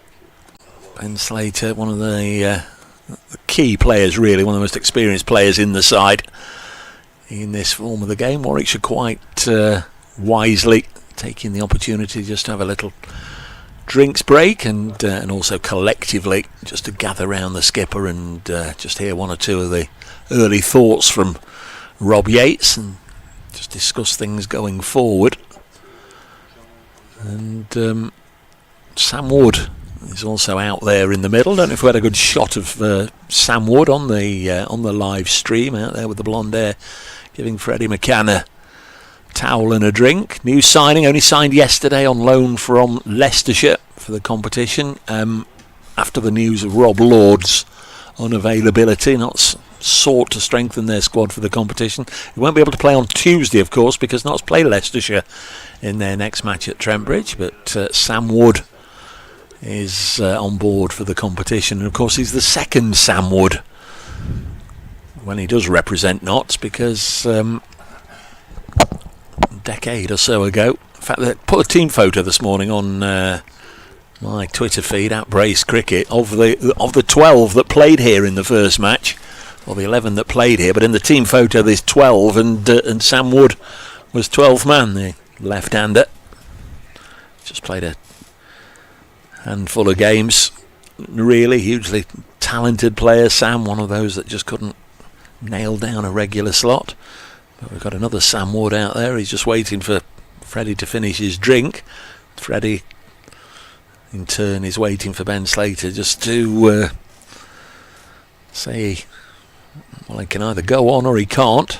Probably taken some sort of salt tablet maybe if it's a bit of cramp. Jess the physio's still with him. Yeah, he's still stretching out and feeling that area just at the upper part of his leg on the right side. Tom Giles is with him as well. Another of the subs or the spares in the squad, but not playing. It looks as if he's going to carry on. Yeah, he doesn't. He keeps stretching it and feeling it though, so it's clearly not right yet. Running's going to be an issue. Yeah. Standing and smashing the ball, well, we'll have to see how effective he is at that, whether he's got enough movement to play sort of a full innings. I guess the main thing is, whatever it is, isn't aggravated further by staying out. There's 6 more games in the group initially for Notts to negotiate. They obviously will want to go on further than that, but it's no good in batting on here and further handicapping himself. Back underway, and he steers this to backward point. And immediately after he plays a ball, he just bends over and stretches out a bit more. So he's definitely not comfortable. Are you on this over or am I? No, I think I just thought, actually, I've been looking after young Ethan at the far end. Yeah, that's right. Sorry, no, I genuinely get confused all the time, just about everything in life. There's Hannon Dolby back, and he's just really speared that one in yet again. Slater goes for a walk, stretches out that right leg. So if it's just cramp, he will be hoping that those salt tablets, or if he had any pickle juice, that can kick in. Apparently it is rank. Have you ever had pickle juice? Not knowingly, or voluntarily, or soberly. Oh, that's well flicked away off the pads, and that's one way to ensure you don't have to run, is save your legs and find the boundary. That's exactly what Slater does. Yeah, you just thought that it was a martini that had gone off. I don't remember having been subjected to pickle juice. I don't think you should be saying you don't remember. Probably makes it sound even worse. I don't remember breakfast smell at my time of life. Don't believe it. Spring chicken. The next ball's just helped on its way. It was just a bit stray down the leg side, and you see, then again, just not so easy to pick up cleanly in the outfield. And that is the end of the 6th over. So 34 runs without loss. They're going at almost a run a ball early on. Really good start to this partnership from McCann and Slater, despite Slater's struggles. And Slater now on 16. Hang on, is he the one on 16? Yes, he is. Yep. 16, and McCann on 18. Because I don't have the names on the scoreboard, so I have to do a quick double reference to the shirt number that's above. Yeah, Notts are 1 run better off after 6 overs. 34 at this stage to the Bears 33. What I do remember, I might not remember breakfast, but what I do remember is being at Trent Bridge 10 years ago for a match between these two sides, as Bamber comes in to bowl now to Ben Slater. Again, clips it off his pads, will take a single. That was the extraordinary few days. 3 or 4 days before, Notts had got 445 in a one-day match against Northants, who came back with 425, and you think, crikey, that's never ever going to happen again, with Lomond vessels getting big hundreds. Absolutely extraordinary stuff. And then, as I say, 3 or 4 days later, Notts met Warwickshire also at Trent Bridge, and similar happened as McCann defends. 10 years ago, Notts 415 for 5 against Warwickshire. Michael Lum 133. Dan Christian 94 off 47 balls. Jonathan Trott came back with a ton for Warwickshire, who made 379. They were the days. Crikey, that was an extraordinary few days where, as I say, 445 plays 425 against Northants, 415 plays 379. This is down the leg side from Bamber. That'll be a wide. Well, Dan Christian just went through that phase sort of towards the end of his career where he just had such a great success rate wherever he played, whatever tournament it was around the world. Winner. A winner. Yeah, different T20 tournaments. As he said, old guys win stuff. That's it. 36 without loss. Freddie McCann drives into the offside. In fact, it was just a push, really, a steer, and he'll take a single. 37 without loss. Led Notts to their 2 blast titles, Dan Christian in 2017 and 2020. 2017 actually was against the Bears, of course, in the final, and of course Dan Christian ended the day with a cut eye as a lovely lady from the sponsors was presenting him with the blast silverware. All the champagne corks were popping, so she just thrust the trophy towards him, and the sharp pointy bit on top of the trophy just caught into his eyelid, and spent the rest of the celebrations. There's an LBW shout against Slater, and it's not going to be found in favour of Ethan Bamber by umpire Newell, and they'll get a leg bye. Spent the celebrations, Christian, back in 2017 with blood trickling down his cheek. Aww. He's pretty tough, I'm sure he coped. Yeah, just adds to the myth of the man, if you like.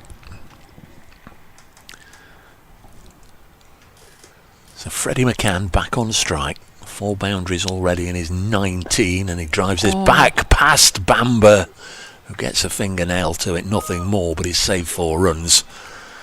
He'd be the cruelest, harshest judge in the world to say that was a fine. So in club cricket he'd probably got asked to put a couple of quid in the pot at the end of the day when the old fines were read out, but I can't put that down as a chance myself. You? No. Well, he didn't really get a hand on it. It was hit so firmly and quickly, he was very lucky to even get a fingertip on it. Well, it stung a little bit though.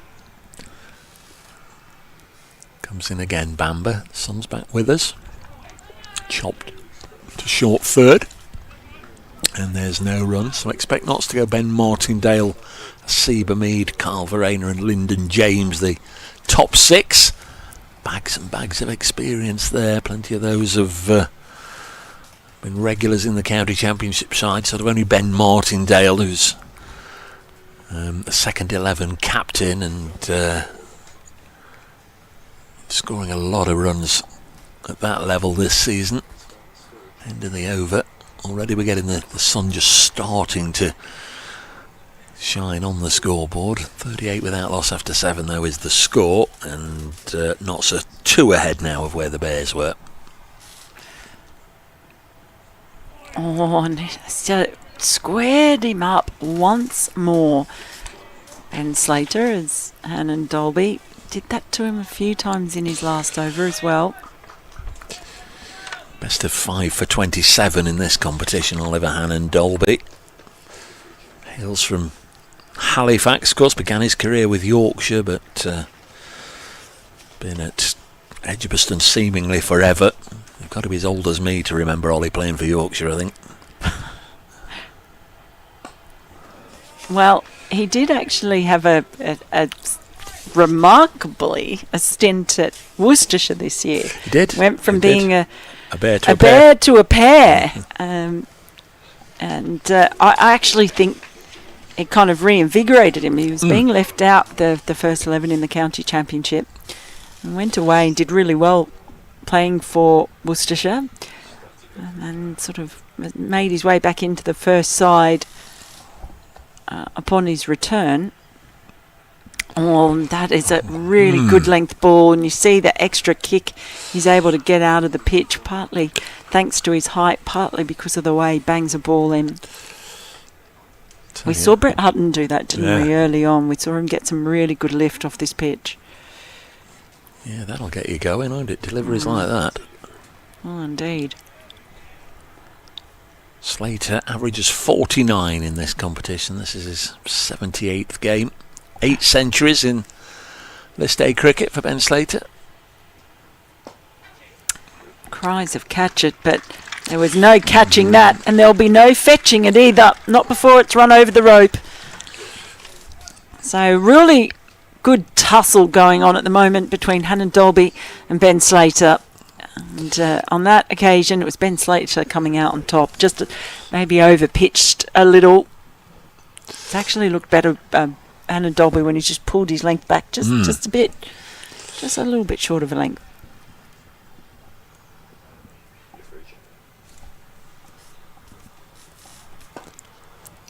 And that one, though, it's come off the inside edge of the bat as he went to go downtown again.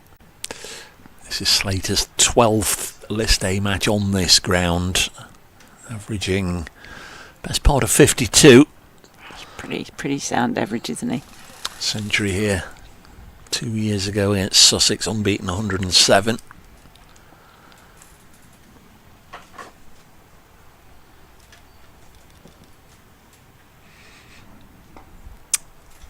Can't get past backward point, and that'll be the end of the over from Hannon Dolby after 8 overs. Notts are 42 for none. They're chasing 283 for victory, and they've made a really fine start with their opening batters.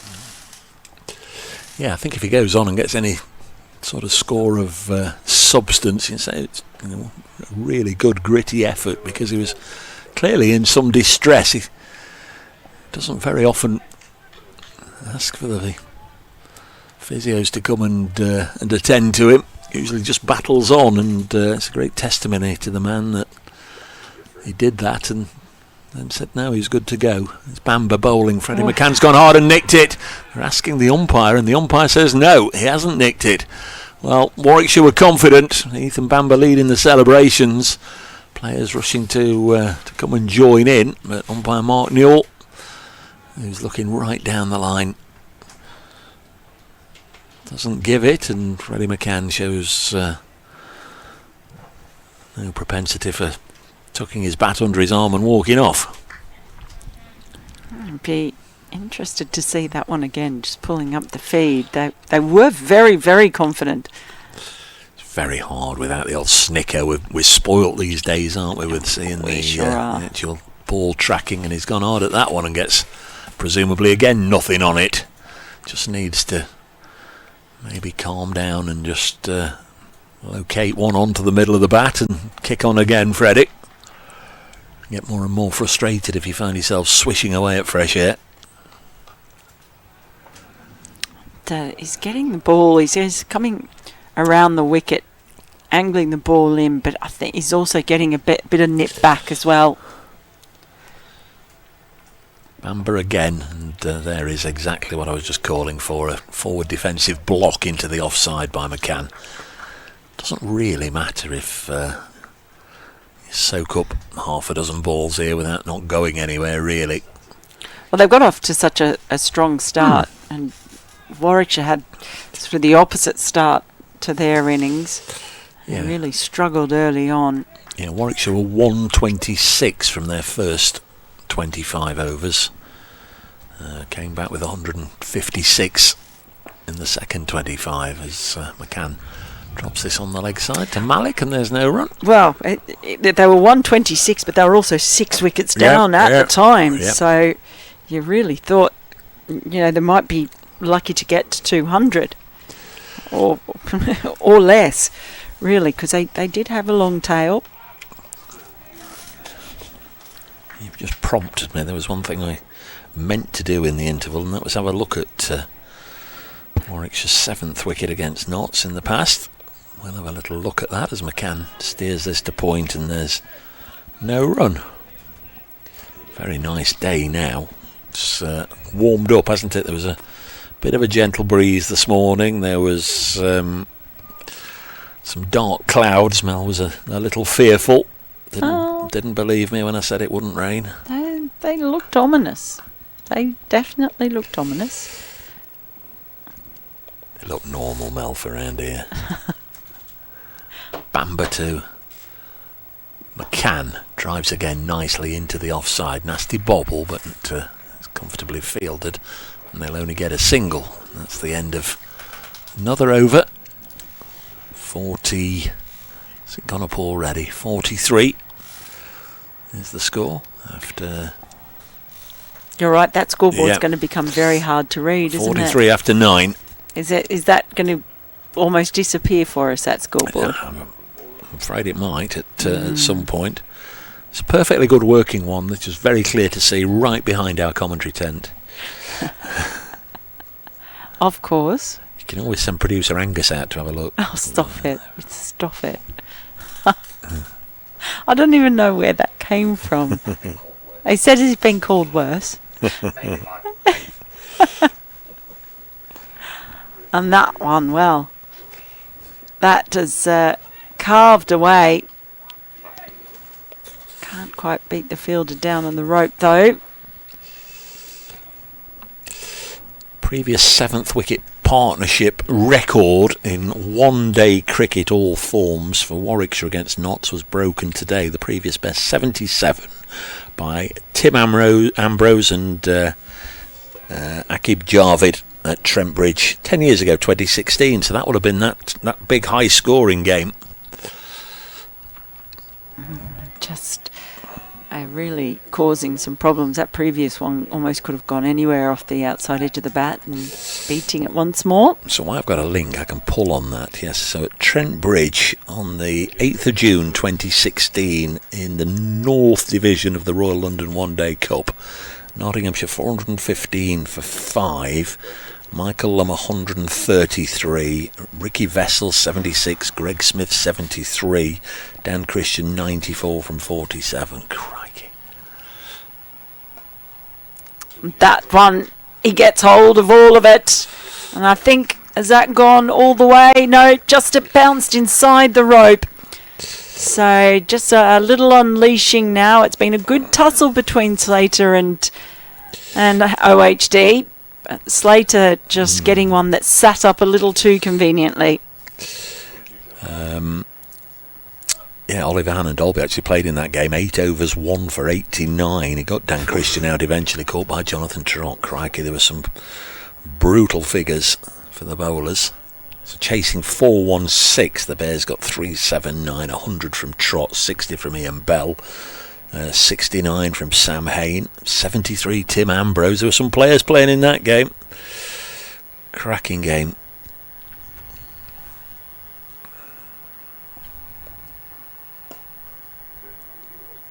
Continue to just work away in between the boundary balls. It's still plenty of spaces, even with still being in the first power play. Toss between. Sorry, I just heard a tinging, and I thought it was my laptop, and so I hit mute, but it actually was on mute.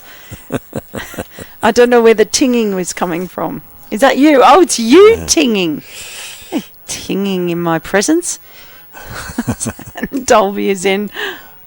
Oh, that's a wild swipe at that one. Real hack. There's been a bit of that, hasn't there, from Freddie the last couple of overs? He's getting a bit frustrated. It's either frustration or he wants to get on top of Hannon Dolby. But there isn't really any need at this stage. They've been able to wait for the bad balls. Are on 49 in the 10th over. So they've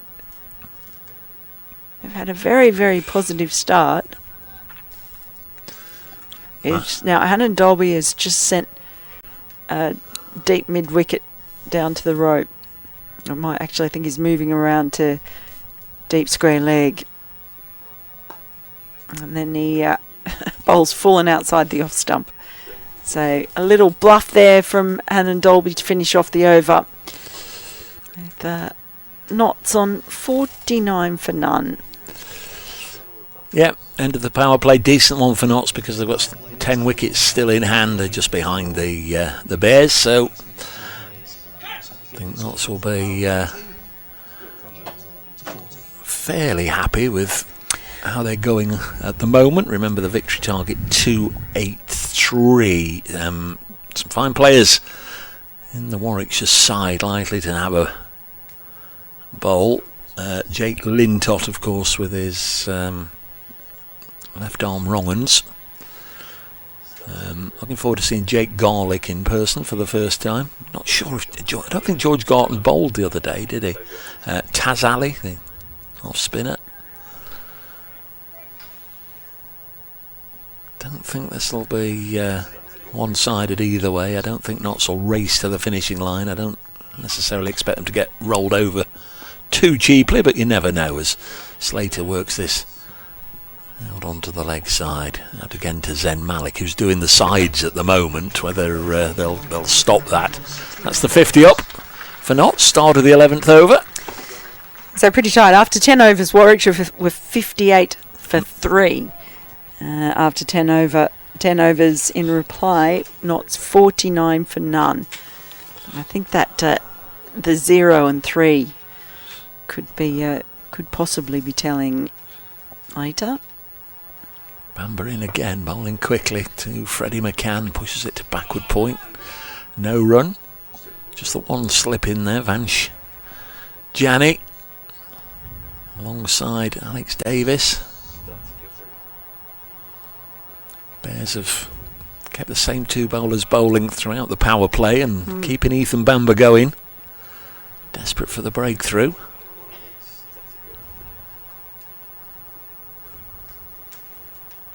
Comes in again, round the wicket to McCann, and he's clipped this out towards mid-wicket. I think there'll be a couple there. Didn't give it enough oomph to go all the way to the fence, but two more comfortably taken. Freddie McCann did play and miss at 3 within the space of a couple of overs. Just like to get back into the groove. There's some bears wandering around the boundary edge in a moment. They're going to be coming in front of our tent.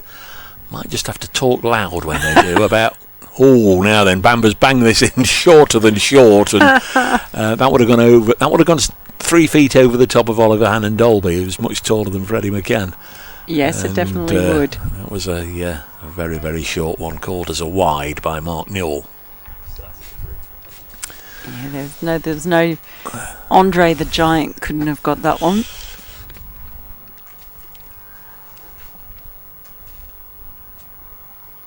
Round the wicket comes Bamber again, cut into the offside by McCann for a single. Yeah, I think his first 3 scoring shots were all boundaries, Freddie McCann, but he's just looked a little bit toey to get going again. This looks like safety in numbers, doesn't it? The fearsome reputation of Welbeck. There's 5 of the Bears coaching and playing staff all decided to walk round the boundary edge together rather than do it in 1s and 2s, in case they get mugged on the way around. Next ball is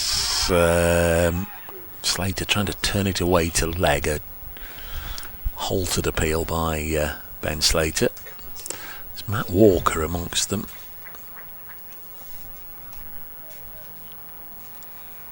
It is Matt Walker, isn't it? Yes, it is. One of my most embarrassing moments. Oh, you've had a few, to be fair. One with Matt Walker at Tunbridge Wells. I don't know if this is suitable for broadcast. Tunbridge Wells sounds that makes me nervous. Round the wicket comes Bamber, guided by Slater down to 3rd. It'll be the end of the over. 55 with Outlaws. Yes, it was Tunbridge Wells. I think it'd be 2019. Notts were playing Kent there, obviously, and I arrived on the day before the game. Obviously, went to set up and watch the Notts practice and what have you. As Rob Yates coming into the attack with his off spin, as is my want, and there was only one person out there on the field. I'd beaten Notts to it. I don't know what time they were booked in for their day before practice, as is normal, but I'd beaten them to it. There was only one person on the ground out in the middle looking at the strip. Generally, if there's one person out in the middle the day before a game, Mel, who would that be? Generally, you think it's one of the ground staff, don't you? Yeah, Or I thought yeah. it'd be the head groundsman out Yeah. there just putting. Anyway, there was a chap out there having a look at both ends, and hello, we had a natter and a natter and a natter, and then lovely. Thanks for the catch up, mate. Hope it all goes well for you. Dave, Radio Nottingham. Yeah, I know who you are, Matt. And I said, you're the head groundsman, are you here, Matt? No. I'm the Kent Director of Cricket, or head coach, or whatever it was at the time. There's Mr. Bamber in front of us. He is. He's just getting some intel from the coaching staff. The bowling change then. Rob Yates, the Bears skipper. If you want to bowl, make yourself captain, or the other way around. If you're the captain, give yourself a chance to bowl. First change, Rob Yates. Often they're reluctant. Ben to Slater bowl themselves. is having more treatment here, and Ben Slater might. No, he's not. He's going to carry on. Jess, the physio, has now lost half the contents of her physio's bag. Just picked them all up. Just wondered there if he was calling it a day. Ben Slater's still clearly troubled. Anyway, a bit of spin, Rob Yates, and a bit of spin from Mel Farrell. Most people just call it waffle, but if you want to call it spin, fair enough. Rob Yates will be hoping he doesn't bowl waffle, that's for sure. He's bowling to Slater, who's on the back foot cutting. And it'll just be the single.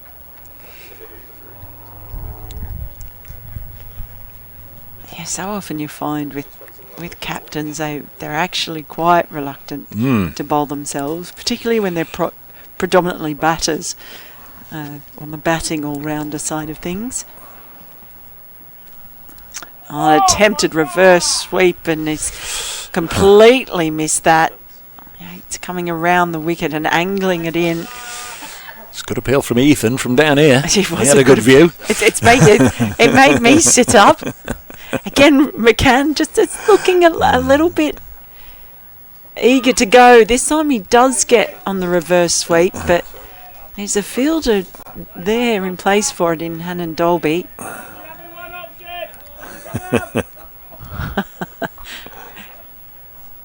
Yeah, we've got a cheerleader in front of us. We have. And tosses this one up full ball, and you see Davies there actually tried to stop it with his foot, almost did the splits, but it'll just be the one again.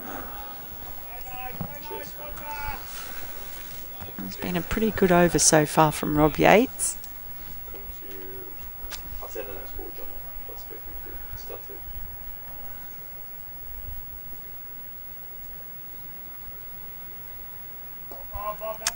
Just a little twist of the wrist. Slater works that one away. Again, just a single though. So Rob Yates just varying, tossing a few up, darting a few in, trying not to let them settle and trying not to let them get hold of him. He got Ben Duckett out in the championship match at Trembridge, I remember. Again, the attempted paddle around the corner just doesn't come off, and that's really well bowled by Yates. After 12 overs, 58 for none. That scoreboard's getting harder and harder to see as the day goes on. But if they can, they're just hoping that they can try and just put on a couple more tightish overs here and just put a little bit of a squeeze on. Good from some of the Bears. They walk behind the tent. It's Jake Garlick, the youngster from Staffordshire cricket, born in Stoke-on-Trent, going to come on, 21 years of age, just his second match. This will be exciting. Yeah, they walk around the back of the tent, the Bears contingent. I was just going to give a plug for anybody that's travelling back to Birmingham this evening, in case there's anybody after a lift. Look, I'm just going to walk along the road and stick my thumb out, and see what happens. Yeah. I think that's absolutely acceptable. Get your pink floppy bucket hat on. So here is Garlick round the wicket then to start to Slater, chops it down to short third and says wait there. Might even be backward point, difficult to tell really from our angle where the fielder came rushing in from. So against Northants, which is his List A debut, he bowled 9 overs and finished with figures of 1 for 62. So the wicket he got was out of Rob Keogh.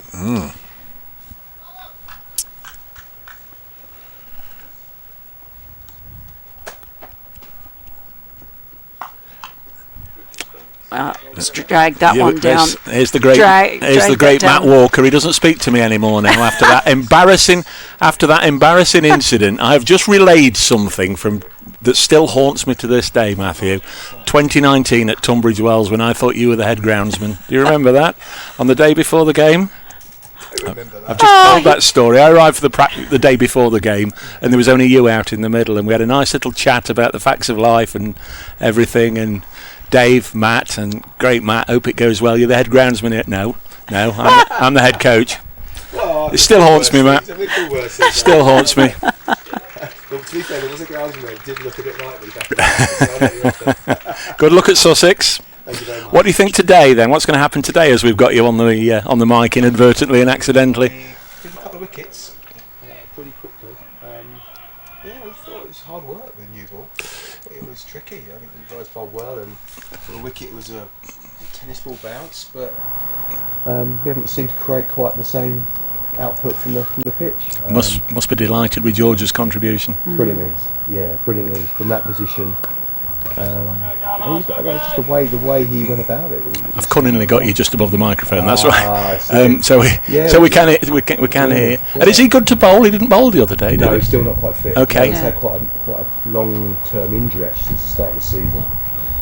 So he's unable to bowl, but batting's fine. But yeah, he's played really well in a pressure situation. They're coming in at that time. It was calm, and he played good cricket shots, and his tempo was brilliant on a tricky surface. He got a big 100 the other day in the second team, and didn't get many. Yes, a couple of days ago in the first round of this. But he's such a talent. In flashes, you see when he's rolling T20 where he comes in. Doesn't often quite get the opportunity to bat for that length of time and show what he can really do. It was a brilliant innings actually, one of the best ones I've seen for a while. It actually surprised me. His total number of runs in List A cricket, 12 innings that he's batted, was 103. Yeah. So he made more today than he has, and it just didn't. It surprised me when I looked at it because you think of him as someone who's very handy with with the bat. Absolutely, this is it. I think he probably. A bit of a gap of 50 over cricket over the last 4 or 5 years with playing in the 100. But yeah, it's obviously you say 12 games.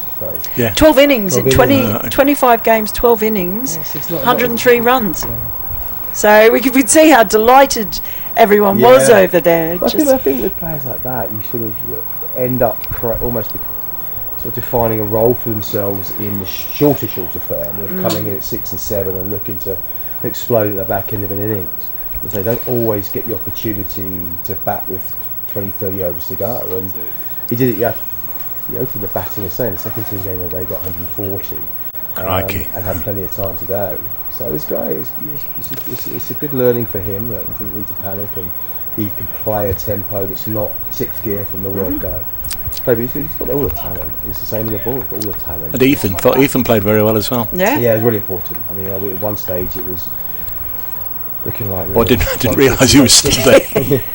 yeah. It was. We were staring down the barrel a little bit. Yeah. They've given us a competitive score, but it's looking a slightly different pitch at the moment than what we batted on. But, if anybody's going in the Birmingham direction, I know somebody who's getting a bus back there this evening, all the way. So if you see anybody with a thumb out at the side of the road, thanks for stopping by, mate. Lovely to see you. Yeah, all the best. See you in a bit. Best head groundsman in the country. Gary Barwell won't like that. He went, oh no, we love Gary as well, but that was nice because did you see how I did that Texan doing? Doesn't get him to stop right by the effects microphone. That was very very well done. Just the job. And there you are, you Warwickshire fans. Matt Walker just walking past our Bijou commentary marquee. So as you can tell, great relationship with Matt. I didn't even remember. He didn't remember. He could have got away with that. Well, no, I wake up at 3 o'clock in the morning still trembling about that. Rob Yates bowling. You've not missed anything substantial. And in fact, it's that time of the day where we can't see the scoreboard either because the sun's right on it. I think it's 75. Yes, it is. I can still see it. 75 without loss. Rob Yates round the wicket to Slater, and it's unlike him really. He's had a little bit of a dart across the line, obviously left-hander, so it's turning away from him into the gloves of Alex Davis, and he thought he could just get to the pitch of the ball and slog sweep onto the leg side, but missed it. Here comes Yates again. In fact, he's just reinforced the offside, or he dropped a fielder out onto the fence, and Ben Slater defends. And there's no run. So very pleased with George Garton. Obviously felt it's been coming for him as this is cut away. I guess it re-emphasises it. The players who play the other tournament, the over finishes 76 for none, who play the other tournament, and just so many really good England white ball players are not playing 50 over cricket, except for the odd international match. Where I thought that an interesting offshoot or a consequence of that. What I found at the Under-19s World Cup in Namibia and Zimbabwe this year, when it got to the semi-final and England played Australia, England were just so much better. And there is a good reason for that. As Garlick starts another over, it's defended. Is that that England side? All but one had played list day cricket, and quite a few of them had played first class cricket. Yeah. And in the Australian side, there was one player who had played list day and first class cricket, and that was Ollie Peake, who you will hear and see a lot more of in future years. He's played in the Blast a lot, the Big Bash a lot, hasn't he? Peake this last year. Yeah, he did really well. It's just played fine, but there's a fielder out there. It'll just be another single. But the difference in the way that they played. I mean, the England team looked like a team of young men who were reasonably seasoned as professional cricketers, because they were, whereas the Australian team looked like largely like teenagers who were sort of taking their first steps into senior cricket, apart from Ollie Peake, who played one of the best innings you'll ever see. Oh, he just pulled out of that, just out of the reach of Vanchjani. It was the one-handed leap. He's not the tallest, but it wasn't too far away. They're struggling to sort of produce too many chances. So one of the interesting things is that I think the way that, well, the championship as well, but also this tournament, they come through with far more experience than the Australian players do. Wow, I'd slash at that one. That was a good ball from Garlick. So just an interesting sort of offshoot or unintended consequence. Is it? I do think that the younger players coming through have a lot more experience. Mike Unwin's been in touch on the email, bracecricket@icloud.com. He's hard up for something to do today because he's enjoying the commentary and the banter he's put. Oh yeah, thanks, what Mike. banter? is put good to meet you again on Tuesday before the Somerset game. Can you give a shout out, Dave, to all those connected with organising and running the day, including the car park, the gate stewards, the ground stewards, the litter teams? Everyone is so friendly and helpful. Made a perfect day despite the result. Also enjoyed the discussion on the ends this morning. Have you seen the large sign outside your Bijou Palace? Yeah, we know it's there, Mike. Thank you. The Charlie French end just behind us, but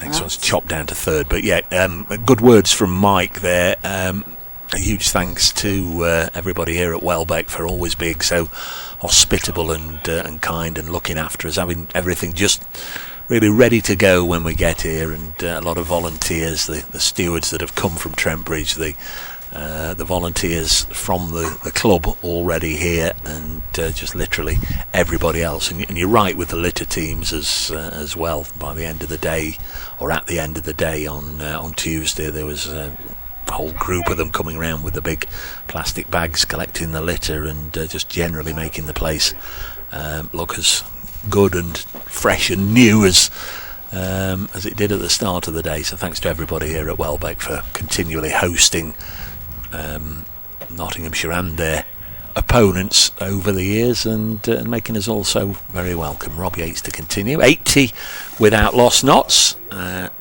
the 15 over stage, and Notts are 9 runs better off and 4 wickets better off. Yeah, they're definitely in the best position. Warwickshire just haven't been able to produce anything with the new ball. I just saw Taz Ali doing a bit of a warm-up as well, so we might have twin spin soon. That is really well played. Just got it fine enough to beat Ollie Hannon-Dolby. It's been a really good option for the batters today, who feel confident playing the shot. Actually saw Ethan Bamber pull it off many times. And it's forced the fielding change because Hannon-Dolby has just gone back down there to a deep third, just to protect for the sweep. It brings deep mid on up, and he plays it again nice and fine. This time that fielding change though prevents the boundary, with OHD already down there.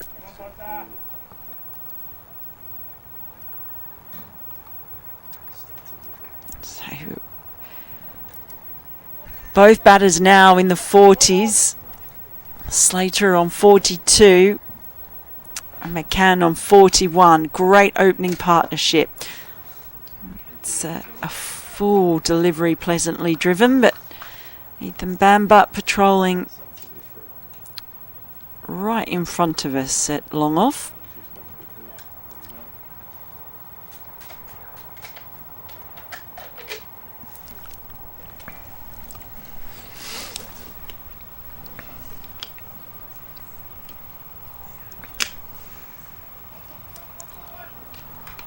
So both batters now on 42. It's a race to 50. Gets underneath that one. And the race is on. Slater's ahead now. And it's a boundary to the totals, so he moves to 46. Just a little bit too full, and he got to the pitch of the ball. And that was the end of that one. His 7th boundary. 46 from 46 balls for Ben Slater, despite being almost on 1.5 legs, really. Certainly a lot of discomfort there.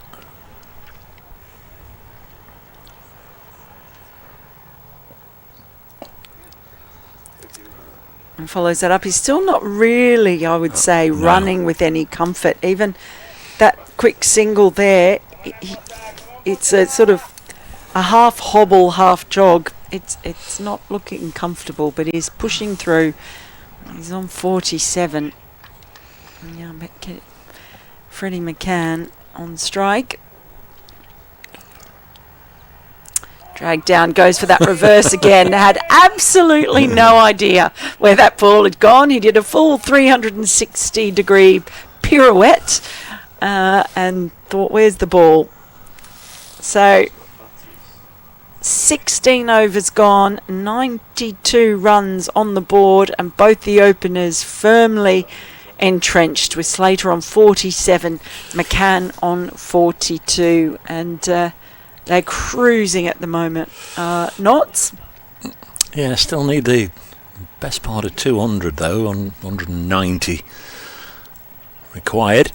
So a long way to go yet. A lot can go wrong. 34 overs left at their disposal, but certainly the ideal platform laid down by these two left-handers. And it's going to be Jake Garlick to continue. Two quite expensive overs to begin with. 2 overs, none for 19. Here he comes bounding in. It's a very athletic approach. This is whipped away. Now then, can Hannon Dolby get there? It can't.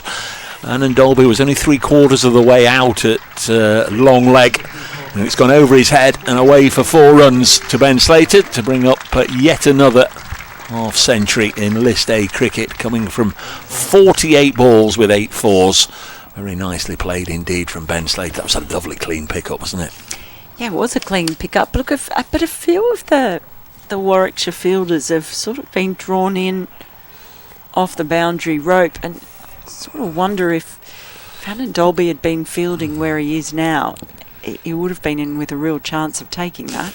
Here's Garlick in again, and Slater will run it to backward point. Absolutely spot on what you say, but you also wonder if, in the interval they'd had a look at what Knotts did and thought, don't stay right on the fence, come in 10-15 yards so you can potentially prevent some of those 2s, keep them to 1. So it's one of those, damned if you do, damned if you don't. Yep, that's the phrase.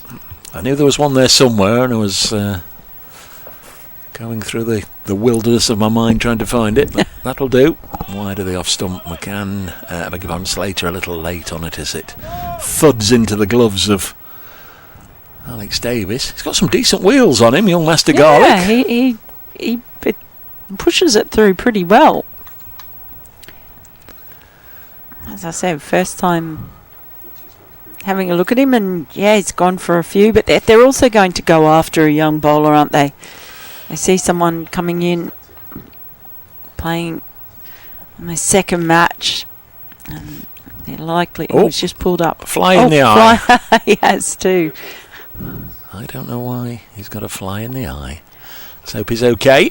Came rushing in, as we've been saying. He really accelerates to the crease. Yeah. Gives it everything, but pulled up, put his hand to his left eye, and whatever it was, he's brushed it away. It's given Freddie McCann the chance just to go down on his haunches and tie a stray lace. And now we're ready to go again. He comes in past umpire Newell, bowls flicked away towards the other umpire, the square leg umpire, Sam Hollingshead, for a single, and that's 97 with Outlaws. It's hard just to say McCann. If anyone can, Freddie McCann. But it's really hard to just say McCann, because it just comes out as Freddie McCann every time. It's a bit like Taz Ali. Okay. I can't say Ali. It's Taz Ali. Okay. It's that's a bit weird, isn't it? There are some players who you find it really hard to just say their last name. Freddie McCann is one of those. Okay. Maybe because Freddie's such a good name. This is driven away by Freddie through the offside, and that will go for 4 more, and Notts take their opening partnership into 3 figures. 101 on the board with 1 ball left in the 17th, and Freddie McCann goes to 46 with that shot. I mean, the ball's just unsurprisingly lightning quick on this dry outfield. That was really well played. Started off his innings with 3 boundaries. McCann on strike. Garlick bowls and cut away again. Now then, where's the fielder away to our left? I can't see him. He's got it. He's got it, so it's only a single. 47 to Freddie McCann. And that's the end of the over. 102 without loss. He'll keep strike. Notts are, well, at the moment, they're in charge by 20 runs. Same stage, the Bears had 82 on the board. They were 82 for 5, in fact. 102 with Outlaws plays 82 for 5, but a lot of the damage in that innings was done in the second half of the innings when George Garton got to the crease and got on with things. Played beautifully well. At the moment, it's actually, though, hard to see where a wicket's going to come from. Although I know what you're trying to do saying that. well, it is. Unless, I would say there were a few times when Freddie McCann was facing Rob Yates where he was trying the reverse sweep and he was possibly a little bit lucky that he didn't chop on to his own stumps, but it's been pretty much chanceless. See, at the moment, the ball is only... so what have we... The ball's only about 9 overs old, isn't it, at each end? We will get Taz Ali, we will get an extended Jake Lintott as well. Oh, that one could have gone anywhere. So Rob Yates is actually drawing a few false shots in there, particularly when he's bowling to McCann. He's causing him a few more problems. Slater, who just plays a bit straighter. Straighter from Very Slater. Good, yeah. He looks far more comfortable, but I think Yates would like to bowl a few more balls at Freddie McCann. He's just bringing deep square leg and a bit straighter into the deep mid-wicket position. Oh, would you believe it? Well, did not know where a wicket was coming from, and I certainly didn't expect it to be Slater just popping one up for possibly the easiest catch imaginable. He's played brilliantly for his half century, but he's out for 52, and it is Rob Yates who gets the breakthrough, captain for the day today, and they desperately needed that, Warwickshire. A little bit of turn and bounce, and Ben Slater just sort of, patted it away square on the wicket on the offside, and he couldn't control the bounce, and it just looped up a simple catch to point. So Century stand for the first wicket. Ben Slater can go and get some treatment or get some rest on that injury, and hopefully be fit and well to go. Well, Tuesday the next match, Ben Martindale on his way out to the middle. Well, do you know what? I've just been able to see the replay from front on, and that one turned a mile. It really jagged, and because of the bounce on it as well, it's taken Slater completely by surprise. Really hard to tell just from this angle, but that one turned an absolute mile. Vance Janney with the simplest catch he'll ever take. So Martindale out there at the crease, 23 years of age now, 1/2 century in 13 List A matches. 27 he got on Tuesday. Skipper's not seconds. He's had, I think he's had 2 double hundreds in second 11 cricket this season. Yates bowls, and this is pushed into the offside to Janney, who took the catch. I've absolutely... So, hang on, am I doing this over? I am struggling to remember which end. I'm just struggling. This next ball's clipped away, but from a Warwickshire point of view now, I feel they've opened up an end, but they've got to really find a couple more wickets. Rob Yates, and it's interesting that he gets Slater, because it did look like Freddie McCann was the one who he was troubling. He beats the outside edge. He is getting that ball to turn away, and that's a really good over from Rob Yates. Wicket of Slater falling in it, and Knott's now 103 for 1 after 18 overs. Yeah, 1 run and 1 wicket from that over. Rob Yates is now 4 overs, 1 for 19. Still just the 4 overs bowled. 4 bowlers bowled, I beg your pardon, but I think there's going to be a change from the far end, Succum end, we are going to get Taz Ali into the attack, so it is going to be spin from both ends. Tazim Ali. Oh, as I said, got a couple of 5-wicket hauls in this tournament last year when Warwickshire played their games at rugby school. 20 years of age, born in Amsterdam. Yes. Yeah, born in Amsterdam. Been a fixture of in that under-19s setup for a while. Actually, I think I called him an offie earlier. He's pulse leg breaks, doesn't he? Leg spinner. And so they've got a couple of wrist spinners in the side today. I'll be hoping that might have just seemed to just quite what that ball's done for Rob Yates in a couple of those deliveries. Maybe they feel it is spin to win here at Welbeck. They certainly need to find a couple more wickets. So Freddie McCann on strike on 48. Played nicely so far. He had one little moment where he was frequently playing and missing. Battled his way through that. Pushes the first ball from Ali back to him.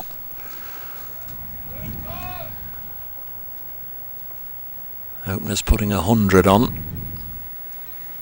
Perfect platform to go on and chase down the 283 they need.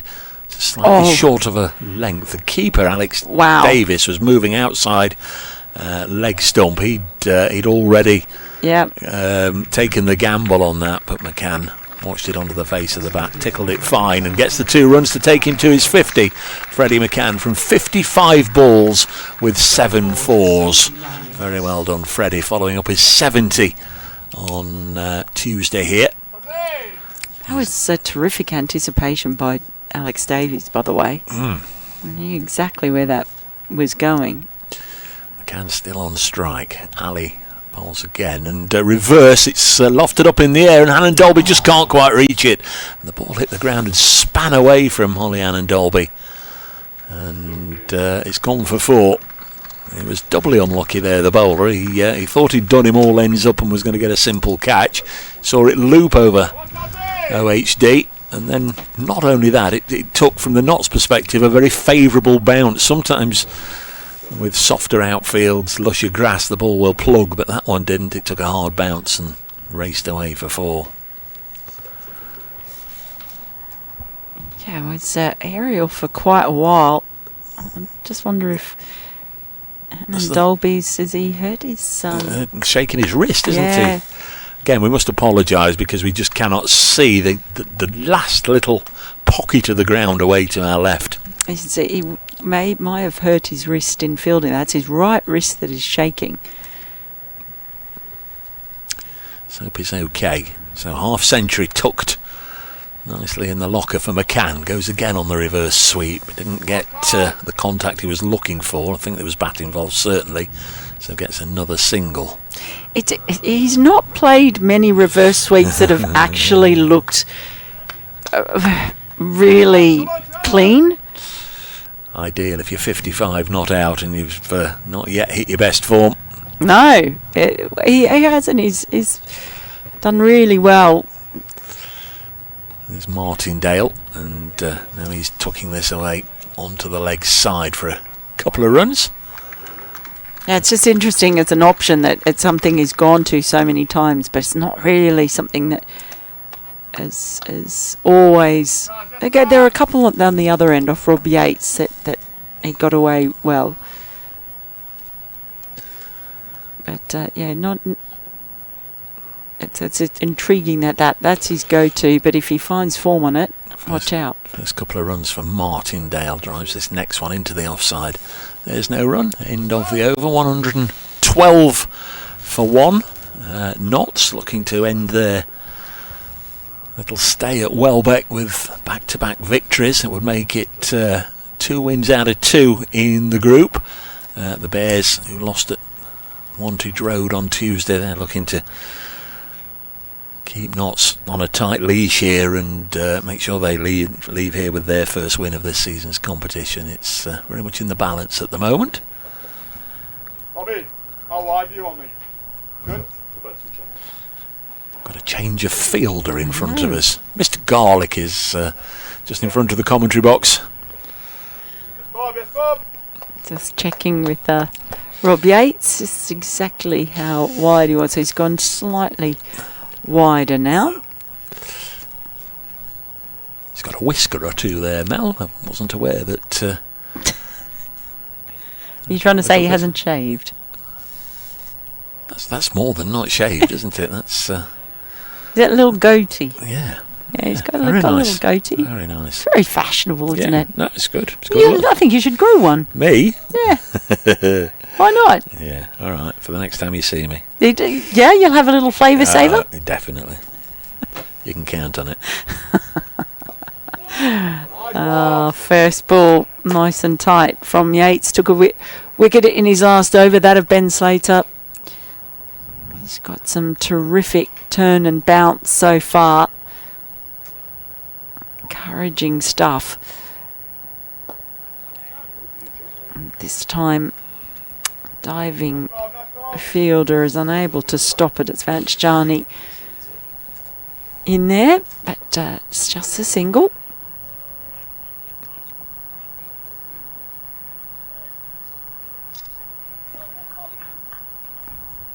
I wonder at what point we will see Lintott come into the attack. Down the track, gets underneath it, and that has not gone all the way. I can't see that part of the ground. I thought it had gone miles, that. I did. Yeah, it's a four, it's a boundary. Okay, literally can't see it unless I knock over the table and my laptop and every piece of equipment.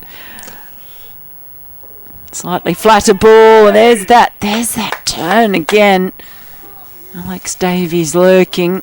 I can't believe that didn't go for six. I can't believe. I thought that was going miles. It was airborne as it went past. Is there an extra? I've got to go have a look and see if that one is a. I'm just getting up now to see if there's no. I just wondered if there was a bit of a kink in the rope out there. I literally have no idea how that did not go for six. No, mate. That does not make sense at all. It's actually quite nice standing up, Dave. Next ball. It's a dot to finish off the over for Yates. Still in a very, very good position. 117 for one after 19 overs. With Freddie McCann still out there on 56. As the one who is now there to anchor Martindale, currently on 6. And the clouds, those concerning clouds that were giving me grief have now pretty much disappeared. Just some white fluffy ones. They weren't the ones with the dark underside, Dave, that I was worried about. It's lovely now. Going to be Tazim Malik to mull his second over. First one for 9 runs. It's a little bit harum-scarum at times, but Knott's managed to get the better of him. Well, Ollie Hannon-Dolby is fielding at short third at the moment. So he's going to be the one who comes into play if he goes for that reverse sweep once more. He's up on the ring. So Ali to bowl to Freddie McCann. He comes then round the wicket to the left here. Conventional sweep down to Jake Garlick, who can't pick it up cleanly, and as a consequence they come back for 2. We've seen that not only today but also on Tuesday. The bobbles in the outfield make it very difficult for the fielder, especially if they're attacking the ball, just to pick it up cleanly. You're looking for a favourable bounce, and sometimes you get it and sometimes you don't, as McCann works this one out to deep mid-wicket for a single. I guess the prime example today would be the one that George Garton went to his century from, hitting it down here towards Ben Martindale, and that took some horrible bobbles, and Ben couldn't stop it, and it went for 4 runs. to take Gorton to his first senior century. Martindale back on strike. Just on 6 at the moment, and then he's gone to play a sweep. Warwickshire led. Oh, crikey! Well, now then, has this been thrown for 4? Jake Carlick has almost tossed this one over the boundary rope himself, but reacted quickly enough to just sort out his own error. Yeah, I could see that one from my standing position, Dave. It's very helpful having an observer as well as a co-commentator. Oh, it's sort of it's a bit refreshing standing up. Next one is pushed down the ground for a single by McCann. We'll have a nice refreshing production meeting at the end of the day, Mel. What's that involve? Oh, I tell you what I could use is I actually need some more water. That's what I need. Liquid refreshment of the other kind. Ali Bowles hit into the offside by Martindale. He wanted 1, but there wasn't one there, and it's been quite rightly turned down by Freddie McCann. 124 for 1. This is the only Metrobank match of the day, but there's a whole host of them tomorrow. And now another reverse, nicely executed by Ben Martindale for 4 runs. So in this modern day, as a spinner, you just don't know if they're going to try and conventionally sweep your reverse sweep. We've seen a bit of both. That was a beautiful shot from Martindale. That was proper execution. You were saying Freddie hadn't got hold of one. Well, Ben Martindale certainly did. After 21 overs, Notts are 128 for 1. At the same stage, the Bears had 102 on the board, so Notts are 26 runs better off. Yeah, that is the shot that Freddie McCann's been trying to play again and again, and just hasn't quite been able to. It's been fine because he's got away with it, and he has actually hit a couple along the ground that have gone all the way. But yeah, it's funny how another player can come out and just nail that one straight away. But here we go. I was wondering when we might see this. Jake Lintott into the attack, and I think this might be a really important moment in this innings and in this match, because if he's able to stifle them and get a couple of wickets, then all of a sudden Warwick should bring themselves back into it. If they get hold of Jake Lintott, then all of a sudden Rob Yates just will feel he has fewer options up his sleeve. So we've got the left arm over the wicket.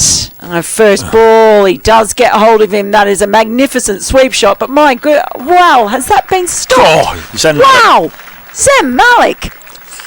What a piece of fielding that was. That ball was travelling. And I don't know how he managed to stop that. That's up there in the top 3 bits of best fielding we've seen today, certainly.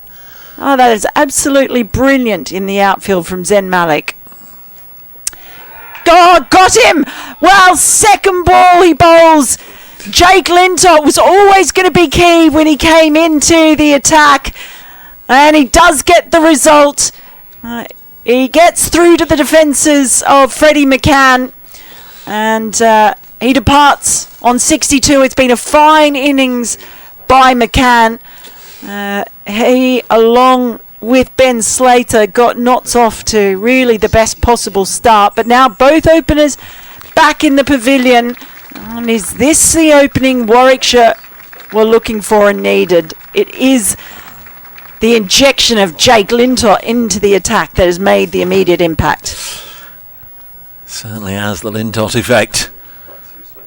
Trying to wonder if the fielding was a contributory factor, but it wouldn't have been, because they got back for 2. It was McCann who played the shot. It was either 2 or 4, so it was always going to be Freddie on strike. Went for it again and missed it, and was bowled. From the Warwickshire perspective, crikey, we've got a wicket now. Let's get into them. Let's get stuck into them. And then you see Asiba Mead wandering out to the middle. I mean, the Nottinghamshire captain, one of the most experienced players now in the county game. One of the 5 Wisden cricketers of the year, of course, the only Englishman amongst them. Man who's had one-day centuries against Warwickshire in the past. Got one 5 years ago at Edgbaston that we often talk about with Carl van Vollenhoven, who was in the Bears team when he's on commentary. What can he do today? He scored 66 here on Tuesday against Somerset, and just really what Notts need, obviously, losing that wicket then. But a great start for Lintott, wicket with his second ball. First right-hander of the innings as well. Bears back in with a sniff. Here is Lintott, so first ball a dot. Oh, just to have that immediate impact. Yeah. That will, I'm sure, fire up Jake Lintott as well. I've seen the other spinners cause a few problems, but he gets that key breakthrough. So that one's just pushed by Martindale out for a single. Should say, of course, the Bears are in with more than a sniff at this stage, but you felt they needed another wicket. They got rid of Slater, but they needed another one. Martindale was starting to settle. McCann was going along very nicely. It's back more of an even keel right now. Still 160 required. Yeah, I think they're still in a very, very good position, though. Notts. Oh, that's asking only a half-hearted shout, really. And so they scamper back for 2 leg byes. This must have been going down.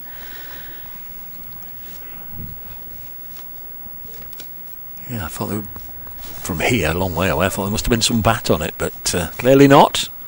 A couple more to the tally.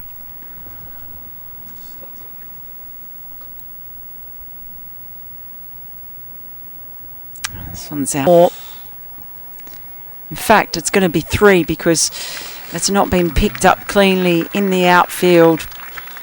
So that's the end of the over. So Jake Lintott comes on, bowls his first, gets a wicket, goes for a few, and at the end of all of that, Notts are 136 for 2 after 22 overs. Look, they're well on track run rate wise. Yeah, at the moment. Well, in fact, I'd say they're ahead. They're ahead, really. Yeah. At the moment, the win predictor would be heavily in Notts' favour, but another wicket or 2, and that will very quickly be balanced up. There were 8 from that over, 6 from the bat, and the 2 leg byes. It's going to be Tazim Ali to bowl the 23rd over. Well, the Wasp says 84%. You've got a Wasp, have you? I've got a Wasp. 84%, so that's pretty one-sided. We'll bear that in mind. It's only 4:30. Got up until 6:30 to bowl these overs, so potentially 2 more hours of cricket as Martindale pulls this out to deep mid-wicket for just a single. Carl Verreynne came in at 5 on Tuesday. South African test keeper bat. Lyndon James followed him at 6, and then Joe Pocklington. Imagine Byron Hatton low for Han Ahmed, Brett Hutton and James Hayes would be the way it would go if they were all needed. Hamid back on strike, just a single so far for the Notts skipper. Out to face Ali for the first time, tosses it up, low full toss driven straight to cover, and there's no run. Straight to Garton, who we heard from Matt Walker won't be able to bowl yet. Or bowl in this innings is just on his way back to full health. This is short enough for me to pull it behind square to Lintott, and there's no run. You'll feel he's missed out on both those balls there. He's hit one straight to cover and then dragged one straight to short fine. Ali getting away with it. What will happen to the next one? Cut to backward point, and there's no run. Mead's not really the sort to get into a bit of a fluster if he's forced to go a few deliveries without scoring, without rotating the strike. Ali bowls again to him. He'll manage to add one to the tally here, punching it to deepish mid-on for a single.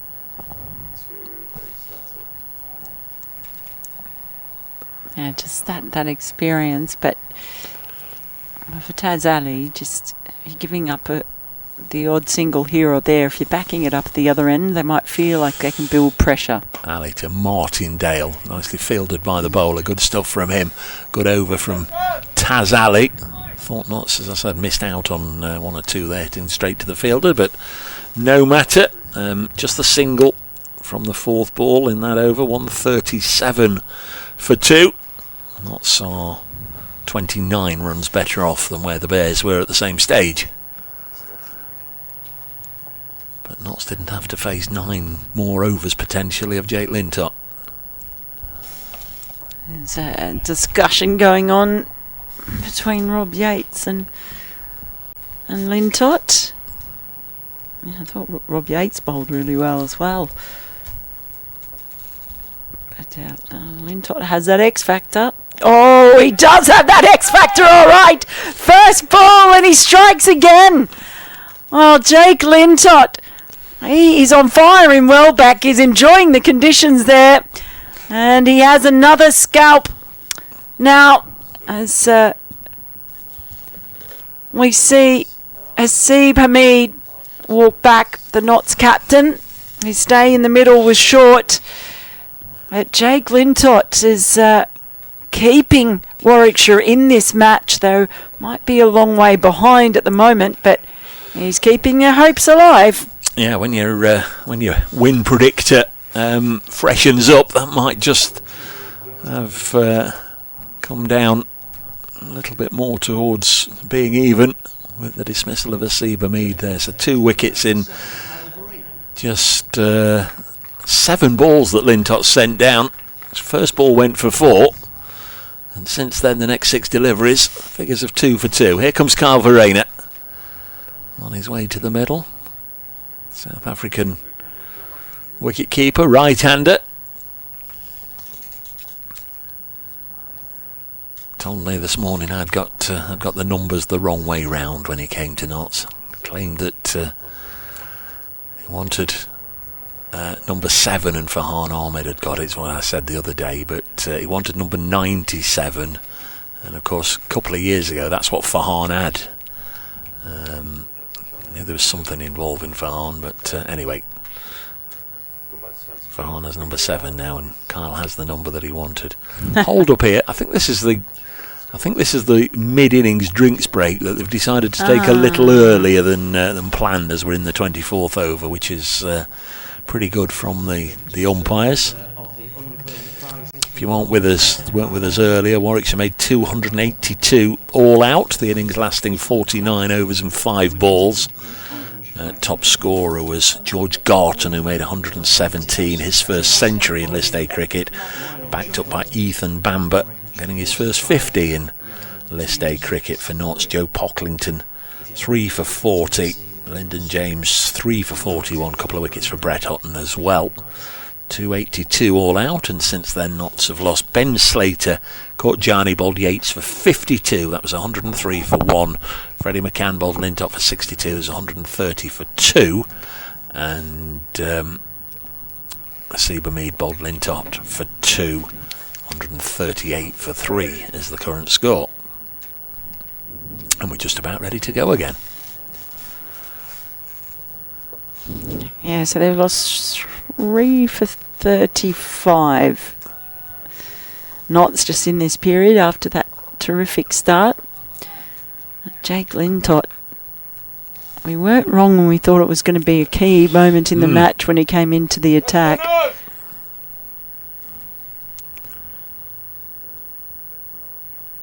And Carl Verena just taking his time, knowing what's happened before.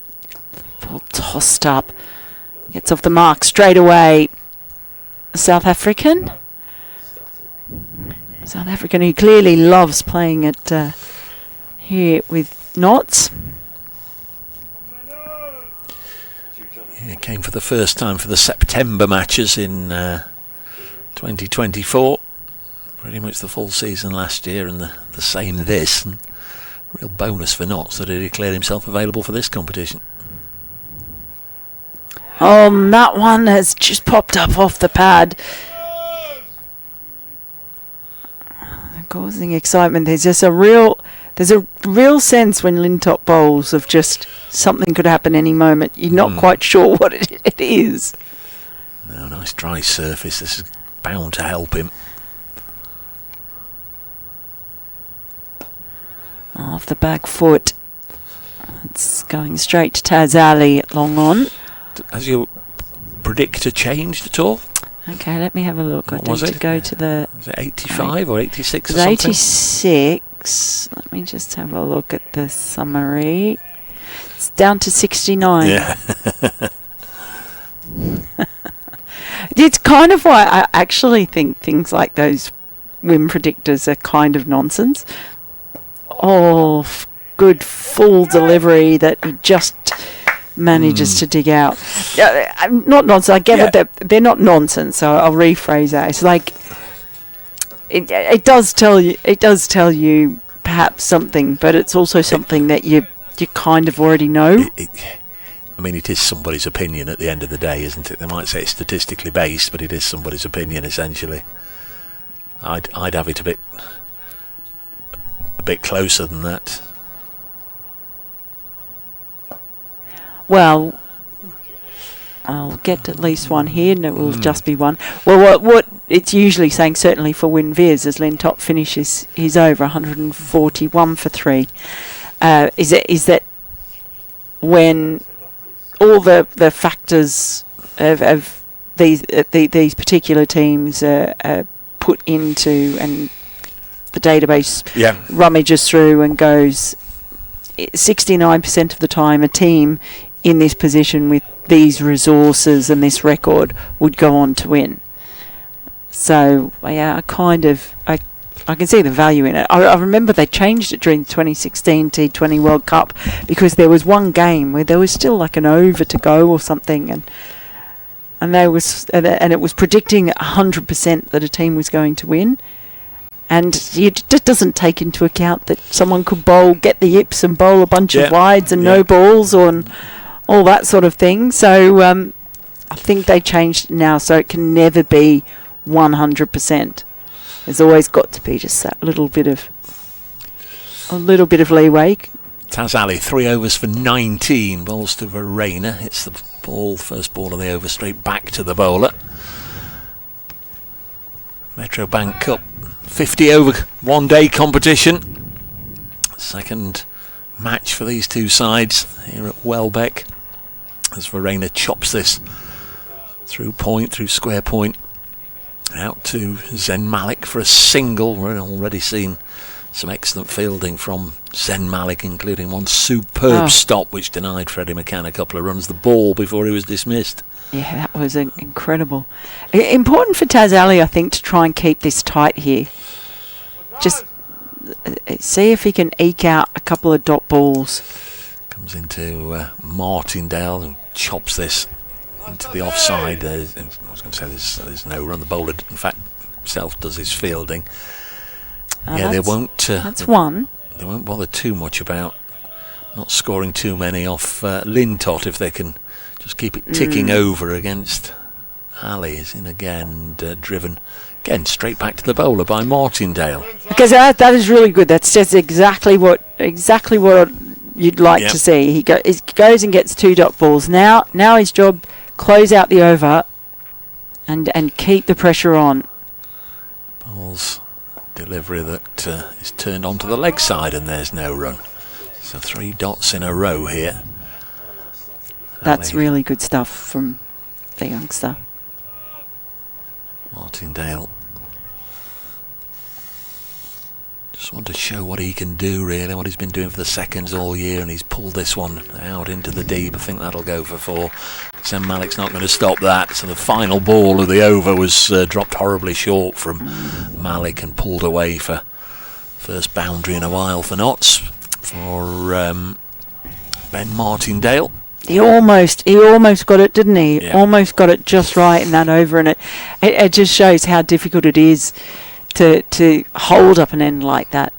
Halfway stage, 146 for 3. Notts are 20 runs better off where Warwickshire were. They need a total of 283 to win after the Bears were bowled out for 282. 5th ball of the 50th over. But here is Lintott.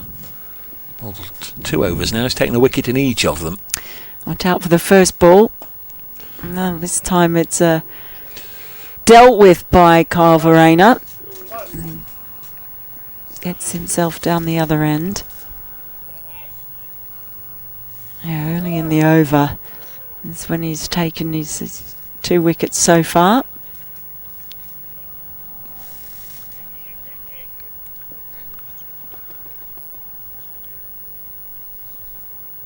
The air feels very close here at Welbeck.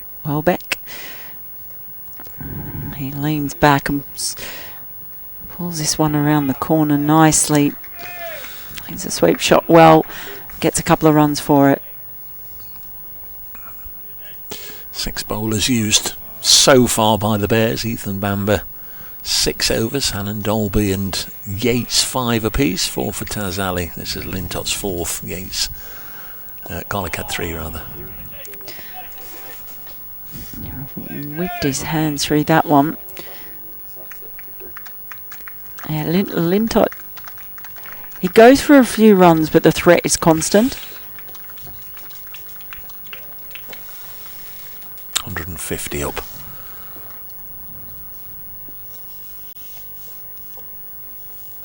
He's got some turn on that one as well, but it's played really well by Verena.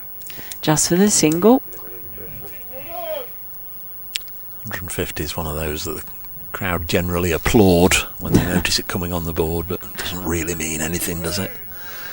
Not even in the county championship, you don't get any points for reaching 150. It's just a statistical landmark. Well, this time he's got width to work with, but Malik is out there patrolling. Been really good in the field. That stop he made earlier was absolutely cracking. Rattling through their overs here, aren't they, with Rob Yates and then Ali and now Lintott.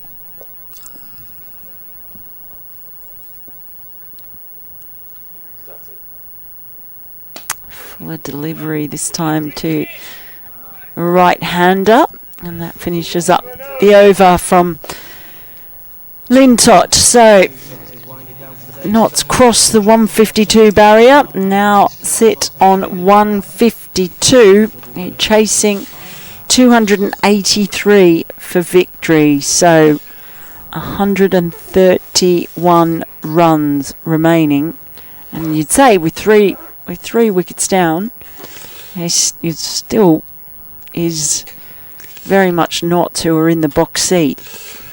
Yeah, they'd like to get that down to double digits, wouldn't they, with this pair still there going along nicely. Lyndon James to come and Joe Pocklington. There's Ali bowling again, cut away by Ben Martindale. He's played some nice shots here. He'll come back for 2. Martindale already into the 20s, on to 25 now.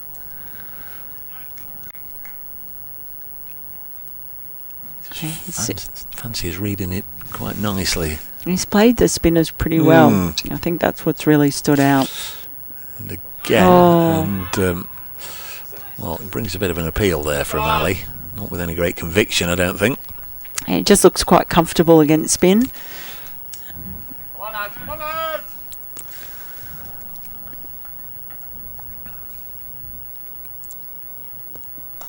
Lovely slog sweep by Martindale for 4, just behind square on the leg side. Conventional slog sweep. Got hold of that one, Mel. Oh, didn't he? That ball absolutely flew off the bat. Don't need a fast outfield when you hit it that hard. Yeah, he's settling in here, and the pressure now on Taz Ali. Comes in again and bowls, and there'll be one more here for Martindale. Just squirting it to third. Yeah, just the pressure just increasing somewhat. Oh, thank you, producer Aaron. He's just brought me a bottle of water. Good old Angus. Ali again bowls, chopped into the offside for one more. This time Kyle Verena. It's been a very good over for Notts. 11 years since Warwickshire were last here. Did the commentary then, Mel, from underneath the clock away to our right on the pavilion. They built a little stage for us about 9 inches high, so we could supposedly see over the spectators in front of the pavilion. This is pushed into the offside. And we shared our stage with a rock group, and that's a no ball from Taz Ali.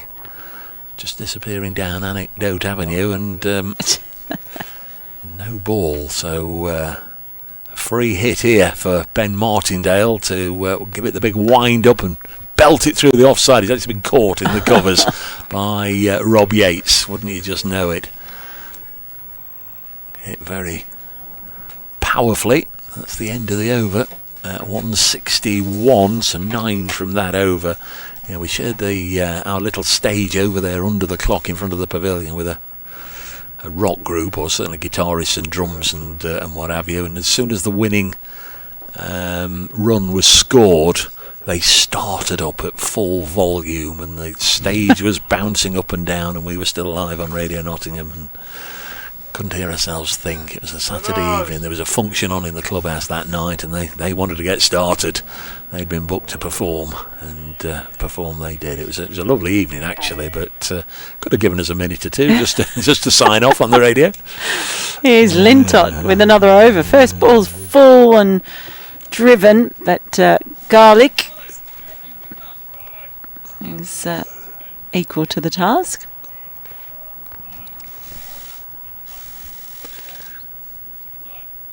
Just umpire having a bit of a word with Lintott. I'm not quite sure what about, but anyway, Garlic has actually moved up into the ring and just manoeuvring the fielders about a bit. They just put a point in and a backward point for... Oh, and he's being dropped. He absolutely walloped that ball. But, my goodness, it could easily have been another wicket. Vanchjani, yeah, it is. Just rather him than me, shall we say. It was absolutely laced at him. It really was. It couldn't have been hit any harder, I don't think. But that's what they say happens. So I always expect those to be taken. But my word, that was hammered at him. It goes down as a drop. Yes, another wicket just then to give Lintott his third would have certainly brought this right back into the balance, if it isn't already.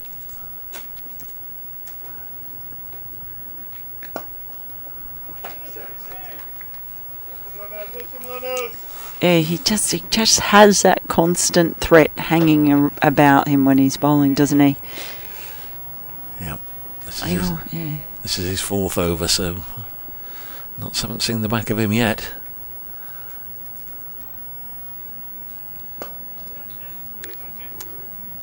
It's really well run. Again, we see just how difficult it is. There's so many balls, but on both sides. Just it's the regulation clean pickups that have been missing just because of that bobbling ball. Yep. Does mean that there's a better than usual chance of being able to grab that quick single. Quite a few twos run today as well.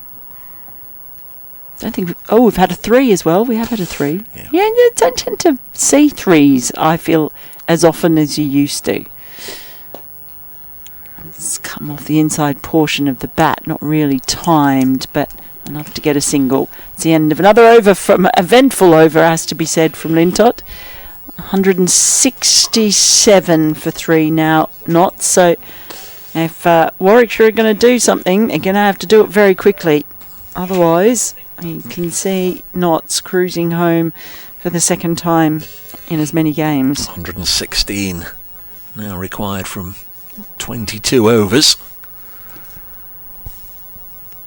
Got some correspondence from one of my regulars, Mark the Mod. Afternoon, Dave and Mel from sultry Sevenoaks. Great to hear you two in tandem. For the heart of thinking, any format changes in the 50 over comp this year? And thoughts on who the strongest teams might be? Regards to all. Come on, Notts. Mark the Mod. Well, Mark the Mod, can I point you in the direction of the podcast that I hosted for the Cricketer this week, where we did actually look ahead and talked over and sort of said it's really hard with this tournament to pick a favourite or a who's in form because of the nature of this competition.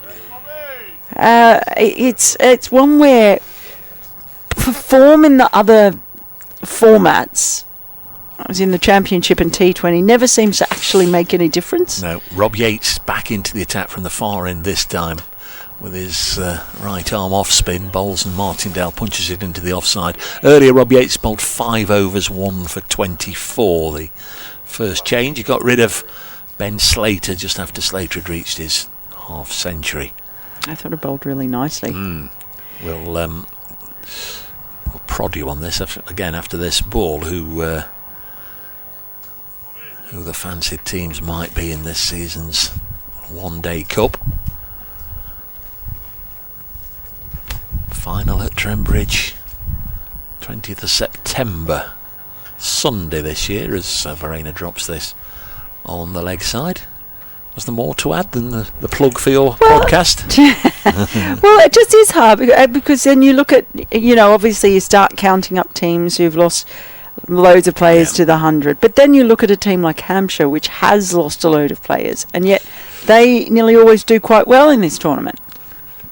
Yates bowls and Martindale turns it on the leg side. So nothing seems to make sense in who does well, I guess is what I'm saying. And a lot, I guess, comes out of the fact you have young players coming in. It's the same for every team. Yates bowls and this is spooned up in the air and another wicket. Ben Martindale has to go. Anand Dolby with the catch and Rob Yates strikes for the second time. And Notts aren't anywhere near the finishing line yet. They still need more than 100. And Martindale, for the second time in the week, was nicely set. 35 he'd scored. Falls to his 37th delivery, just going hard at Rob Yates. It just skewed off the outside portion, lolloped up in the air, and Oliver Hannon Dolby just had to throw himself forward in the ring at short third to take a comfortable catch.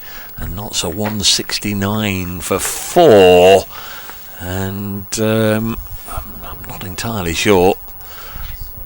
If it's not a 50-50 split at the moment as to who's bossing this game now. That's another big blow. Martindale going for 35. There's a big difference between being 3 down and 4 down, isn't there? Even though that's only 1 wicket, it's just about this stage where you start to sort of, you feel like you're getting. He was playing aggressively as well, Mel, wasn't he? And you just another half an hour of Martindale, even if he wasn't there till the end, but another half an hour would have added another 40, 50, 60 runs. But he's gone, and Lyndon James on his way out to the middle. I looked at obviously the Warwickshire side after Tuesday's game. For a flavour, a feeling of what might we see today, and then they were beaten by Northampton. You look at Northampton; they won the Blast at the weekend. Darren Lehman doing a great job there. And, they're quite a strong side. There's not too many names there that we don't know. Yeah, so I on said podcast, I did say it would not surprise me if Northampton ended up gaining promotion, winning the Blast and winning the One Day Cup this year. They just have that about them. It wouldn't surprise me at all. I think you're right. It's a very good team, and Darren Lehman's doing a very good job with them as well. New man is Lyndon James, Rob Yates bowls to him, and single off something. First ball, it's going to be one on the extras column. Tap of the knee from umpire Mark Newell. And Lyndon James retreats to the non-striker's end. Can have a little look at Kyle Verena, who's 9 not out. Been at the crease for about 20 minutes, faced 13 balls. I'd like to think these would be the sort of scenarios that he could dominate, but very, very nearly fell there just as I was saying those words. He went for a very late cut, and he was so late he missed the ball. And it goes through to the keeper, and the end of a successful over for Rob Yates, 170 for 4 at the end of the 29th. Same stage, the Bears were 149 for 5, so not still 21 runs ahead, but only 1 wicket better off now.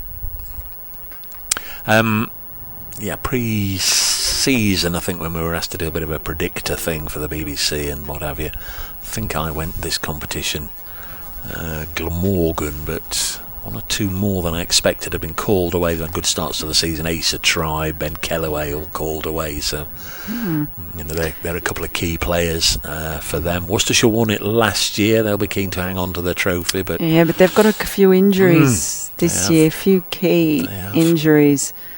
But maybe keep an eye out for Dan Latigan. Is this going to be Dan Latigan's year? That's what I would say. As Lintott starts a new over. And my goodness, what is that? He's just kept it out, has he? Yeah. But the reaction from everybody, again, it's dangerous to play him late, isn't it? I've seen that both ends. Might have kept a whisker low. That's what got everybody a little animated. Well, that's nicely stroked out into the covers, though, and they'll get a single. And of course, there's a certain, we were talking about him early this morning, wouldn't Ben Stokes love to lead Durham to my goodness, some silverware? Not that he is the skipper, I don't think. But well, it's Casey Aldridge. They've given it to the young guy. But I think that would suit Ben Stokes. Yep, exactly. He's just going to go and have fun. Oh goodness! Again, every single ball that Jake Lintott bowls, you just feel like something's about to happen, and almost does. There's Bale's being whipped off. Good question, Mark the Mod. Deliberately not mentioned Notts or indeed Warwickshire's chances. Either of these sides, you just don't know. It's really hard to say, which is why I love it. Off the back foot, carved away. It'll just be the single though. I mean, a year ago, would you have expected Worcestershire to win it? I was going to say a year ago, Tom Moore's whacked, what did he whack, 150, 160 in the first game here. I thought, this looks a strong side, and of course then he's called up straight away for the 100 as an injury replacement, so you don't know how these things are going to manifest themselves. And that one has got past Alex Davies. He'll be pretty annoyed. Just got a little edge on it. Yeah, it was snicked through first slip for 4, but there wasn't a first slip there. Yeah. The frustration. There's always just something. Either the ball's doing something or the batter does something, but whatever it is. But it's the Lintott effect. Can he winkle out a couple more wickets, though, and make this really exciting? They'll get through for a single. It was just wrong. And it's going to be... we keep talking about it. It might look bad if you're watching at home on the live stream, but that ball, it just isn't moving in a predictable manner at all. And as soon as the players attack the ball and commit themselves to it, it just suddenly hits a bump and goes the other way. And we've seen the same from both sides today. Yes, it was Taz Ali who was embarrassed by the bounce of the ball there. So a sharply scampered single became a comfortable 2 in the end as he overran it after the bobble. 178 for 4. Notts need 105. Got 20 overs in which to do it. Rob Yates bowls to Verena, turns this to leg for a single.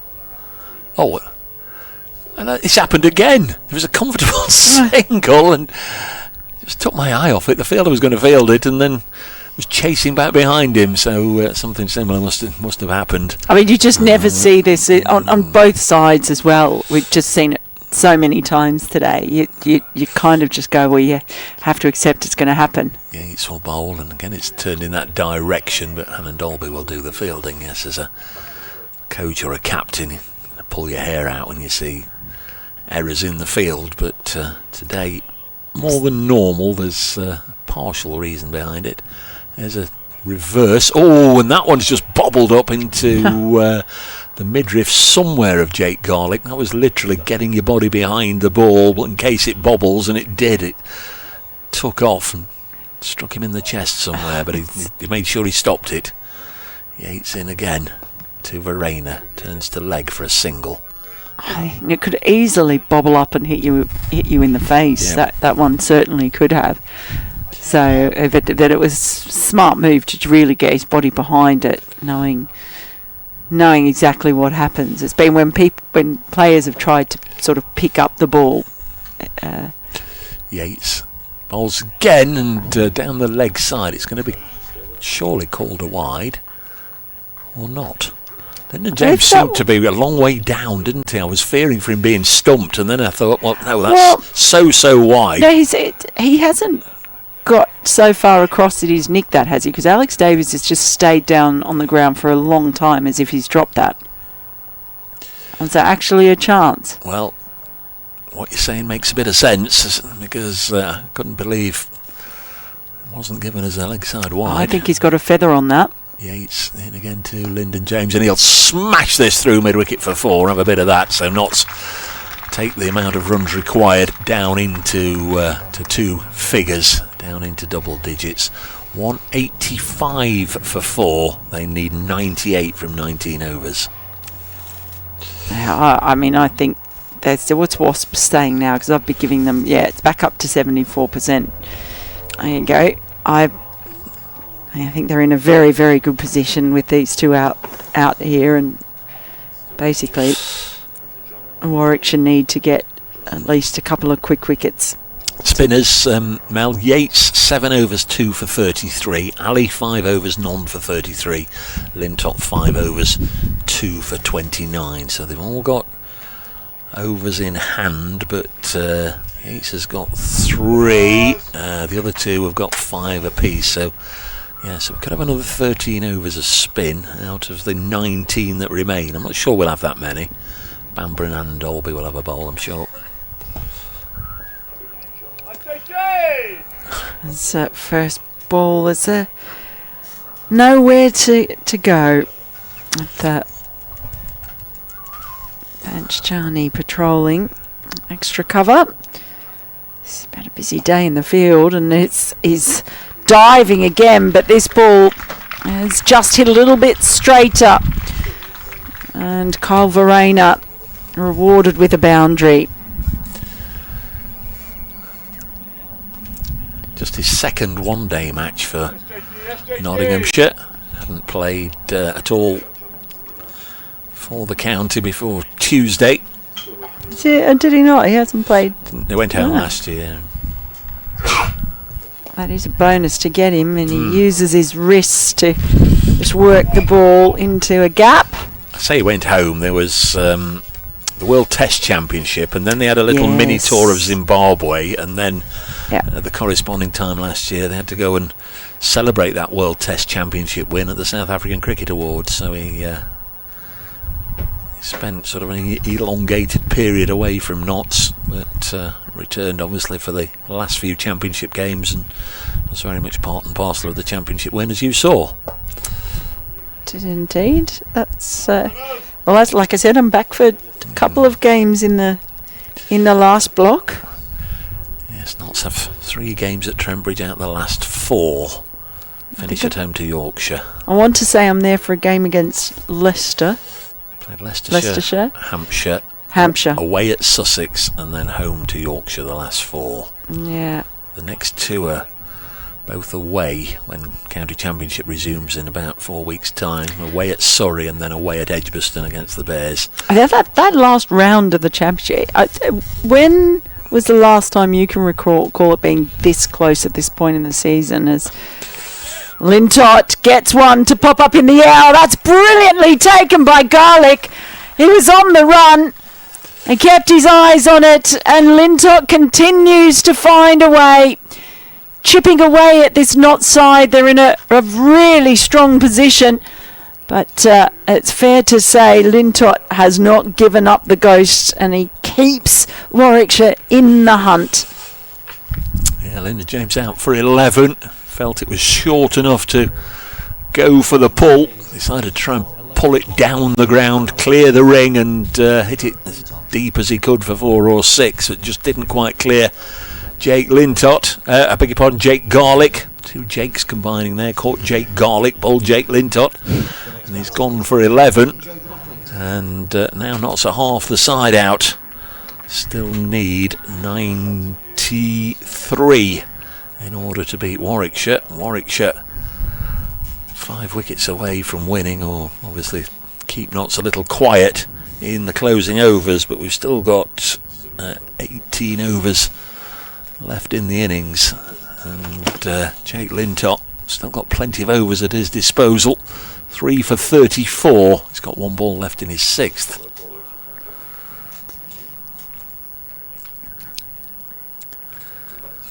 I suppose he's shown up today. He's seen the colour of the grass. He's seen the sky, felt the heat, and gone, right, if I'm going to have a day, it's going to be today. Exactly. And I mean, I would not be surprised if he's still got a few more wickets in him. New man is Joe Pocklington, who got a first baller on Tuesday. Will be keen to stick around for a little longer today. Last ball of the over then. Lintott to bowl to Joe Pocklington. Kyle Varaina's still there. That's the most heartening thing as far as Notts and their supporters are concerned right now. 18 not out. So Lintott bowls to Joe Pocklington. Got 3 wickets earlier. Pushes this away. Survived longer than he did on Tuesday.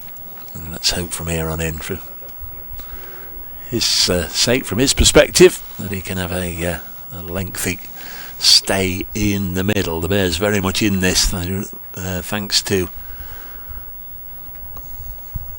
Jake Lintott. 6 overs, 3 for 34. The 2 wickets also taken by pace off. Rob Yates, 7 overs, 2 for 33. And Rob Yates is going to continue from our opposite end. Media down the far end. There's a tent that match referee Will Smith is in. Started his career with Notts, went to Hampshire, went to Durham, won a couple of titles with Durham. Will Smith. Varaina turns Rob Yates behind square on the leg side. And he's pretty quick, pretty nimble between the sticks. Varaina always going to come back for 2. 192 for 5. Notts require 91. Gonna have to dig deep today by the looks of it, as this is turned behind square. Won by 4 wickets on Tuesday, but there were 1 or 2 wickets that went right down with the run chase nearly complete.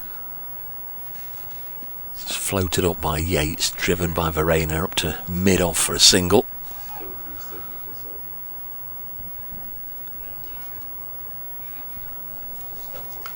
Half centuries for both openers, who put 103 on. Ben Slater out for 52, Freddie McCann 62. Seba Mead missed out today as bowled by Lintott for just 2 runs, and then Martindale 35 and Lyndon James 11 have followed more recently. George Garton with a century in the first part of the day for Warwickshire. Garton has actually gone in at slip now, and there's Pocklington just sweeping this down to long leg to Garlick, who bounces the ball into the gloves of the keeper.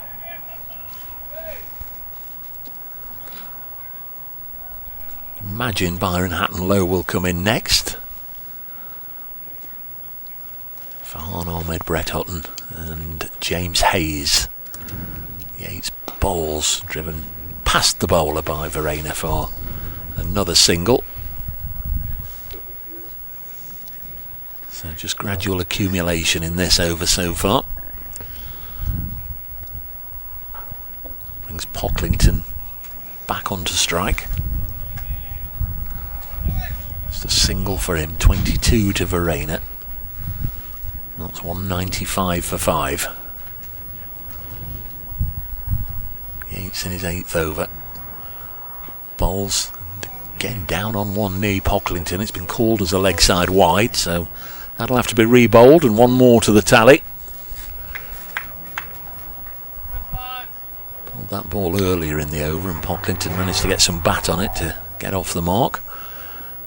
Push this down the ground. That's a nice looking shot from Joe Pocklington, and it's gone all the way to the boards. There was obviously more beef behind it than initially looked a gentle push, but it sped away from the two fielders in hot pursuit, and that's turned in actually into a very nice over for Notts, and also brings up the 200 milestone. 200 for 5 at the end of the 32nd, so Notts are 29 runs better off, but they can't really afford to lose another wicket anytime soon. Well, and I think you saw a few fielders with their hands on heads with that ball, because it was in the air. No diving Rob Yates couldn't quite get to it, but he can't have been too far away from it, because there was some genuine excitement and frustration there from a few of the fielders.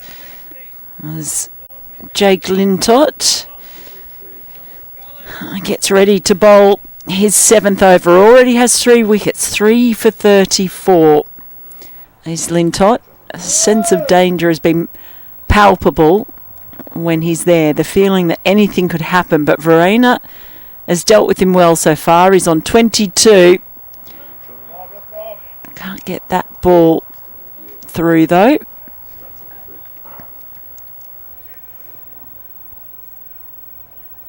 Really is a kind of steamy heat here today. He's just made a little fielding change. He's brought Long on up and he's sending Long off down. So Garlick comes up to the ring. Taz Ali goes back onto the rope.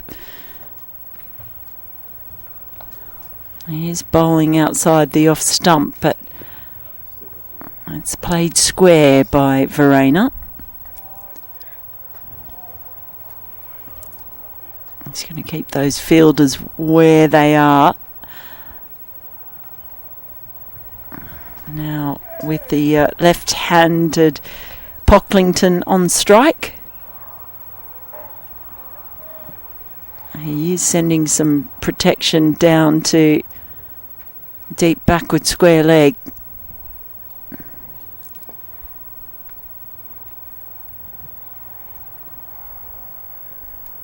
Oh, that one has come back in. Could easily have gone on to the stumps. They take 2 runs. That little inside edge. Continues to be a threat. But the pressure is mounting now on Warwickshire in general, because unless they take wickets, this will slip away from them. It's well swept. He just got to the pitch of that ball really well. Pocklington adds another to the total. And with each wicketless over that passes, it'll just be that sense. Oliver Hannon-Dolby is just warming up as well. So we might be getting to the point where we see him come back into the attack. upbeat. One feels it's got to be the spinners to make another breakthrough or two if Warwickshire are going to have any chance of defending this total.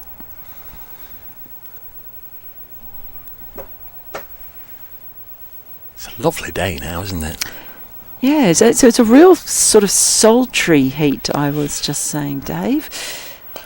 Off the back foot, nicely worked by Verena. Down to Tazali. That finishes off the over, so Lintott has bowled 7 now. Only 3 overs left to play with him, but I still think Notts are in a really strong position at the moment with these two there. Yeah, slight favourites, I would say, right now. I think stronger than slight. I don't know. Yeah, you get a bit antsy. Yeah, but a wicket I do goes, know what you mean. A wicket goes too. Verena goes now, and you sort of think, well, Byron Hatton-Lowe's only played 3 games, and Farhan, Brett, and James Hayes, where's 80 runs going to come from? But Verena stays there for the next hour, and Notts probably win. Yeah, it's very true. It's like the old adage, isn't it? Like, what would the situation be if you had a couple of wickets? Yeah. Well, it'd be critical if a couple of wickets sent down. Yep. Well, as expected, Hannon Dolby is back into the attack now. Yeah, good call from you from the far end this time, opposite end to us. The tall new ball bowler bowls to Verena. Chops this down to Jake Garlick at third for a single. That was nicely parried by Alex Davies into the glove of Pocklington. It's very nice of him to help with a bit of fielding as well. So yeah, I mean, you said when I said he looks quite a tall, strapping figure, and you said, oh, they're a taller, but Pocklington. But no, it was Hatton-Lowe, I think. Was it Hatton-Lowe? Well, Pocklington is definitely a tall, strapping figure. Yeah. There's an even taller bowler going round the wicket, Hannon Dolby to Joe Pocklington. Little drop on the leg side, there's no run. A little bit of a natural mound around the ground here for the spectators, just to get a little bit of elevation with the deck chairs and look down. And it's a nice, I like that. Nice summery scene. Pocklington sounds like it should be a village in the Cotswolds. It does indeed. Yeah. Or Lincolnshire, and of course that's who he played for before Notts. National county, used to call them the minor counties, didn't we? Next ball sees him pushing at that one, doesn't get anything on it as it goes through again to Alex Davis. I think all the players out there realise at the moment that the game is very much still up for grabs here. A little bit of fortune goes your way or goes against you can mean a pleasant ride home or a pretty disappointing one. Of course, Notts have got to drive back to other parts of the county as well, no doubt. Very much in North Nottinghamshire here, well away from Trent Bridge. Round the wicket comes Hannon Dolby. This is pushed into the offside. Long way away from Nottingham, Mel. Did you know that when you booked your accommodation last night? Long way away from Nottingham. Well, it's a lot further away from Birmingham, which is why I decided not to try and come here this morning from Birmingham, because that would have taken a long time as well. There were people coming across from Birmingham this morning. You only needed to plan that. I didn't know anyone, and I was in London last night. This is the issue. I'm like a little pinball puck flitting around the country. OHD bowls to Pocklington again. He drives, but will only get a single. Good clean pick up actually at the far end from Ethan Bamber. It's fielded nicely. Take the single though. What a pinball puck! Well, what do you call the thing in the pinball that goes flipping about everywhere? I know what you mean. I don't know. What is it? What's it called? I don't know. You put like a ball bearing or a marble in a pinball, don't you? And then the flippers flip them about. I know. Yeah. Is it actually called a pinball? Is a pinball the... Well, the Pinball Wizard. Yeah. Do you remember the pinball? Did you ever see that? No. I've heard of it. But the pin... maybe it's called a pinball. It's a Pinball Wizard. There has to be a twist. This is dropped on the leg side by Verena. Takes a single. Rock opera musical film starring The Who. Roger Daltrey principally as Tommy. What's another song from Pinball Wizard? Or is it Pinball Wizard was the name of the... Pinball Wizard was the song by Elton John. Yes. It was for the Tommy. The film musical Tommy, yes. What was another song from that? See Me, Hear Me, Feel Me, a Roger Daltrey ballady one. There was one that Keith Moon sang about your evil uncle, which we probably shouldn't dwell on too long. Crikey. We're not going to take it. What? We're not going to take what? Is that a song you brought up? No, I'm looking at the... I can't remember. It must be, 30 years or more since I saw it. So I don't think I like The Who, though. Keith Moon, Roger Daltrey, John Entwistle, and crikey, the other one, Lintop Bowles, and it's driven up to mid-off, and there's just a scampered single for Verena. Yeah, I'm afraid I don't recognise the other songs. Is it We're Not Going to Take It? Is that like the one that was covered by I can't remember. Another rock, like I want to say Twisted Sister or one of those sort of 90s metal bands or something. I'm afraid rock history is not my forte, okay? In fact, I don't know if I have a forte. Nor mine, but I'm looking forward to going and seeing the Drifters tomorrow night. The Drifters? Yes. That's like 1960s crooners, isn't it? Isn't that who the Drifters are? Yeah, American vocal group. 50s they started. They're still going as Lintot. Well, it's smothered well. They'd be pretty old, wouldn't they? Well, don't. Can you see? Oh dear, oh dear. At times I've had this discussion with people. Why do you want to see them? They're not the originals. Well, of course they're not the originals. You know, as one leaves, another one joins. But they are a continual. It is the same continual organisation that's been running since the 50s. But yeah, going to see them in the Palace Theatre, Newark tomorrow night. All the big hits. I mean, drags that one down and it's reverse swept quite well, but they won't get a single. So what did the Drifters sing? What are their big hits? Saturday Night at the Movies, Under the Boardwalk, In the Club, You're More Than a Number in My Little Red Book, Like Sister and Brother. You've just dropped onto a little avenue of culture here. Pete Townsend says, Mark the Mod, the one I was missing. Thank you, Mark the Mod. The other member of The Who. Here is Lintop frighted, and it gets through. A missed sweep shot. And playing with danger. As I said each time, that the wicket doesn't actually come.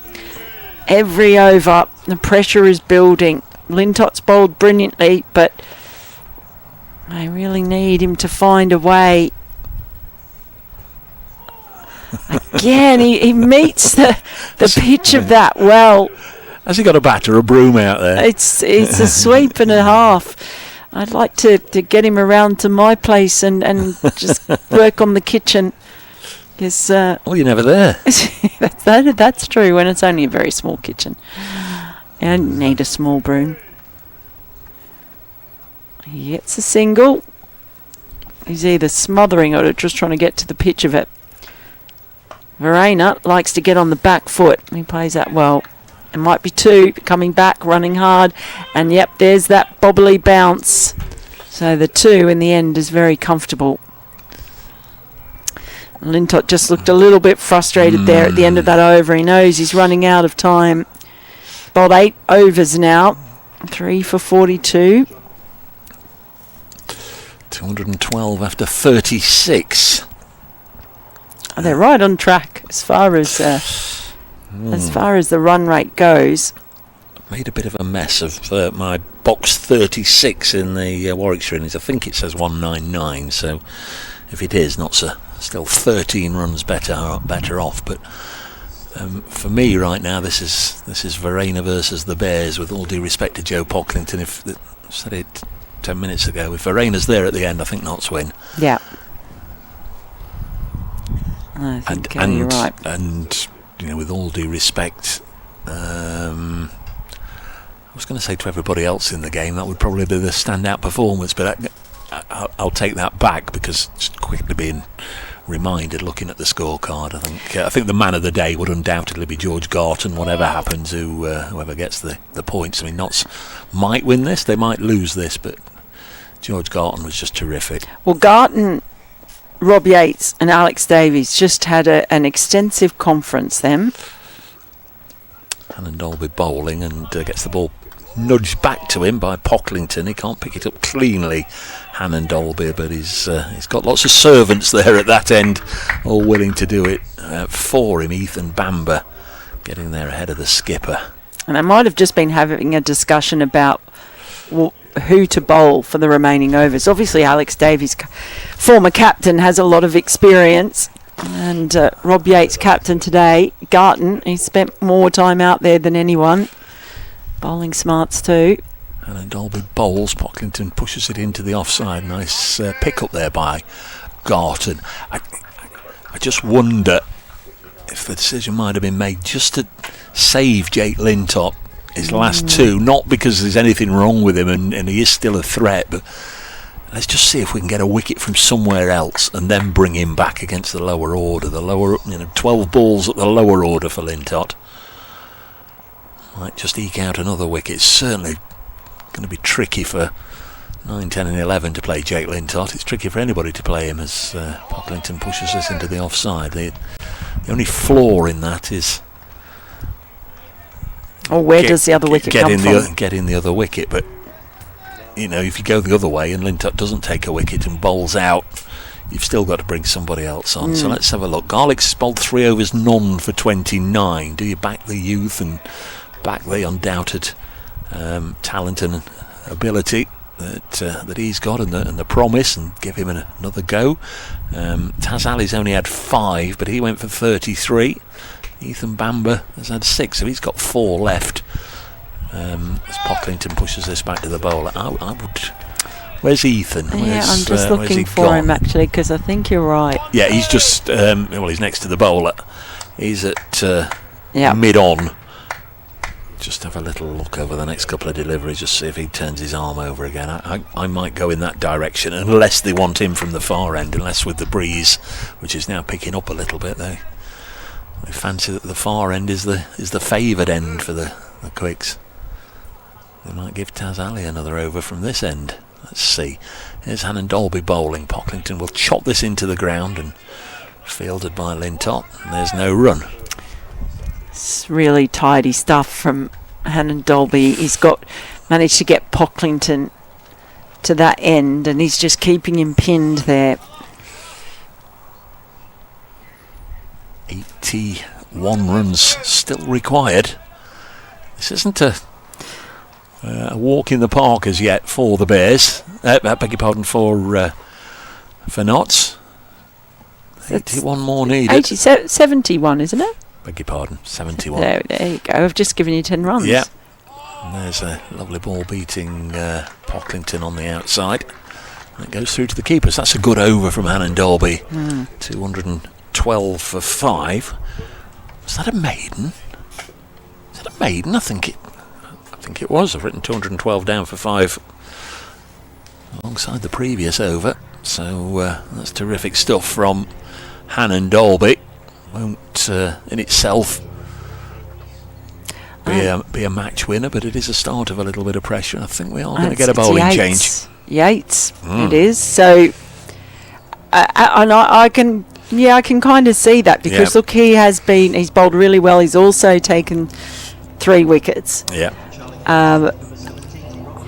And they know that spin has been working, but they've just decided to keep take Lintott up their Yeah, I sleeve. think that's a good call after all that. It was a maiden from Hannon Dolby, the first of this innings. Brett Hutton bowled 2 earlier on in the day. Yeah, timely, but this over might be really key.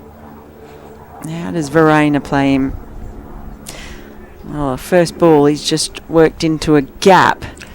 So that means Pocklington has to do his share now. Yeah, it's just marshalling his field through numerous changes.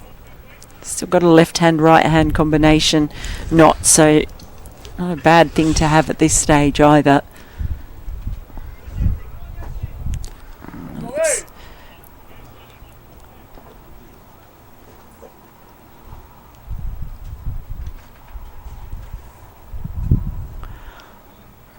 He gets the sweep away. It's been his his main method of dealing with the spinners. He's into double figures, Pocklington. I feel a lot rests on Verena at the moment. Out there now is on 30. He fires that one in. Will just be the single. As Garlick does the work at long on. Just looking, Mel. Verena, as you say, he's been there a while. He's just coming up to an hour. He's hit 1 boundary. It's going to be a long route to 283, unless the boundary count is increased somewhere along the line. Joe Pocklington's only hit 1 as well. Right, they've just put in a short fine leg, and he's moved deep backward square. It's a little bit squarer. It was really long leg to deep backward square for that sweep shot. Then he carves it away through the offside. It's just been the singles so far.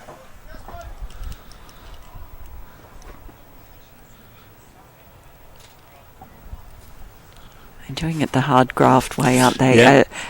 Both sides, actually.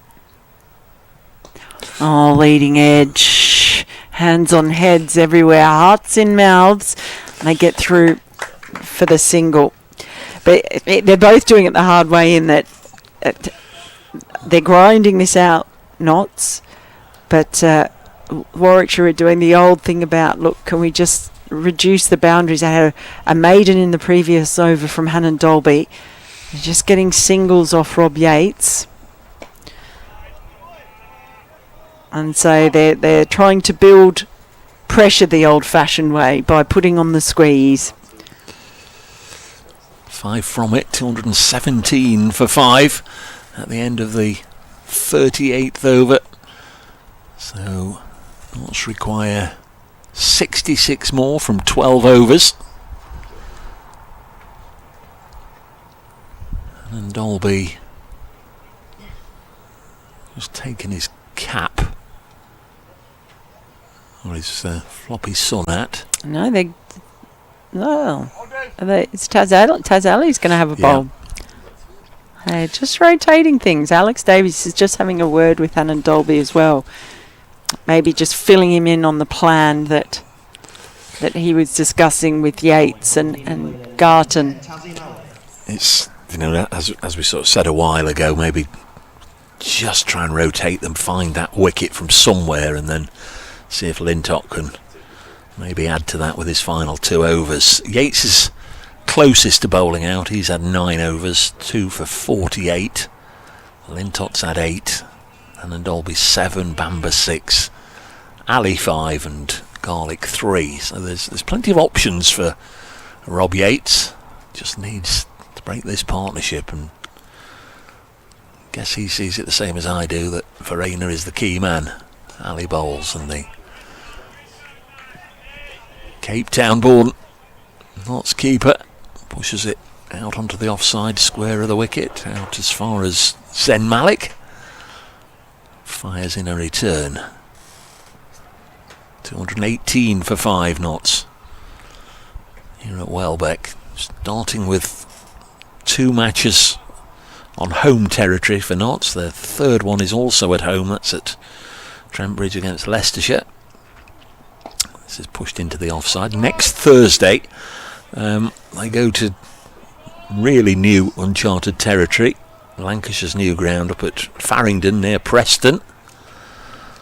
That will be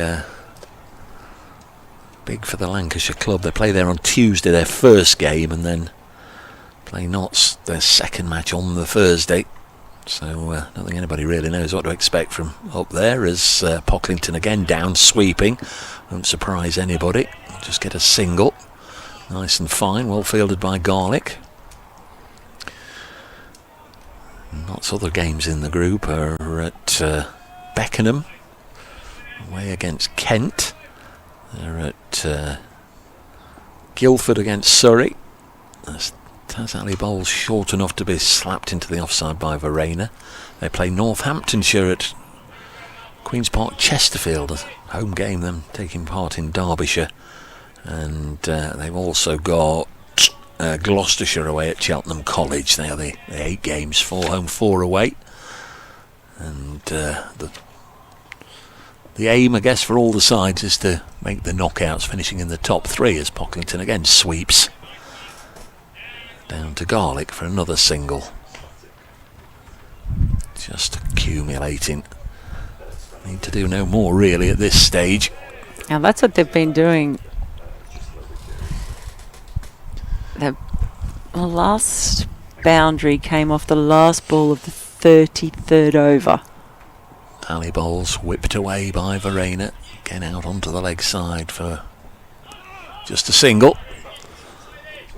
So since then it's really has been just singles with, I think, 1 or 2 twos run there. 5 off the over. 2-2-2 for 5. It's not for 2, so it doesn't count. No, I was between saying something but totally ignoring what I was saying whilst I was looking how many overs had gone. 39 overs have gone. 2-2-2 for 5.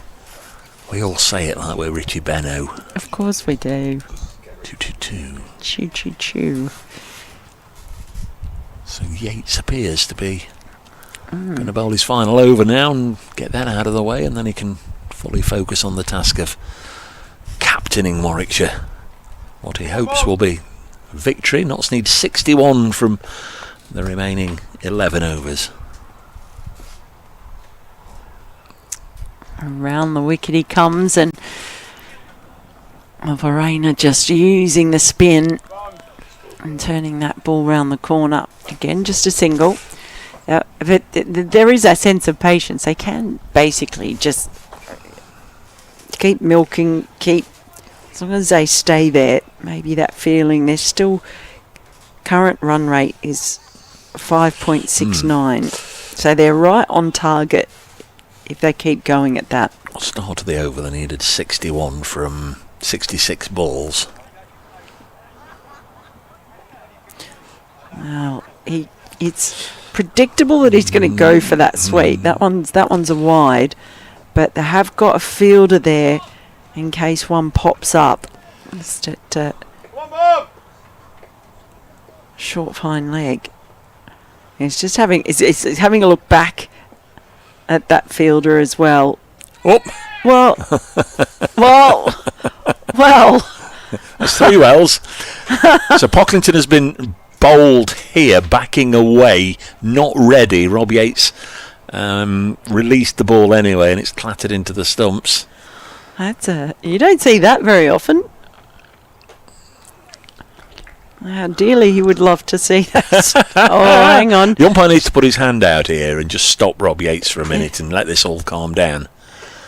But he's not done that. Oh, it's off the back foot. And they'll stop at a single because Zem Malik has been outstanding out there, running in, attacking the ball. We got to the stage there where Yates wanted to bowl, and Joe Pocklington felt he wasn't being allowed to take his stance for fear that Yates would bowl the ball again without him being ready. Oh, there was a bit of hesitation in this one. They get through, though. To be fair, it was Pocklington who insisted on the run, and he was going to the danger end, but boy, oh boy, that really would set the cat among the pigeons if they were to lose one now to a run out. Come on, Bobby.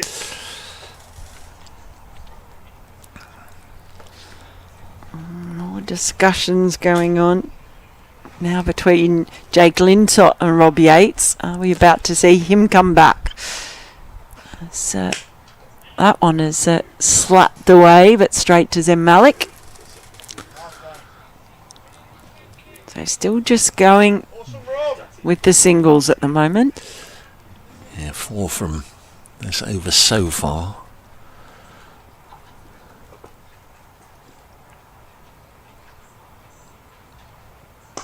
He just pulls his length back a little bit, fires that one in a little bit quicker.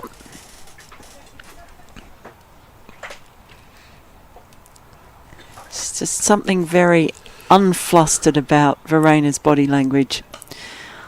He pulls that one harder, but straight to Ethan Bamber out there, deep backward square. So still just coming in singles at the moment as players signal for some drinks, and maybe might be a little chat or a little message run out here as well. 56 required from 60 for Notts Outlaws to make it 2 wins out of 2. Warwickshire need a wicket from somewhere, or they'd be more than content if Notts don't get as many as 56, 55 for the tie. If they get 54 or less, Warwickshire would be absolutely overjoyed. Rob Yates has now bowled out, Mel. 10 overs, 2 for 54. He's done a good job, I think. Yeah, I think he's done really well. I mean, the thing is, you just can't see Notts not getting there with 5 wickets in hand. Even though they're going slower at the moment, I think it's probably quite calculated, knowing that they don't want to expose the tail. So this pair want to keep going, keep this partnership going as long as possible. So we're not seeing them attack. They're quite happy to just keep getting as many singles as possible. And apart from that maiden over that Ollie Hannon-Dolby bowled earlier, they've found it pretty easy to just milk the singles at the moment. 36 this pair of 38, I beg your pardon. This pair have added so far for the 6th wicket. It's going to be Taz Ali. So we're into the last 10 overs. Power play 3, whatever you want to call it. Another fielder can go out into the wild if Warwickshire wish, and they have put another fielder out as this has driven down the ground for a single. Sometimes I think sides do it sort of automatically because this is what you do, but don't necessarily think it's an absolute given in this situation. As you say, they're just milking 4, 5 or 6 singles an over, or have done the last couple of overs. Tell you what, it's tightened up. After 40 overs, Warwickshire were 222 for 6. Notts 228 for 6. Yep. It's evened up, hasn't it? Very much so. Just coming towards the end of the Garton and Bamber partnership. And they're just protecting immediately. Pocklington gets on strike. Hannon-Dolby's in there at short fine. Ali bowls, Pocklington drives into the offside and sets off, scampers like a hare down to the other end, knowing that the bobbling ball was going to make it difficult to field, and that's what happened. Another single taken. That's one more run closer. Not been absolutely convincing, but it doesn't really matter in competition where it's all about getting the W's and finishing in the top 3. You can worry about what order you finish in the top 3. Verena gets another single. I think essentially you're looking for, assuming that weather doesn't intervene, and I think it's expected to stay dry again over the next few weeks, largely. If you get away without any wet ones, you're looking for probably a minimum of 6 wins, 2 defeats. Obviously you're looking to win all 8, but I think 6 wins is going to get you into the knockouts. as Pocklington turns this on the leg side, fielded by Janney.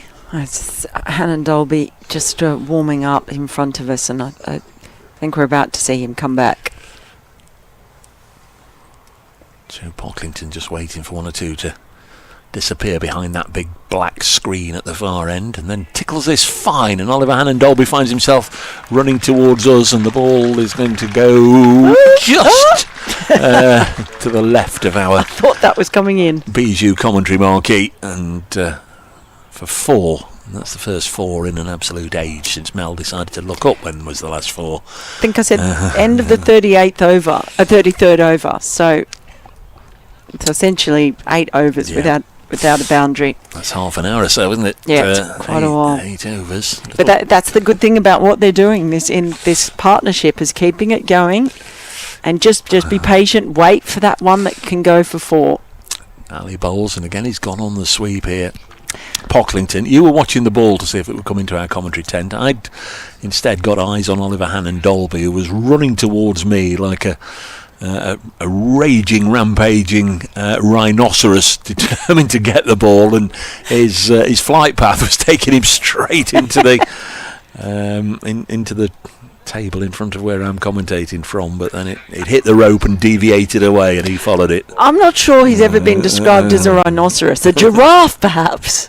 No, they don't run with their head down and that's menacingly. True. I don't know. Have you ever been attacked by a giraffe? I haven't. No, I haven't. That has to be said. 2:36 for 5 at the end of an over that brought 9 runs there. So Notts just breaking the shackles a little bit. Well, that's all they need, and because they've been just staying in touch with the run rate required. They only need one good over, one loose over from someone, or one where they decide this is the one where we're going to take some risks, and they've got it under control. As Hannon Dolby starts a new over, first one strayed a little bit onto the pads of Pocklington, but he'll just get a single. Tony T says, Dave, I'm impressed with your knowledge of The Who. Twisted Sister did a song with the same name. We're not going to take it, but that was their own tune. Thank you. Thank you, Tony T. Thank you, Tony T. I must confess, I'm not really au fait with the back catalogue of Twisted Sister either. Dave, can I ask, says Al. I don't know if that said Al or AI. It's Al. Come back to you in a second. Here's Hannon Dolby. Pushed into the offside, no run. Al, Dave, how come the game versus Northampton is being played in Chesterfield? Will it be the first Notts home game played in Derbyshire? It won't. They played a match at Derby 4 or 5 years ago, and it was against Derby, but Notts were the home team, bizarrely. There's maybe been 1 or 2 more over the years. It's a sensational ground. Oh, it is. It is. And Dolby in once more. He's going to manage to get another quick single. Verena is one of those batters who's so good at just finding a gap. Might not have hit a whole heap of boundaries. He might not have got over the top, but he's just really good at manoeuvring the ball. He's now on 41. It's just crept up there unobtrusively. This will be another one as well. Let's see, ball was fired in by Garlick, but Pocklington was safely home. I guess there's a bit of a risk too when you talk about the fielding and the bobbling. As soon as you take a shy at the stumps, there's no guarantee that the fielder backing up is going to be able to stop it either. The Yellow Belly says, afternoon, Dave and Mel. With Mel mentioning forgetting things, it reminds me of the funny picture I received recently. It describes me perfectly, and there's an old man. You know you're getting older when you use the word thingy all the time. Nicely played by Verena, chopped down to third. Has that gone for 4, Mel? I think it has. Yep, it has. Lovely looking shot. So there's the other boundary. And that brings up the 50 partnership. It's been a really good partnership that's just kept things going. It has not been flashy by any means, but it's just kept pace with what knots need to do. Matthew Pennell, didn't George Gorton first catch the eye as a particularly rapid left armour? Did indeed, Matthew, yep. Good shout. Again, played late. It's carved away by Verena. And yet another single. That's the thing, there haven't been a lot of dot balls. I think they've really not been a lot. Since that maiden over that Ollie Hannon Dolby bowled, now 244 for 5. Since that maiden over, which was the 37th over, I think there have been 5 dot balls. Gaz says, apologies, Mel, for earlier calling you and co. How is somebody who's involved with cricket not a cake person? That's a very good question, Gaz.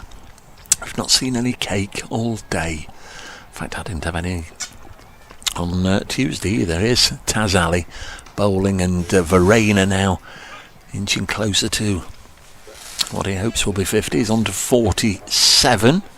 Just catching up with a bit of correspondence. That I was going to say from the Yellow Belly says, I was reminded of getting old here when it was sent something. You know you're getting older when you use thingy all the time because you can no longer remember what stuff is called. Thank you very much indeed, the Yellow Belly.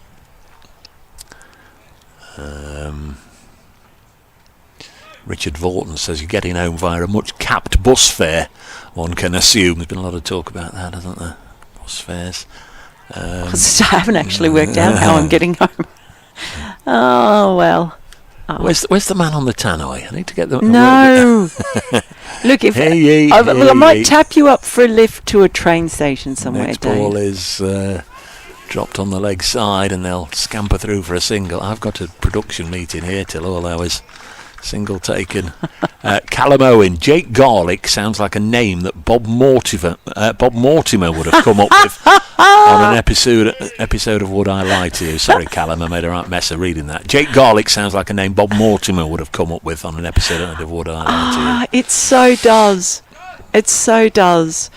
Well, it was because he had a friend whose last name was Dungaree, who was the son of Gary Overalls. And there was one Gary Cheeseman who had a big head. They called him Sniper's Dream. Nice looking slot from Verena. He's going to get a boundary here. Slapped it through the offside. And the fielder's diving to the left, to the right. Neither Gorton nor Lintott can stop it. And that is Verena's 50. And that's a terrific effort from Kyle Verena. His first 50 in List A cricket for Nottinghamshire. His first 50 in the Metro Bank. It comes from 53 balls, and that's only his third 4. Great effort for Kyle Verena. Nick Morell, I've seen Pasty Harris get 140 against Derbyshire at Ilkeston. As this is punched down the ground by Verena for a single. Don't know whose home game it was. I was thinking that, Nick, as well, actually. I've got grounds up, and I'm not sure Notts have ever hosted a game at Ilkeston. Somebody will put me right. We'll do all that research ahead of the Chesterfield game. 251 for 5, 32 now required. 7 overs and I think 1 ball. Pocklington's on strike. They'll chop this into the offside. It's just been so good from Verena. I mentioned earlier, there's just something in his body language that he just is so unruffled and calm. And that's just how he's approached this chase. There's been no sense of urgency. He's just known exactly what he wants to do in pacing it. Still got to get the job done. This has been brilliant from Verena. Floated up. Pocklington drills it back to Taz Ali, and Verena throws himself at the crease to make sure he's made his ground. He had. It is the end of the over. And we are through 43 now to 51 for 5. Notts in pursuit of a victory target of 283, so they need 32 from 7 overs. And regarding the bowlers, Yates bowled out, Ali 8, Lintott 8, Hannon Dolby 8, Bamba 6, and Young Garlics only had 3. It's going to be Lintott now. This is Rob Yates. This is the last throw of the die. Yeah, this is it. Break the glass. Break the glass. And call on Jake Lintott.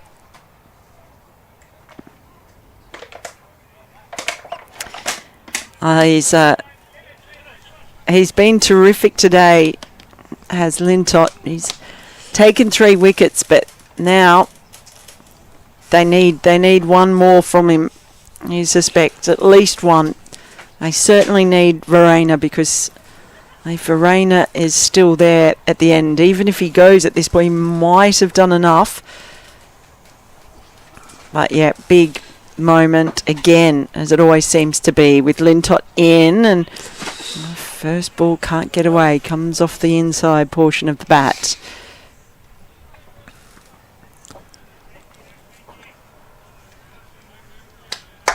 Again, I wonder if he'll just be happy even if he can get 2 or 3 off this over, Verena.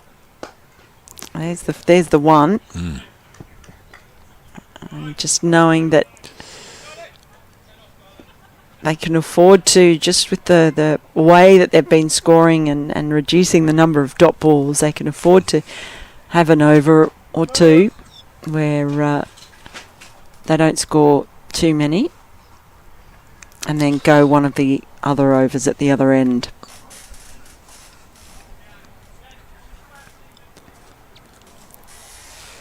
Few more tweaks to the field. It's been a really good tussle though between these two sides today. Very entertaining day of 50 over cricket. Now just bringing up long on into the ring. Goes for the reverse, and will manage to get just another single from it. Be tough on Warwickshire if they do go down here, having lost their first 2. But bear in mind what I've just said. You're probably looking for 6 wins and 2 defeats to make the playoffs, make the knockout stage. Perhaps need to win 6 in a row from here on in.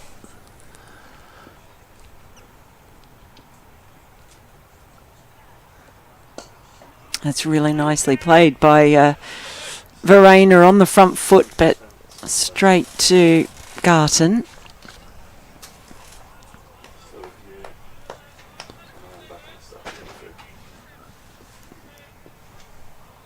This is the second last over that Lintott can bowl. And just backs away and gives himself some room again. It'll just be the single. That's okay from a Notts point of view. To just try and see off Linton. Yep, no dramas so far in this over. I wonder if Pocklington will play a sweep shot to the final ball of the over. What do you reckon? I reckon that's worth putting 50p on. Get out the sweep shot. It's been his go-to, but look, it's worked for him. He's found his method in dealing with it.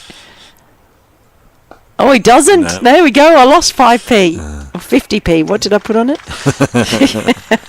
Just a little dab in the end into the offside to finish off with another single. So, is that 4 singles off that over day? It was indeed, yep. 4 from it. Andy Seston's been in touch, bracecricket@icloud.com. Hi Dave, nice to see Notts performing well again at Welbeck. I remember it very fondly as a lad, Welbeck Colliery Cricket Ground. I was born in Mansfield, moved away in the 60s, but travelled back regularly when family were alive then.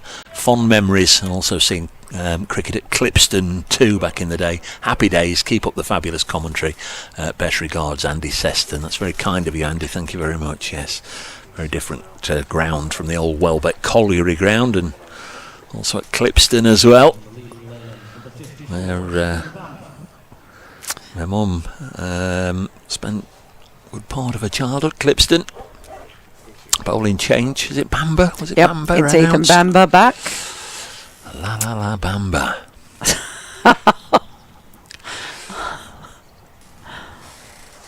$2.55 for 5. 65 have been added for this 6th wicket. Felt it was just about on an even keel when the last wicket went down, that of Lyndon James. But Joe Pocklington, who fell first ball on Tuesday, has stuck around, hung around. Remember, he had a 50 here against Worcestershire last year. He's played a really important role here in this partnership. Make no bones about that. 27 from 38. He's going to face Bamba. Comes round the wicket, bowls, slip down the leg side, and that's a wide, and that's one less run that Notts have got to chip away at. 2.56 for 5. The finishing line is 2.83, so only 27 away now for Notts.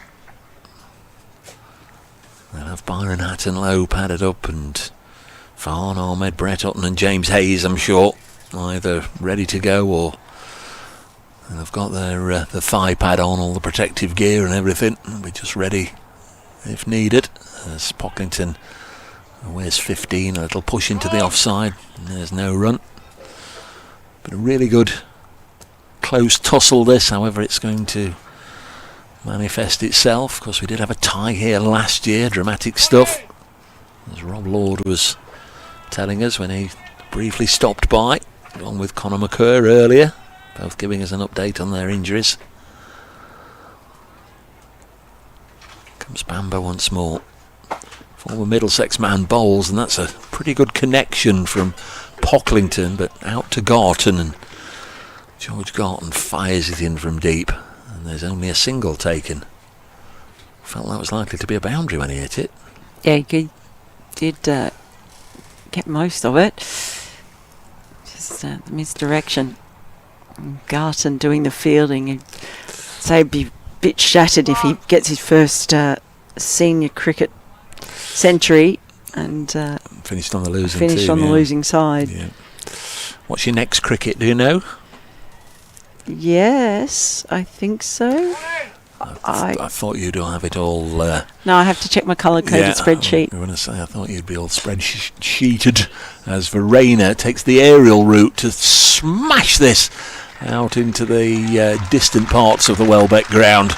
Over extra cover and away for 4. Fielder converging from long off, one from cover, trying to run round, but he bisected them nicely, and that was a real shot of aggression and intent from Carl Verena, lifting Bamba up and away. He's just been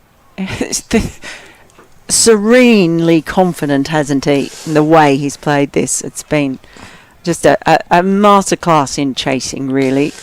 No, I don't have any cricket for a while, actually. I'm doing a draft at Lords for Saka. They're doing they're doing like their own version of the Blast, if you like, Saka, which is very exciting. And then I'm going up to Scotland for some ODIs the following week. But you do that regularly, don't you? I've done every Scotland home game, men's and women's. This is the 3rd summer. Yeah. The voice of Scottish cricket, they call me. Okay, they know. I bet they do. Bamba bowls to Verena, and he'll turn this onto the leg side, and they'll just get a single. Notts now within 21 of the finishing line. So I'm going to promote you to the player of the match adjudicator. Oh no! You were just talking about Garton. It'd be tough on Garton to finish on the losing side. The Bears might still win, and in which case I would have thought that was a simple task. Yeah, that's a simple Verena task. gets them home 70 not out. Where's your choice? Where's the gold award going from Miss Farrell? It depends entirely on the result, because doesn't it? Because I mean, Garton's innings absolutely brilliant, and I think Garton's innings is the performance of the match. But Verena's innings may well be the match-winning contribution. Does that make sense? Bamba bowls and banged it in short, got up round about chin height, and Pocklington rolls it away on the leg side. So what's our criteria? Because people have different things for the player of the match performance. Is it the performance of the match, or is it the key contribution? It's a very good question, and different people over the years have had a very different approach to awarding it. I'm old enough to remember a one-day cup final at Lords that Lancashire won, that their captain didn't bat or bowl and was given the Man of the Match award. John Abrahams, his name was. Is it an actual award? Well, I don't think there is one for this, but in years gone by there has been play. There isn't. There won't be for this today, so it's all hypothetical. Oh, that's you're making me feel better. I have. But I was also going to throw in the fact that I'm looking at the extras column in the Warwickshire innings, no buys, and I'm also looking at 2 catches for Verena. I don't know if that helps sway in his direction or not. An impeccable performance as so often. With I mean, it's been the key. He's just managed this chase so well. It really has. I think. Yeah, and I think it's going to be. I'm going to call it now. It's a match-winning innings. So there you go. That's the kiss of death. I'll give it to Carl Verena. But I've had with a big shout out to George Garton for a magnificent century. Here we go with Jake Lintop. One last roll of the dice. They break the glass in the last over. Ooh. And I reckon I know who's coming on next. Yeah. It's going to be. Looks like it's going to be Garlick coming back because he's getting himself ready in front of us. Yeah, Jake Garlick just bowled a couple of deliveries right in front of our tent, waiting for the big call. Oh, I think he'd love to be bowling too. A new batter coming in now. Lintop's just brought Long on. No, he's brought Long on and Long off up. Did say earlier, didn't it, about getting extra people in the box? They almost need to, especially when Pocklington's there. You know that they bring them up for Verena, and he's just going to deal with that, isn't he? He's just going to go over the top. But very often, just back to what you were saying, what is the criteria for Man of the Match, Player of the Match awards, whatever it may be, pushed into the offside.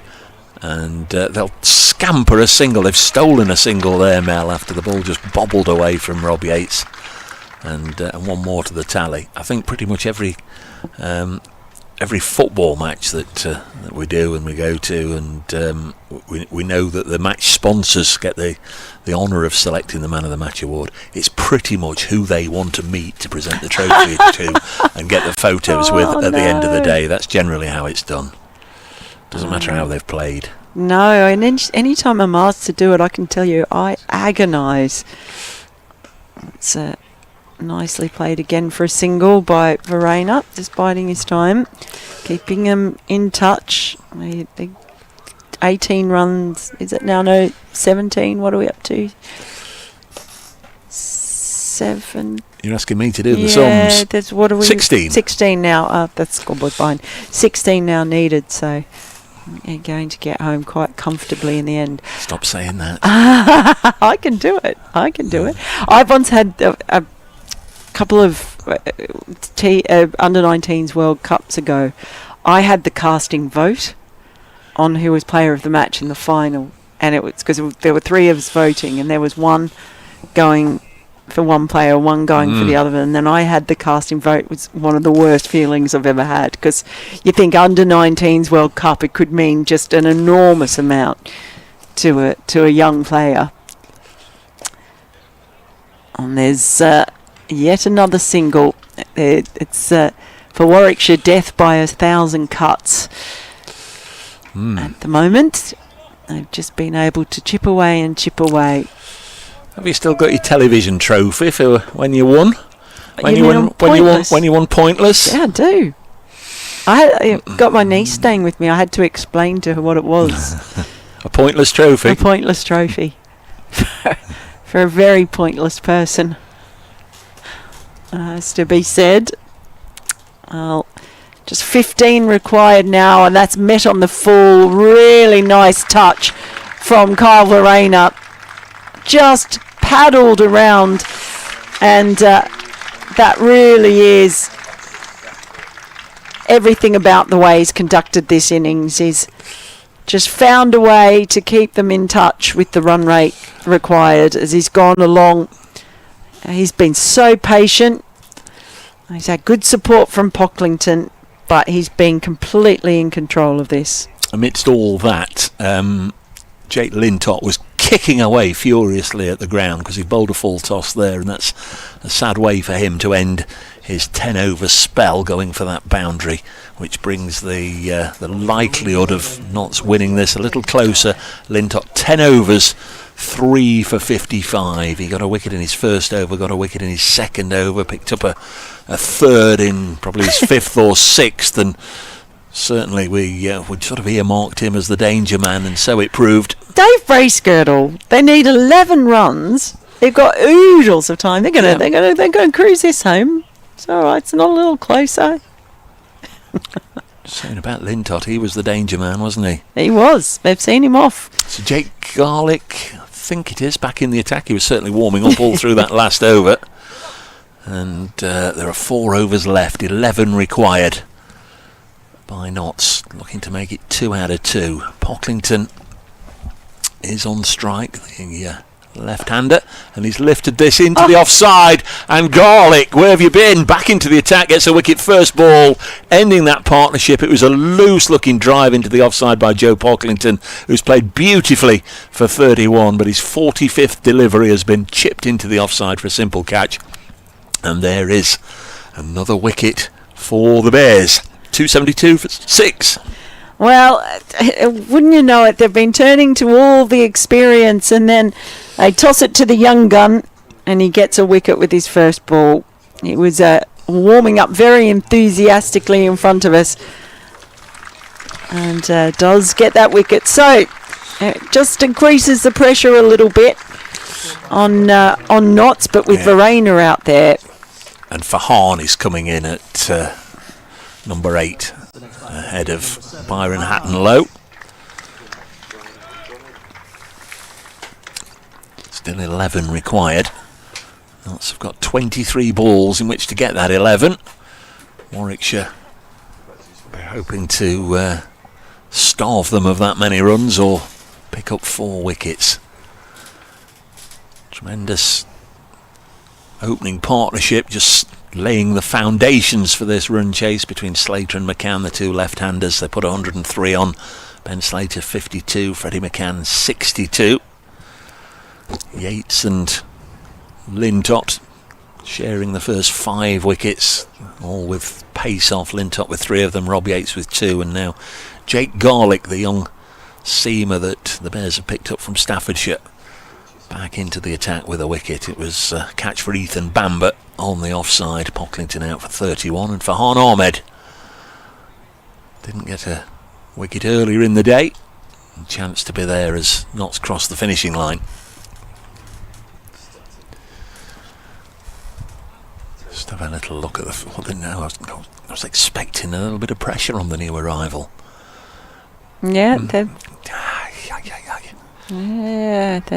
doesn't feel like there's any pressure on him at all. I was going to say, I'm taking you off the man of the match adjudicator. I'm pointing you captain of the field inside. Are you bringing fielders in? Are you popping a slip in there, maybe? Well, you've maybe a couple of catching positions on the circle. Here comes Garlick then, buoyed by his first wicket of the day, into Farhan, and Farhan with an inside edge down to long leg for a single. Deceptive, the angle we're looking at it. I thought might have been going through between bat and pad, but it didn't. It was an inside edge deflection down to long leg, and Verena back in charge, really in control by being on strike. 10 needed from 22 balls for Notts. Might see him actually try and put a couple of boundaries away at this point now, Verena, that he's got Farhan Ahmed in with him. Comes Garlick again, bowls bouncer, and he'll pull this away. Bowler. And there's no run for Farhan Ahmed, staying on 1. Notts still require 9 runs to win. 274 for 6. Been another lovely couple of days, nicely hosted by the Welbeck Club. Wish them well the remainder of their season.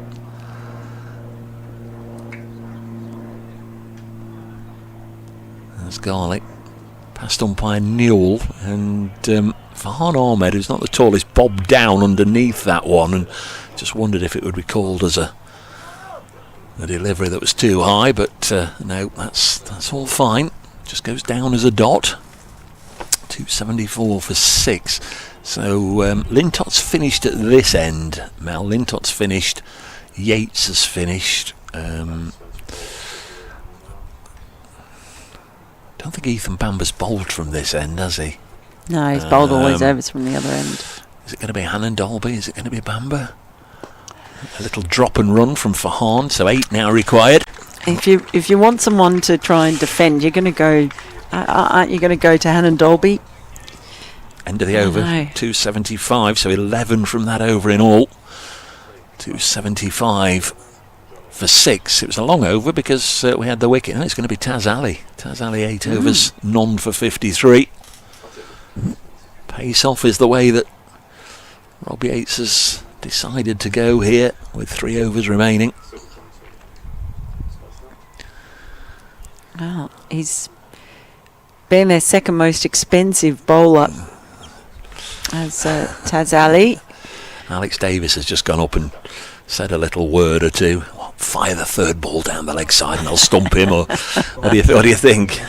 Some sort of cunning plan being hatched by Baldrick and Blackadder out there. Well, I mentioned the first time I'd seen Taz Ali and Farhan Ahmed was at the Under-19s World Cup 2.5 years ago. They were teammates, and now it's one against the other. 2 protégés, 2 spin protégés, one with bat in hand and the other one desperately trying to get him out, or at least try and stop him from getting any runs, keep him pinned down at that end. Lots of discussions about the field. They're bringing Garlick up from long on. So we did say, didn't we? We'd have done this yes. As soon as Farhan came out, just really make it hard for him to get off strike. Yeah, this is more like the field. They've got a short mid-wicket in there as well. There's a lot of experience out there. Davis and Yates and Lintop played a lot of cricket. Hannon Dolby as well. They're all passing on some useful tips here. They know what to do in this sort of situation. Can Taz Ali keep it tight? It's a big ask, isn't it? Leg spinner coming on to bowl at this stage. And he gets off strike pretty easily in the end, Farhan Ahmed. It's not often a little single is met. I don't know. I'm going to say I don't know if that was picked up on the effects microphone, but that got a generous round of applause for Farhan just dropping and running. I mean, I think people just really enjoy this kind of cricket, don't they? Yeah. They really do. We've seen a lot of different phases of the game, and there'll be plenty that'll just flop in their comfy armchair or settee tonight and say, that were a good day. That were a good day, lass. And that's just you. Yeah.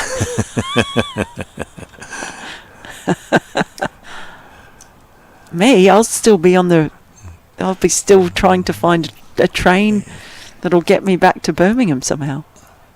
As the next ball's just slapped down to Garlick at long on, so Verena still unflustered. He hasn't changed from his plan. He's never looked hurried at any point in this innings. He's trusted his partners at the other end and just kept ticking along. Oh, that's gone high. Cries of catch it. He's taken one already. Garlick has taken 2. And the big heave-ho lands in the hands of Garlick, and Taz Ali. Well, he does get the better of his former under-9s teammate in Farhan Ahmed. The 7th wicket falls for 277. Still 6 runs required. And perhaps just a little rush of blood to the head of Farhan Ahmed, wanting to finish it off quickly. Oh dear, could still be a bit of drama. Usually a bit of drama at Welbeck. And Warwickshire bringing the field up. Farhan going for the big hit, but not being able to clear the ring. Nicely judged catch by Jake Garlick. He's been good under the high ball. He has. He's taken a couple of catches, and in between that he's picked up his first wicket of the day. The next batter is number 28, Byron Hatton Lowe. So it's Hatton Lowe coming out now. 7 wickets down. And 6 runs required. And Carl Verena at the non-striker's end. And he's just having a word with his young teammate now. Probably saying, I don't know, what is he saying? Is he saying just keep it out and let me take it from the next over? Perhaps. It says still 2 overs after this. That's plenty of time to get 6 runs. And just making it a little bit nervy. Zali successful in removing one. Can he remove another? He's in. Oh boy, and he beats the outside edge of the bat, and there's groans and sighs aplenty out there amongst the Warwickshire players. We had a really entertaining game of cricket. Wonderful to be at this stage and still have both teams in with a shot. Another wicket now, and it really does get interesting. Well, he was trying to whip it away, and it's actually called a wide very, very late in the end. And down the leg side. Was that directed to? I think it might have been directed at the umpire for the late call as the next ball is defended. It was a very late call of wide. It does mean now just 5 runs required.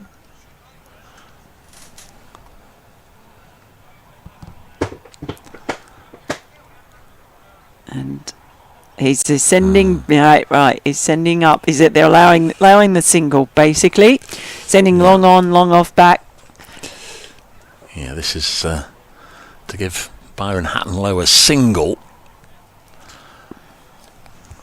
at the end of the over here to keep him on Verena. strike. Yeah, keep Verena away from the strike. Surely they don't take it.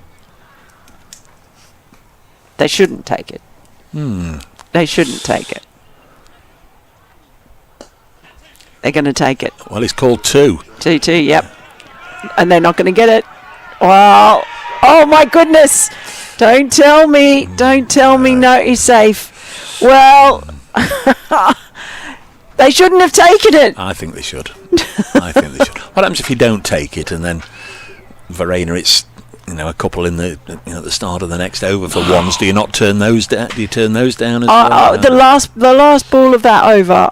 At the last ball of that over, when you've got 2 overs remaining, 5 runs to get, I think you turn that one down. It's 4 now, and you bowl him a nice long up, and Byron will slam it away for 4. Well, true. It's all a matter of debate, but I mean, I just think he's done such a good job of controlling this, Carl Verena. I think he should have just kept strike there. Because then now, if it was good thinking. They were going for 2. They weren't meaning to take a yeah. single. Yeah. That wasn't the plan. So the idea was there, but yeah. Byron can play as well. He's not a to be fair, that's rabbit. it. I haven't really seen him play at all before. So who's going to bowl? Is it Jake Garlick again? It is. Yeah. So this. Oh, this is great to see his responsibility given to the young man, and he repaid it with a wicket in the first ball of his last over. One way or another, this could be the last over then of the day. It is the 49th. Bowls now to Hatton Lowe, who goes for the big hit, misses it, and it goes through to Alex Davis, who stood a respectful distance. away behind the stumps. So we've got 1, 2, 3, 4 up inside the ring on the offside for the Bears, 2 on the leg side. So that's 6 in the ring. Bowler keepers 8.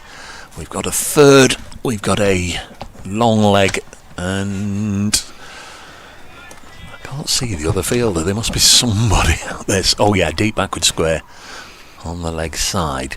Next ball he backs away from, drives into the covers, but that's the heavily populated area, and George Garton wasn't letting that through. I tell you what, he saw him back away there, and I could almost see the stumps being splayed, and this is what I thought was worrying about, getting him on strike at the start of the next over. And if there was ever such a thing as commentator's cam, and you wondered when it was just getting a little bit close to the finish, both Mel and I stood up at the same time. Don't know why, we've not really got a better view, but we both stood up now as Garlick comes in to bowl to Byron, who backs away, lifts it over the top, and he has the satisfaction of hitting the winning runs here at Welbeck. Notts have defeated the Bears by 3 wickets, 3 half-centurions in the innings. Freddie McCann, Ben Slater and Kyle Verena, who stays there 68 not out. The winning runs hit by Byron Hattonlow, who's 5 not out, and not start their 50-over campaign here at Welbeck with back-to-back wins. Huge disappointment for Warwickshire, as always, worthy competitors. A lot of love, a lot of rivalry between the two sides, but on the day, Mel Farrell, Notts just about deserving the win. It was a really entertaining match, and I mean, they got a great start in the chase from the openers in Ben Slater and Freddie McCann. But really then, from that base, it was Kyle Verena who, as serenely as you like, charted the SS Nottinghamshire through stormy waters and then smooth sailing into the home harbour. It was a brilliant innings from him. He just never panicked. He knew he had it under control. And it was a really entertaining match. Warwickshire fought hard to the end. Nice to see young Jake Garlick get a wicket to go with his couple of catches. Some opportunities there for him, but they will be very disappointed, Warwickshire, that particularly for George Garton getting his first century in senior cricket. Ethan Bamber with his first half century, but in the end it was the half century from Kyle Verena that was the most important in the win. It's Notts who take the points, thanks to Mel, thanks to once again all the camera and production staff here at Welbeck, and to the home club, and to everybody who's been with us throughout the day, enjoying the pictures on the live stream. Notts with the win, making it 2 wins out of 2. Next match is at Trent Bridge on Tuesday against Leicestershire. I hope you'll join us then.